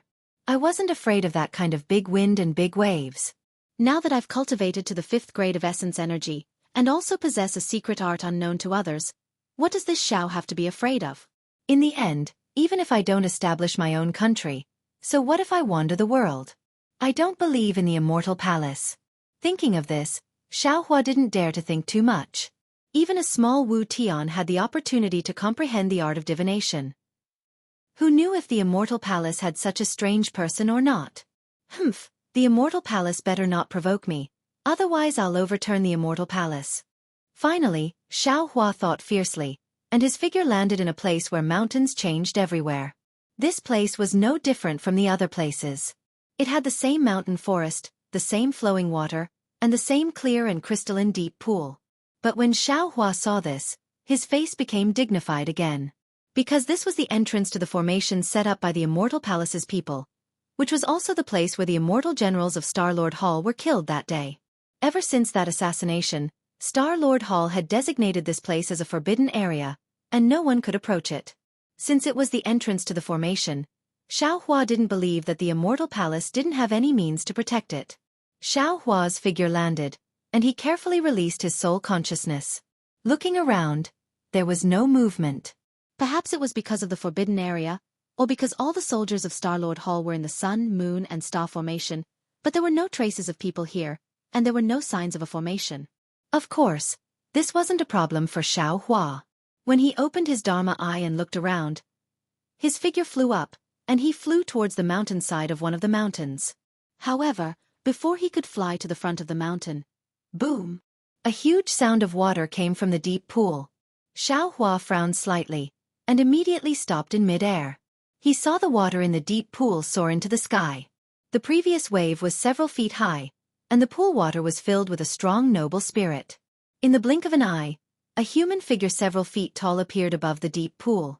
This human figure was transparent, and lines of inscriptions flowed on the surface of its body like tadpoles.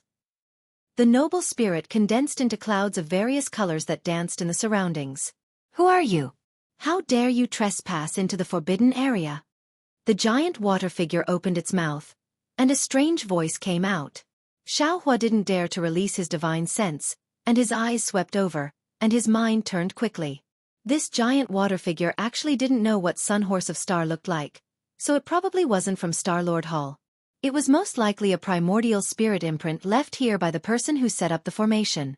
Thinking for a moment, Xiaohua smiled and said, I am Star-Lord Hall's Sun Horse of Star-Lord Taisher Zhanran, and I came to explore the forbidden area under the order of my Hall Master. Now, among the Sun, Moon, and Star Formation, the Crimson Star Formation has been broken. Just as Xiaohua was answering, boom! A huge tremor came from the distant horizon, and then a golden brilliance splashed from the distance. Xiao Hua was delighted, and hurriedly said, "Look, even the bright moon formation was broken by the Taoist cultivators." Therefore, Lord Hallmaster was worried, and was afraid that this place would be lost, so he specially sent me to inspect it. When the giant water figure saw the golden brilliance burning the clouds above Yaotai Mountain, it knew that what Xiao Hua said was true. It also pondered for a moment and nodded. "Very good. Give me the token." Token? Xiao Hua was of course stunned, but he naturally waved his hand and handed over the star tablet of Sun Horse of Star. Who would have thought that the giant water figure didn't even look at it, and just waved its hand and said coldly, "Why would I look at your star tablet? Since it was Kong Hongwu who asked you to come here. He naturally asked you to bring the token, otherwise how could I let you in?" The giant water figure was suspicious, but it didn't say what the token was. Instead, its whole body flashed with blue light, and the runes that were flowing cheerfully just a moment ago suddenly stopped. The clouds also instantly turned into a threatening state, ready to pounce on Xiao Hua at any time. Xiao Hua stared at the giant water figure, and thought about it in his mind. The cultivation level of this giant's body might have reached the upper 5th grade of elemental energy, or even the 6th grade. However, a 6th grade of elemental energy might not necessarily come to Yaotai Mountain in person to set up a formation, so was most likely a 5th grade of elemental energy great grandmaster. Xiao Hua knew that he didn't have the confidence to deal with this kind of upper 5th grade of elemental energy Confucian cultivator, but with a trace of their primordial spirit imprint, Xiao Hua still had the confidence to kill it in one blow. However, Xiao Hua had to have absolute confidence that he couldn't let this giant water figure have the slightest bit of resistance. While thinking, Xiao Hua was about to activate his divine will hammer. Right at this moment, Xiao Hua suddenly thought of something while looking at the pillar of Haoren Qi that suddenly rose up. Smiling, he put his hand into his bosom and very calmly took out the immortal palace order he got from the king of Qin state. He lifted it up easily and looked at the giant waterman. He said with a smile, "Since Hallmaster Darren sent me here, you naturally have a keepsake. Actually, if it wasn't for the fact that the Scorching Sun Great Formation is currently in a critical situation, Lord Hallmaster would have personally come here." "Why would he send me here?" The giant water figure stretched out its big hand, and was about to grab the immortal palace order. Xiao Hua hastily raised his hand, and said while shaking his head, "Sorry, you can only look at this thing. It's enough if you can verify it. Lord Hallmaster didn't order me to hand this thing over to someone else." After saying that, Xiao Hua opened his mouth, and a mouthful of true qi fell on the immortal palace command token. With a loud bang, the cloud began to expand as if it was filled with air. Strings of jade flew out from the expanding cloud, and a celestial music began to spread out from the cloud. Layers upon layers of palace phantoms also began to emerge from the cloud. Seeing Xiao Hua spit out true energy, and at the same time having a genuine immortal palace order, that giant water figure slightly nodded and said, "Go, just carefully examine it. Don't touch the great formation." "Yes, I understand." Xiao Hua breathed a sigh of relief, knowing that his guess was correct. But the boom-boom sound of water was heard incessantly, as if a waterfall was falling from a deep pool. Xiao Hua cupped his fists and respectfully sent off the giant water figure, which lost its human form, and huge waves of water fell into the deep pool. Then, Xiao Hua didn't hesitate, and using the flight technique, he landed halfway up the opposite mountain. Halfway up the mountain, there was a square platform of 1 foot in size. It was as smooth as a mirror, and he couldn't see any trace of inscription. Only when Xiao Hua flew closer, that platform gave birth to a faint rosy cloud. This rosy cloud was also golden in color at this time. Then, the entire rosy cloud began to steam above the platform, just like a small cloud bed. When he saw this cloud bed, Xiao Hua was slightly startled, but in an instant, he had some understanding. He hastily placed the immortal palace order in his hand on it. Sure enough, without waiting for Xiao Hua to urge his true energy, the rosy cloud above the cloud bed became just like the immortal palace order. Traces of immortal music were born, and that phantom image of the immortal palace was born again. This time it was somewhat different. The phantom image of the immortal palace was directly projected on the mountain wall. Then, the mountain wall emitted an awe-inspiring qi, and the gate of the immortal palace in the phantom image slowly opened. Behind the gate, a deep star path unexpectedly appeared on the stone wall. Oh! Seeing this, Xiao Hua was overjoyed, because when the star path appeared, He had already sensed the existence of green-robed Xiaohua, and also vaguely sensed green-robed Xiaohua's feelings of despair, helplessness, and joy. Xiaohua knew that the primordial spirit of a genuine immortal general of the Immortal Palace was probing inside the deep pool behind him. So he didn't dare to hesitate in front of the gate, and even more didn't dare to relax. He spread out his divine sense, restrained his mood, and stepped into the star path. As he entered, that phantom image of the Immortal Palace slowly disappeared, and once again transformed into the appearance of the Immortal Palace order and fell into Xiaohua's hand. When Xiaohua entered the stone wall, that stone wall's star path quickly disappeared, and a pair of eyes under the deep pool slowly closed.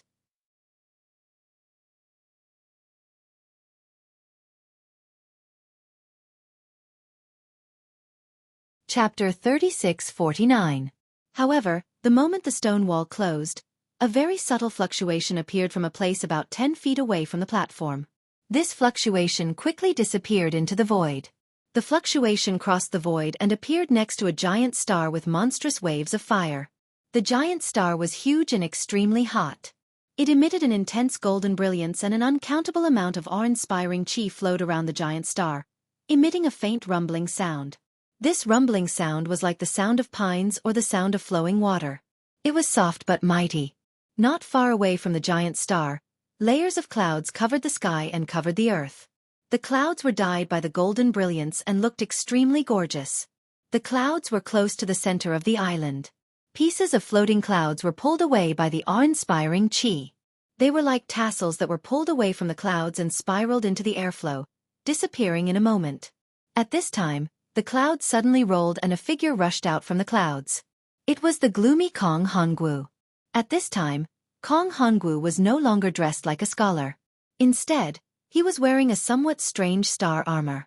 This star armor was made up of large and small pieces of armor.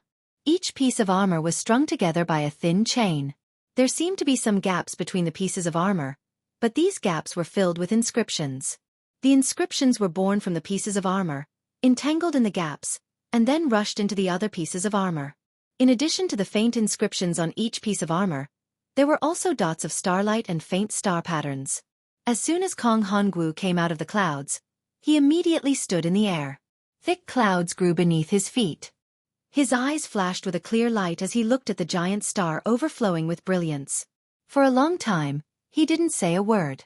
The golden light not only dyed his armor golden yellow, even his eyes were flowing with golden light. Damn it! Kong Hongwu's face suddenly became angry. Wada, that brat, deserves to die. This old man gave you a chance to redeem yourself, but you didn't kill that Xiaohua. Instead, you dared to rush into the scorching sun formation with the Taoist cultivators. This old man also didn't expect that after your fire gourd was taken away by Xiaohua, you still had a secret technique.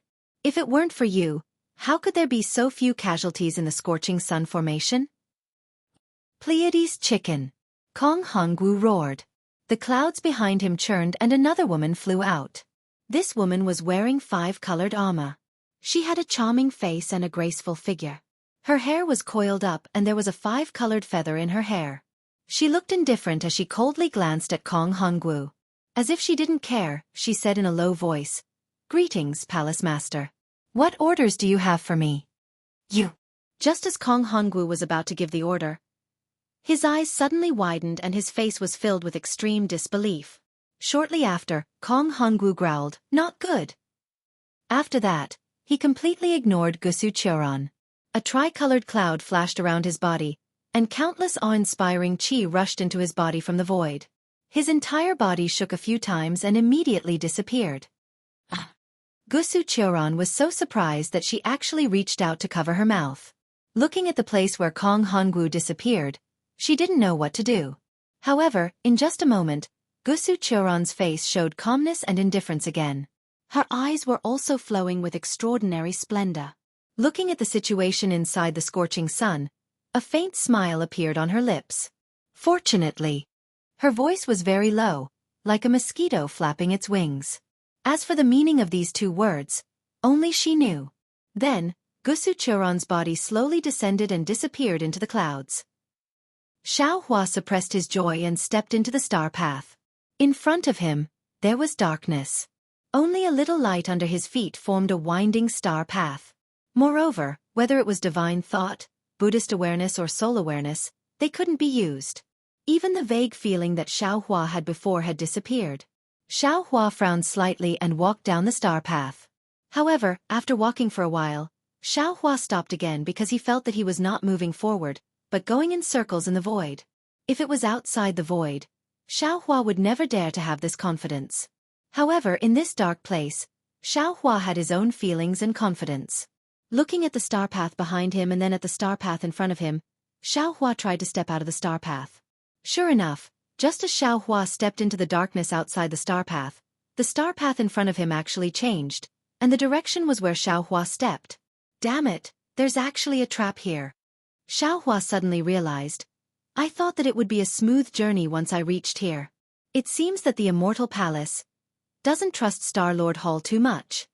Since he knew that this was a trap, it was easy to handle.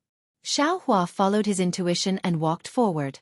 After walking for half a cup of tea's time, Xueqi turned around and saw a spiraling star path behind him. Perhaps no one would dare to move forward like this if they didn't have a bit of confidence. However, Xueqi also understood that there might not be too many restrictions outside this great formation. As long as he carefully walked down, he would definitely be able to see the true appearance of this great formation. Sure enough, after half a cup of tea's time, Xueqi very strangely turned left 3 steps, right 3 steps, and then straight 10 steps before stopping. Soon after, he turned around again and walked a dozen steps in the right direction. Suddenly, the cry for help from the green-robed Xueqi became louder. Xueqi did not dare to be negligent and quickened his pace. After walking a dozen more steps, the scene in front of him suddenly opened up. When he looked up, he was unconsciously shocked by the scene in front of him. What a splendid sight it was! A huge whirlpool was floating in the air. Just from the shape of the whirlpool, it looked like a snail's shell. It was arranged in layers, decreasing from the middle to the outer layer. Each layer was slowly rotating, and the angle and speed of each layer were different. The color emitted by each layer was also different. Moreover, the brilliance emitted by each layer was like fireworks, gradually moving further and further away. Where the brilliance disappeared, there was an obscure fluctuation. Along with this fluctuation, a vast and mighty aura surged from the void and fell into the whirlpool. The grand aura was like the sea and the grand aura was like the ocean. It passed through the whirlpool and set off waves. The bursts of resentment that were like the sound of a wheel were emitted by this seemingly endless flow of grand aura. This whirlpool was extremely large. When Xueqi looked at it, a sense of inferiority involuntarily emerged from the bottom of his heart. It was as if no matter how high he was, no matter how deep his cultivation was, he was still an ant in front of this whirlpool. What was special was that as the whirlpool rotated, a strong and desolate aura filled the entire space, bringing with it a desolate, ancient, and unyielding aura. If one looked carefully at the whirlpool, they would see specks of starlight. These specks of starlight rotated along with the whirlpool, drifting within the grand aura. Each speck of starlight rolled up a huge wave of air, and the entire whirlpool rose and fell like waves. It was like a movement, playing an ancient song in this desolate aura. Looking at the colorful splendor and the shocking whirlpool, Xueqi was stunned. This kind of scene was something that many ordinary cultivators could see, and it was not something that an ordinary Confucian cultivator could set up. Although he had seen a rare vision in the Kai clan's ancestral temple in the Million Meng Mountains, that vision could not be compared to this. It was a bit less magnificent, a bit less imposing, and a bit less mysterious. Suddenly, as if there was a gust of wind, a layer of magnificent splendor was lifted. As the splendor rippled, one could see that within the huge whirlpool, there were actually huge and dense phantoms that were rotating along with the whirlpool. These phantoms were thousands of feet in size, and they were suffused with different kinds of light. Each phantom was in the shape of an infant. They were either sitting cross-legged, standing with rapt attention, forming hand seals with both hands, or placing magic treasures on their knees. However, each infant phantoms had their eyes closed, and their expressions were serene. Hiss! Xueqi sucked in a breath of cold air.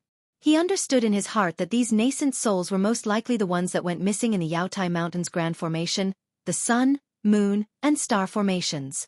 The Immortal Palace set up this mysterious Grand Formation with the purpose of collecting the nascent souls of these nascent soul cultivators. Xueqi looked around and immediately saw where he sensed it. A similarly huge nascent soul phantoms were sitting cross-legged. What was different from the others was that this nascent soul's eyes were wide open, and within those eyes, there was a flicker of anxiety. The nascent soul's body flickered with a faint flame. The flame was very weak, and it was like a piece of clothing stuck to the nascent soul's body. Within the whirlpool, the myriad of starlight was like a giant flow of grand aura, constantly washing away this thin flame. Green-robed Xueqi. Xueqi was very anxious. At the same time, green-robed Xueqi also sensed Xiaohua's arrival. While looking at Xueqi, he opened his mouth and spat out a mouthful of true energy onto his knees. At this moment, green-robed Xueqi placed a bronze mirror on his knees. As his true energy fell, the bronze mirror emitted a six-colored brilliance that covered the huge body of the green-robed nascent soul. Immediately, green-robed Xueqi opened his mouth, and the surrounding flame entered his mouth. The six-colored brilliance blocked the attack of the grand aura and starlight. Then, green-robed Xueqi used all his strength to point below him, as if he was reminding Xueqi of something. Following the direction of green-robed Xiaohua's finger, Xueqi looked at the bottom of the whirlpool, only to see that there was actually a huge tail at the bottom of the whirlpool. Myriad of starlight, rays of light, and a vast and mighty sea of qi surrounded an extremely long nascent soul phantom that fell into a huge black spot. This is... Xiaohua's eyes widened. At this moment, he could clearly see that the place where everything fell was shockingly a fist-sized lamp. Demon refining gourd. Xueqi cried out in surprise. In his memories, as well as Taisher Zhanran and Ouyang Jingran's memories, they all had the appearance of this item. Moreover, the name was also exactly the same. Immortal Palace's Demon Refining Gourd. It actually appeared here. Xueqi raised his eyes to look at the incomparably huge whirlpool, then lowered his head to look at the fist-sized demon refining gourd. An indescribable feeling of incredulity arose spontaneously in his heart.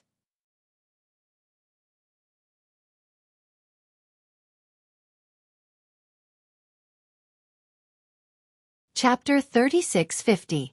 Xueqi thought for a long time, wondering what kind of formation was under Yaotai Mountain. Was it a Confucian formation or a Taoist formation? But he never thought that the demon refining pot would appear here. The ferocious atmosphere in front of him, the hundreds of nascent soul cultivators, the vast amount of qi seemed to be unable to escape the suction of the demon refining pot. Are you shocked? A faint voice came from the top of Xiaohua's head. That voice was very fleeting. Xueqi was startled and cursed inwardly. He raised his head and saw Kong Hongwu standing on a star passage with a gloomy expression, clad in star armor. Although Kong Hongwu's face was not very good, the previous anxiety had disappeared and was replaced by a kind of confidence. Xueqi narrowed his eyes and glanced at the vortex. He saw that the green-robed Xueqi had closed his eyes. The six-colored brilliance on the refined ice-deadly mirror had also become very faint.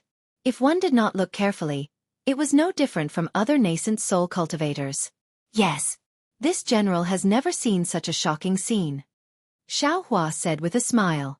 If it were not for the people of the Immortal Palace setting up the formation here, this general would not have this opportunity. He at this time. Taisher Zhanran, you still dare to call yourself this general? Kong Hongwu sneered. You still have the face to stand in front of this old man? Why not? Xiaohua's azure dragon saber rotated slightly. The saber light overflowed as he replied faintly. Kong Hongwu looked at the azure dragon saber and then looked at Xiaohua's face. He said meaningfully, when this old man asked you to join Starlord Hall, I already told you that since you have joined Starlord Hall, what you did in the Immortal Palace before is nothing. What Pure Palace, what Langfeng Summit, it has nothing to do with my Starlord Hall, it has nothing to do with you and me. As long as you can serve the Immortal Palace in Starlord Hall, one day you will be able to wash away your sins and return to the Immortal Palace. Humph. Xiaohua's eyes turned slightly as he pondered. He then raised his head and said, anyone can say such words, but did Hallmaster do it? Which immortal messenger of the Immortal Palace wanted Hallmaster to set up these three formations? Which immortal messenger of the Immortal Palace dared to bring the demon refining pot to the lower realm? Which immortal envoy gave Palace Master the guts to actually kill several hundred nascent soul cultivators from the hidden immortal mainland? How dare you? Kong Hongwu shouted angrily. Are you qualified to question what I've done? Do you think you can afford to offend the deity emissary who brought the demon purification pot to the mortal world? Not to mention you, even if the people from the Pure Abode Palace came here, who would dare to say no? Xiao Hua was somewhat bewildered. Although he didn't completely obtain Taisher Zhanran's memories, he didn't know anything about this so-called Pure Abode Palace. Suddenly, Xiao Hua became vigilant. If it wasn't for Taisher Zhanran's memories of the Pure Abode Palace being sealed, then this Kong Hongwu was playing tricks again. However, Xiao Hua didn't understand. Kong Hongwu's strength far exceeded his or Taisher Zhanran's, so what reason did he have to play tricks? An Immortal Palace Medallion. After pondering for a moment, Xiao Hua understood. Kong Hongwu must have used an Immortal Palace Medallion to enter this place. He could enter this place, so of course, he also had an Immortal Palace Medallion similar to Kong Hongwu's. Moreover, this Immortal Palace Medallion must have come from the same Immortal Palace.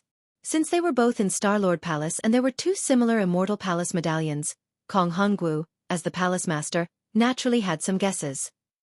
The biggest possibility was that the deity emissary was not at ease with Kong Hongwu and gave Taisher Zhanran an Immortal Palace Medallion to let Taisher Zhanran monitor Kong Hongwu. Towards this kind of Taisher Zhanran, Kong Hongwu naturally didn't dare to act rashly. Of course, it couldn't be ruled out that Kong Hongwu was afraid that Xiao Hua would escape and spread the news here to the Immortal Palace.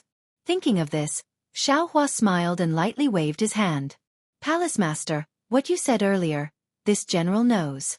No matter what this general's background was before coming to Star-Lord Palace, it's no longer important. What's important is that this general, like Palace Master, wants to perform meritorious deeds and return to the Immortal Palace. It's also because of this that this general was cautious and had no choice but to come here to investigate. Since this place is the same as what the deity emissary wants, then this general will take his leave. After speaking, Xiao Hua cupped his fists towards Kong Hongwu and turned to leave. Wait! Kong Hongwu coldly snorted and shouted, "This is the forbidden area of my Star-Lord Palace. How can you come and go as you please? What does Palace Master mean? Do you still want this general to stay?" Xiao Hua also coldly smiled. Kong Hongwu looked at Xiao Hua's fearless appearance and was even more certain of the origin of the Immortal Palace Medallion. Although his eyes flashed with a trace of anger, he was still afraid in his heart. After thinking for a while, he waved his hand and said, "This is Star-Lord Palace. The Palace Master is this old man, not you." Although this old man doesn't know why the deity emissary arranged this old man can clearly tell you that after this matter, you will no longer be the sun horse of Star of my Star-Lord Palace. As for where you will go ask the master behind you. Get lost. The expression on Xiao Hua's face didn't change and even showed a trace of a smile. He lightly said, "Whether this general can stay in Star-Lord Palace or not is not something that a small palace master like you can decide. If this general can't see through this, how can I dare to accept the Immortal Palace Medallion? Palace Master Kong, don't think that Ling Hu." Speaking until here, Xiao Hua promptly stopped. He knew that Ling Hu Pyron and Kong Hongwu had a very close relationship, but what relationship did Ling Hu Pyron have with the Immortal Palace? Even Taisher Zhanran didn't understand the strangeness of it and only felt that it was somewhat suspicious. Xiao Hua stopped talking, but his eyes still looked at Kong Hongwu without fear. It seemed somewhat provocative, but in reality, Xiao Hua's mind was rapidly turning. How could he leave this place? What he wanted to do was to kill this Kong Hongwu as quickly as possible. But Kong Hongwu was a Confucian cultivator of the upper 5th grade of essence energy. Xiao Hua didn't have a trace of certainty. He was calculating the distance between them and gauging how he could use the wind escape technique to quickly approach Kong Hongwu. Get lost! Kong Hongwu seemed like he would dirty his mouth if he said another word. His face was like frost and his figure slightly retreated, as if he was opening up a path. This general hopes that Palace Master Darren will carefully consider it. Just pretend that you didn't see this general here today. Xiao Hua put on an act and flew towards Kong Hongwu. Moreover, his face didn't have any vigilance at all, as if Taisher Zhanran really wasn't afraid of Kong Hongwu making a move. Kong Hongwu's face was obviously unsightly, but his expression wasn't as angry as before. Instead, it showed the magnanimity of a palace master. When he flew to a suitable distance, Xiao Hua suddenly opened his mouth and cupped his hands, saying, "Oh right, Palace Master Darren, the Immortal Emissary also said something to this general." When Kong Hongwu heard that it was the Immortal Emissary, his heart slightly moved. His eyes flashed with a strange light, but it was a very natural reaction. He casually asked, "What did he say?" "Go die." Xiaohua suddenly urged his magic power. Like a gust of wind, his entire figure mysteriously disappeared. The afterimage in the air was like a painting. On the painting scroll, a golden light suddenly appeared and cut towards Kong Hongwu's neck. Soaring dragon shears. This was Xiaohua's sharpest move right now. Moreover, the distance was so close. Xiaohua didn't think that Kong Hongwu had any method to escape. Even if this attack couldn't kill Kong Hongwu, Xiaohua was confident that it could injure Kong Hongwu. However, when Xiaohua got closer to Kong Hongwu, he saw that Kong Hongwu's expression suddenly revealed a hint of complacency. Xiaohua suddenly felt that something was wrong. Kill! At this point, Xiaohua couldn't care too much and could only urge the soaring dragon shears with all his strength. Swoosh! The soaring dragon shears were as fast as lightning. In the blink of an eye, it cut through Kong Hongwu's neck. However, Kong Hongwu didn't scream, nor did he spurt out blood. It was as if this Kong Hongwu was an illusion. Sure enough, Kong Hongwu laughed and raised his hand saying, "Brat, you only just cultivated the spirit back to the void, yet you dare to challenge this old man. Do you know what spirit back to the void is?" Run! Xiaohua saw that the soaring dragon shears couldn't do anything. This spirit back to the void was truly miraculous. Although he also had some achievements in his Confucian cultivation, he still hadn't reached such a high level. In his heart, he was astonished and urged the wind escape technique again.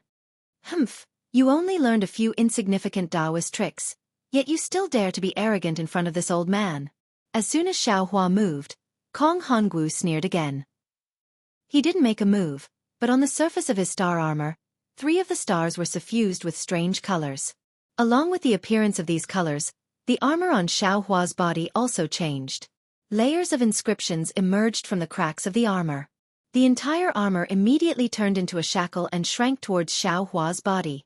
What was special was that on the armor's breastplate, inscriptions that were smaller than ants uncontrollably gushed out. Waves of pain that were more painful than needles rushed into Xiaohua's middle dantian, as if they wanted to seal Xiaohua's Confucian cultivation. Xiaohua turned pale with fright. He immediately understood the meaning of Kong Hongwu's previous strange look. While he was scheming against Kong Hongwu, he didn't know that he had already fallen into his opponent's trap. The star armor of the 28 celestial monarchs should be Kong Hongwu's weapon to control these celestial monarchs. When he wanted to get close to Kong Hongwu also wanted him to get close. Boom! Xiaohua made a prompt decision and displayed the heavenly law's embodiment of heaven and earth. Moreover, in his middle dantian, Confucian cultivator Xiaohua spat out sword qi and activated the 5 qi origin formation to resist the sealing power of the armor. You are not Taisher Zhanran." Seeing that Xiaohua's body was full of heaven and earth spirit qi, his body was rapidly expanding. Although the celestial monarch palace's armor was also expanding, it seemed to be somewhat unable to suppress Xiaohua. Kong Hongwu immediately came to his senses and cried out in surprise, "You are a Taoist disciple?" Moreover, as soon as these words came out, Kong Hongwu cried out involuntarily, You are Xiaohua of Taoism." When Xiaohua heard this, not only was he not happy, but he was also shocked. His name was remembered by the Celestial Monarch Palace's hallmaster, and in such a short time, if he didn't get rid of this person, he would never have a day of peace in the future.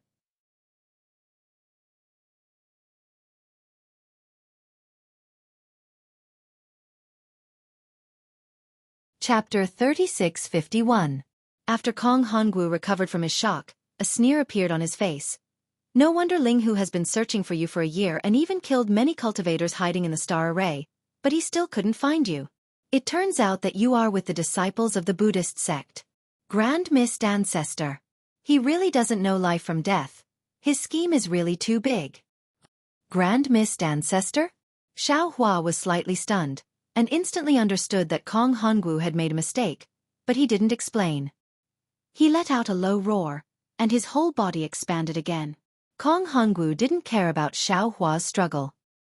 He opened his mouth and a breath of true qi fell on his star armor. The star armor's multicolored light became brighter, and the star armor that imprisoned Xiaohua expanded along with Xiaohua's body. "This old man didn't expect you to have the Immortal Palace token, and actually sneak in here. Kong Hongwu was in a good mood, and he laughed. Unfortunately, other people invite you into the jar, but you came in uninvited. If Linghu knew, his lungs would explode. While speaking, Kong Hongwu's figure flew, blocking the star path to prevent Xiaohua from escaping.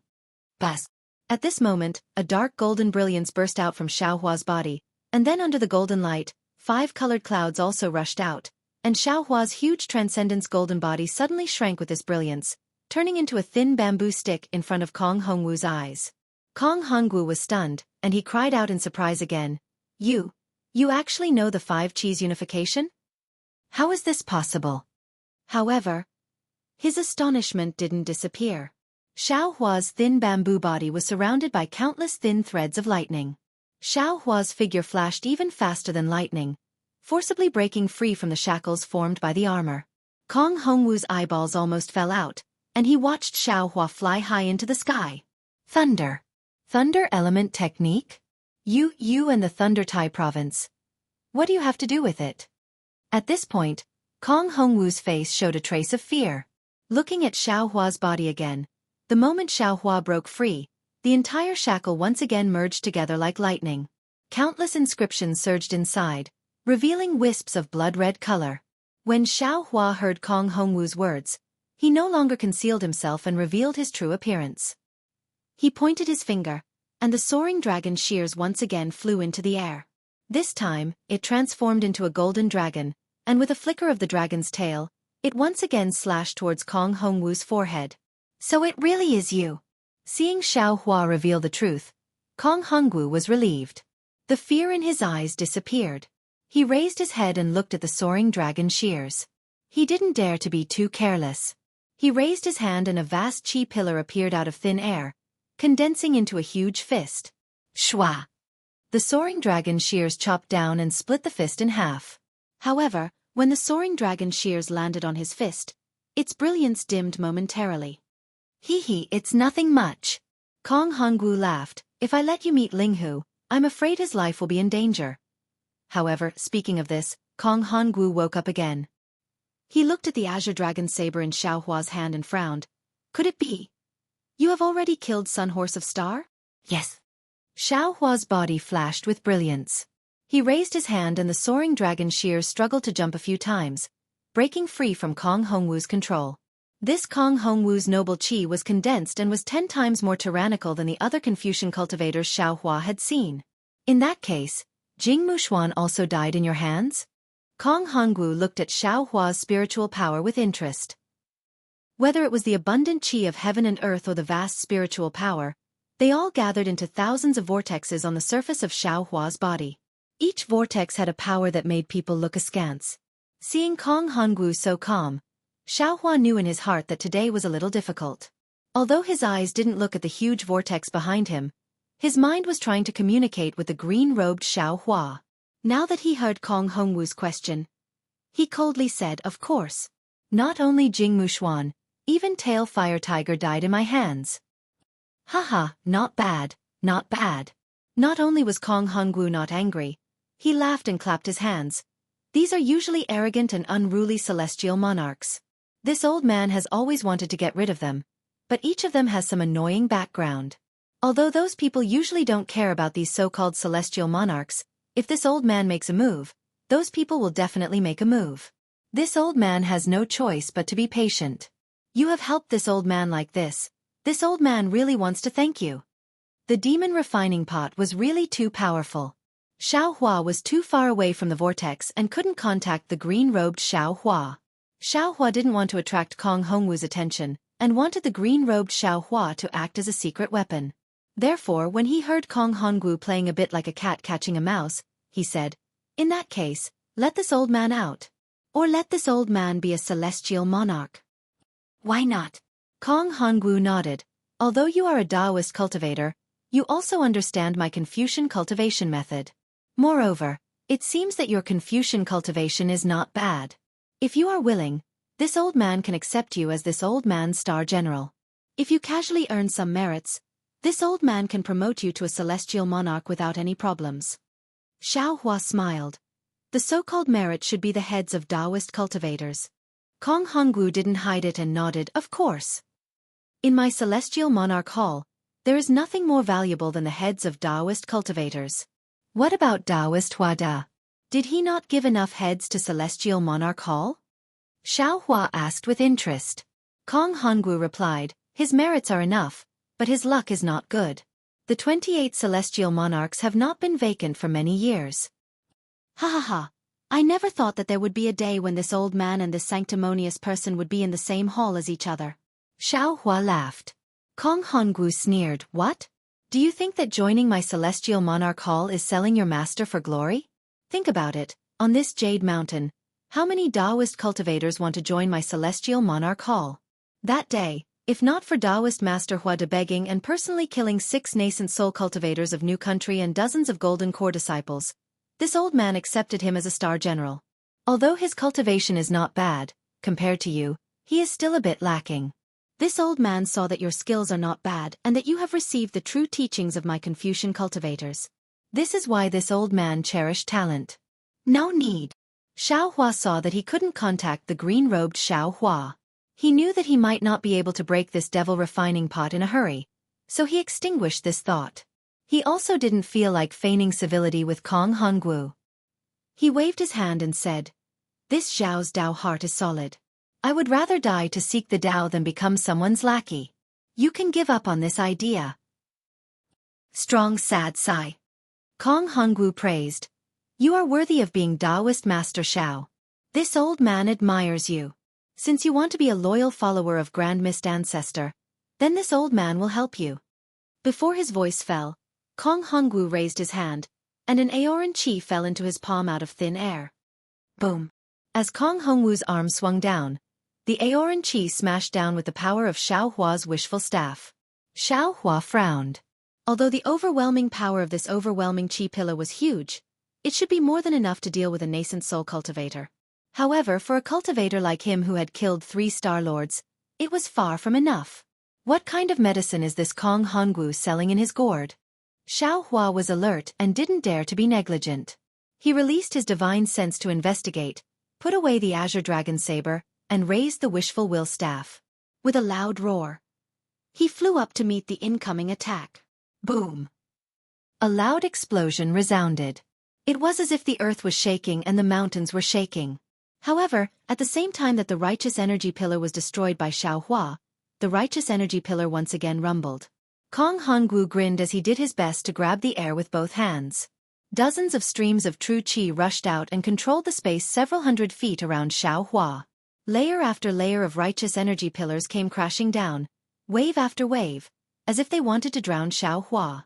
Xiao Hua was stunned and his figure involuntarily retreated. After all, this overwhelming chi pillar seemed to be solid, and Kong Hongwu was going all out, so Xiao Hua could only avoid it.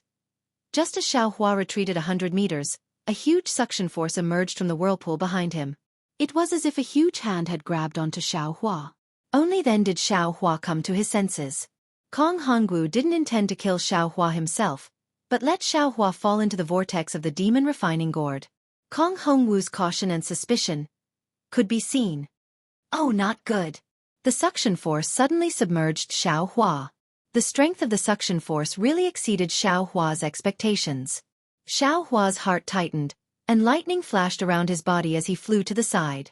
Unfortunately, Xiao Hua still underestimated Kong Hongwu's caution.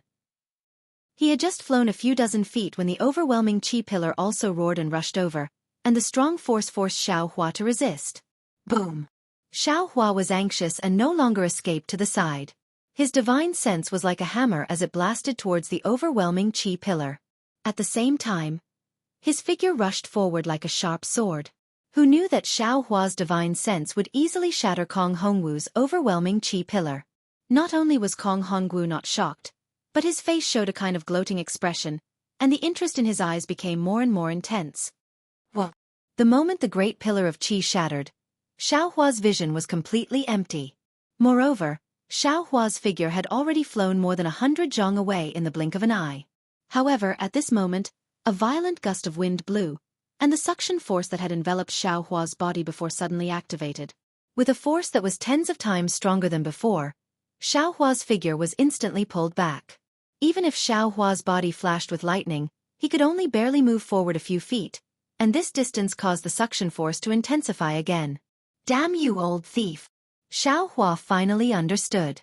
Now that he was within the range of the suction force of the demon refining gourd's vortex, the overwhelming chi pillar near him was balanced. Kong Hongwu's overwhelming chi pillar was directed towards the vortex, so the suction force naturally ignored it. But he actually destroyed the overwhelming chi pillar, which immediately caused an imbalance in the chi pillar, and the suction force was naturally generated. The more he wanted to rush out of the suction force, the more he wanted to extinguish the overwhelming chi pillar, and the stronger the suction force was. He was still careless and fell into Kong Hongwu's trap.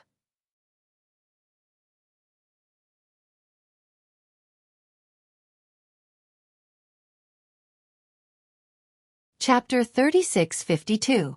Xiaohua watched as the powerful suction force grabbed him like a powerful hand. Even if he used all of his cultivation to forcibly break free from the suction force, there would still be a more powerful opponent waiting for him. Xiaohua couldn't help but feel a chill in his heart. Today was a situation where he would definitely die. Kong Hongwu had obviously expected this. A trace of a smile hung on the corner of his mouth as he looked at Xiaohua from afar. He actually wanted to know how Xiaohua would escape. This was the trap he had prepared from the very beginning when he saw Xiaohua. However, at that time, he thought Xiaohua was Taisha Zhanran. Now that he saw Xiaohua being forced into a desperate situation step by step, Kong Hongwu was even more excited than if he were to personally kill Xiaohua. However, Xiaohua's next move caused Kong Hongwu to be extremely puzzled. Because Xiaohua seemed to have thought of something, he suddenly turned sideways and unexpectedly used a flying technique to fly into the whirlpool. Ha! This guy! What kind of trick does he have now? The cautious Kong Hongwu was startled. He promptly used the clear eyes technique to investigate. After observing for a moment, Kong Hongwu unconsciously sighed. Alas, such an intelligent cultivator, how could he cultivate into a Taoist sect? If he could become a Confucian cultivator, sooner or later he would become a scholar. Of course, even though Xiaohua was currently using the lightning escape technique, he was currently flying around the enormous whirlpool. Even though the suction force of the whirlpool was extremely great, as Xiaohua was flying, a natural outward force was produced. This force was originally from the whirlpool itself, and thus, it was able to effectively resist the suction force that Xiaohua was unable to match. Although Kong Hongwu was convinced, he couldn't help but praise Xiaohua. However, he didn't know that Xiaohua had already encountered a cloud mist beast on the Yulian mountains of the Xiaoyu continent when he was in the aura refining stage. At that time, Xiaohua had relied on his flying advantage to escape. This kind of experience of using an evasion technique to escape, Xiaohua was truly much better than others. Seeing Xiaohua fly far away, Kong Hongwu didn't dare to be negligent. He hurriedly urged his body to follow behind. Although he couldn't catch up to Xiaohua, he was able to see Xiaohua's struggling shadow. However, after flying for a while, Kong Hongwu gave up. After all, the whirlpool was too big, and Kong Hongwu couldn't catch up to Xiaohua. Moreover, even if Xiaohua wanted to use his flying technique to escape from the suction of the whirlpool, he was still mercilessly sucked in by the whirlpool. Xiaohua flew very far away, and in fact, the momentum of leaving the whirlpool only weakened a little. This was far from enough for him to escape from the whirlpool. Kong Hongwu seemed to have seen Xiaohua's death. He simply stood in midair and only used the clear eyes technique to check and be on guard. At this moment, the entire vortex let out a low rumbling sound. Following the sound, a ray of brilliance spilled out from the vortex, rushing straight into the seemingly deep sky. Wherever the brilliance was, starlight would form. When the starlight fell into the brilliance, it immediately fell from the sky and landed on top of the vortex. Kong Hongwu could clearly see that there was a nascent soul inside the vortex. Haha! Kong Hongwu laughed proudly. He watched as the nascent soul couldn't break free from the suction of the whirlpool no matter how hard it struggled. It was gradually pulled into the whirlpool. Moreover, when the nascent soul entered the whirlpool, its entire body immediately grew uncontrollably. From a few feet to a few feet, then to 100 feet to 1,000 feet. At the same time, the brilliance from before followed the nascent soul's body and also grew. The noble chi madly poured in and finally turned into a huge wave wheel in the whirlpool, rotating with the entire whirlpool. No matter how profound the nascent soul's spiritual power was, it couldn't control 1,000 feet body. After struggling for a long time, It seemed to have lost its confidence. It reluctantly sat cross-legged and made a final struggle. Kong Hongwu looked at the nascent soul falling and pondered whether he should leave at this time and preside over the scorching sun great formation. But when he saw the nascent soul's skin gradually being pulled into strands of brilliance by the whirlpool, and even some specks of light scattered out, he seemed to have thought of something. Suddenly, his face changed and his body flew in the opposite direction of the whirlpool. Sure enough, when Kong Hongwu saw Xiaohua struggling to fly in the whirlpool, his body had already grown a lot. He was dozens of feet tall, but Xiaohua's body flashed with a dark golden color, as if resisting the tearing force of the whirlpool. The powerful tearing force could only splash countless sparks on the surface of Xiaohua's body, but it couldn't tear Xiaohua's body into 1,000 feet like the nascent soul's spiritual body. This guy, how many magical powers does he have? Kong Hongwu gnashed his teeth and said. He looked at the stars above his head with regret. The thought that had just appeared in his mind was immediately extinguished. If he didn't see Xiaohua being sucked into the whirlpool, if he didn't see Xiaohua die, how could he dare to leave without worry? Kong Hongwu naturally didn't know about Xiaohua's suffering. The inside of the whirlpool was really strange. Not only was there a suction force that dragged him to death, there was also an extremely strange tearing force that pulled his body in all directions. If it was an ordinary cultivator, they would have already been torn apart by 5 horses. Fortunately, Xiaohua had tempered his body before, so he could still resist. However, the closer he got to the center of the whirlpool, the stronger the tearing force and the stronger the suction force. Xiaohua's body was also being pulled apart. These 2 forces were nothing. What gave Xiaohua the most headache was the world's origin energy. Although the world's origin energy was very rich in this place, the world's origin energy was abnormally tyrannical. It was like a bad-tempered child playing, rampaging, and being sucked into his meridians. Even his meridians were being torn apart. If it weren't for the dragon vein in his meridians, Xiaohua would have been torn apart by the world's origin energy. However, being so close to the whirlpool and being so close to death, Xiaohua could faintly feel the existence of the green-robed Xiaohua in these chaotic fluctuations. Of course, some information was also transmitted from the green-robed Xiaohua. While Xiaohua was struggling, his mind was rapidly turning. From time to time, he would intermittently discuss with the green-robed Xiaohua how to escape. When Kong Hongwu flew over, Xiaohua naturally also saw him. He knew that this guy wouldn't leave until he saw him being pulled into the demon refining gourd. So, he simply ignored him and closed his eyes to feel the rotation of the whirlpool, carefully thinking about how to escape. Just like before, Kong Hongwu chased and observed for a moment. Seeing Xiaohua actually close his eyes, he knew that Xiaohua was thinking hard. Kong Hongwu sneered in his heart. His figure stopped in midair, and then he once again went against the whirlpool to observe Xiaohua. After doing this a few times, Xiaohua fell deeper and deeper into the whirlpool. The tearing force pulled up the brilliance around Xiaohua's body. Xiaohua was like a hedgehog with thorns. The brilliance around his body stood up and rushed towards the center of the whirlpool. In another half a meal. That's when Xiaohua will die. Kong Hongwu's heart fell. When his figure stopped again, he became somewhat lazy and didn't continue to pursue Xiaohua to investigate. It was also at this moment that Xiaohua's eyes suddenly opened. His eyes were like stars. He raised his eyes and looked at the green-robed Xiaohua's nascent soul that was rotating parallel to his body. Only now did Xiaohua see that under the green-robed Xiaohua's body, there was another nascent soul that was protected by the brilliance of the ice-deadly mirror. It was Taoist Master Jing Ting who fell into the whirlpool a step earlier.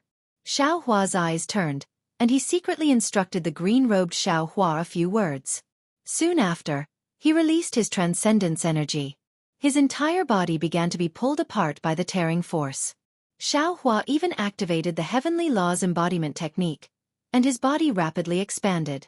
100 feet, 100 feet, 200 feet. Finally, it expanded to more than 600 feet. Whoa! The Transcendence golden body suddenly opened its mouth, and the spiritual fire that it had been accumulating power for a long time blurted out. In an instant, it turned into a fire net that was 100 feet in size and rushed towards the whirlpool. Although the demon refining pot was incomparably tyrannical, it didn't have any suction force on the spiritual fire. The 100 feet in size of the spiritual fire fell on top of the whirlpool, extinguishing all the starlight, the mighty pillars of qi, and so on. However, although the spiritual fire was 100 feet in size, it was still too small compared to the whirlpool. The spiritual fire only destroyed a small corner of the whirlpool. And at this moment, woo! A similar sound of fire whistling came from the shaking space. Within the whirlpool, the green-robed Xiaohua's nascent soul also spat out a fire net from its mouth. It faced the fire net of Xiaohua's spiritual fire. When the two spiritual fires met, the firepower was even more powerful. Under the powerful tearing force of the whirlpool, the flames tenaciously fused together. Shwa!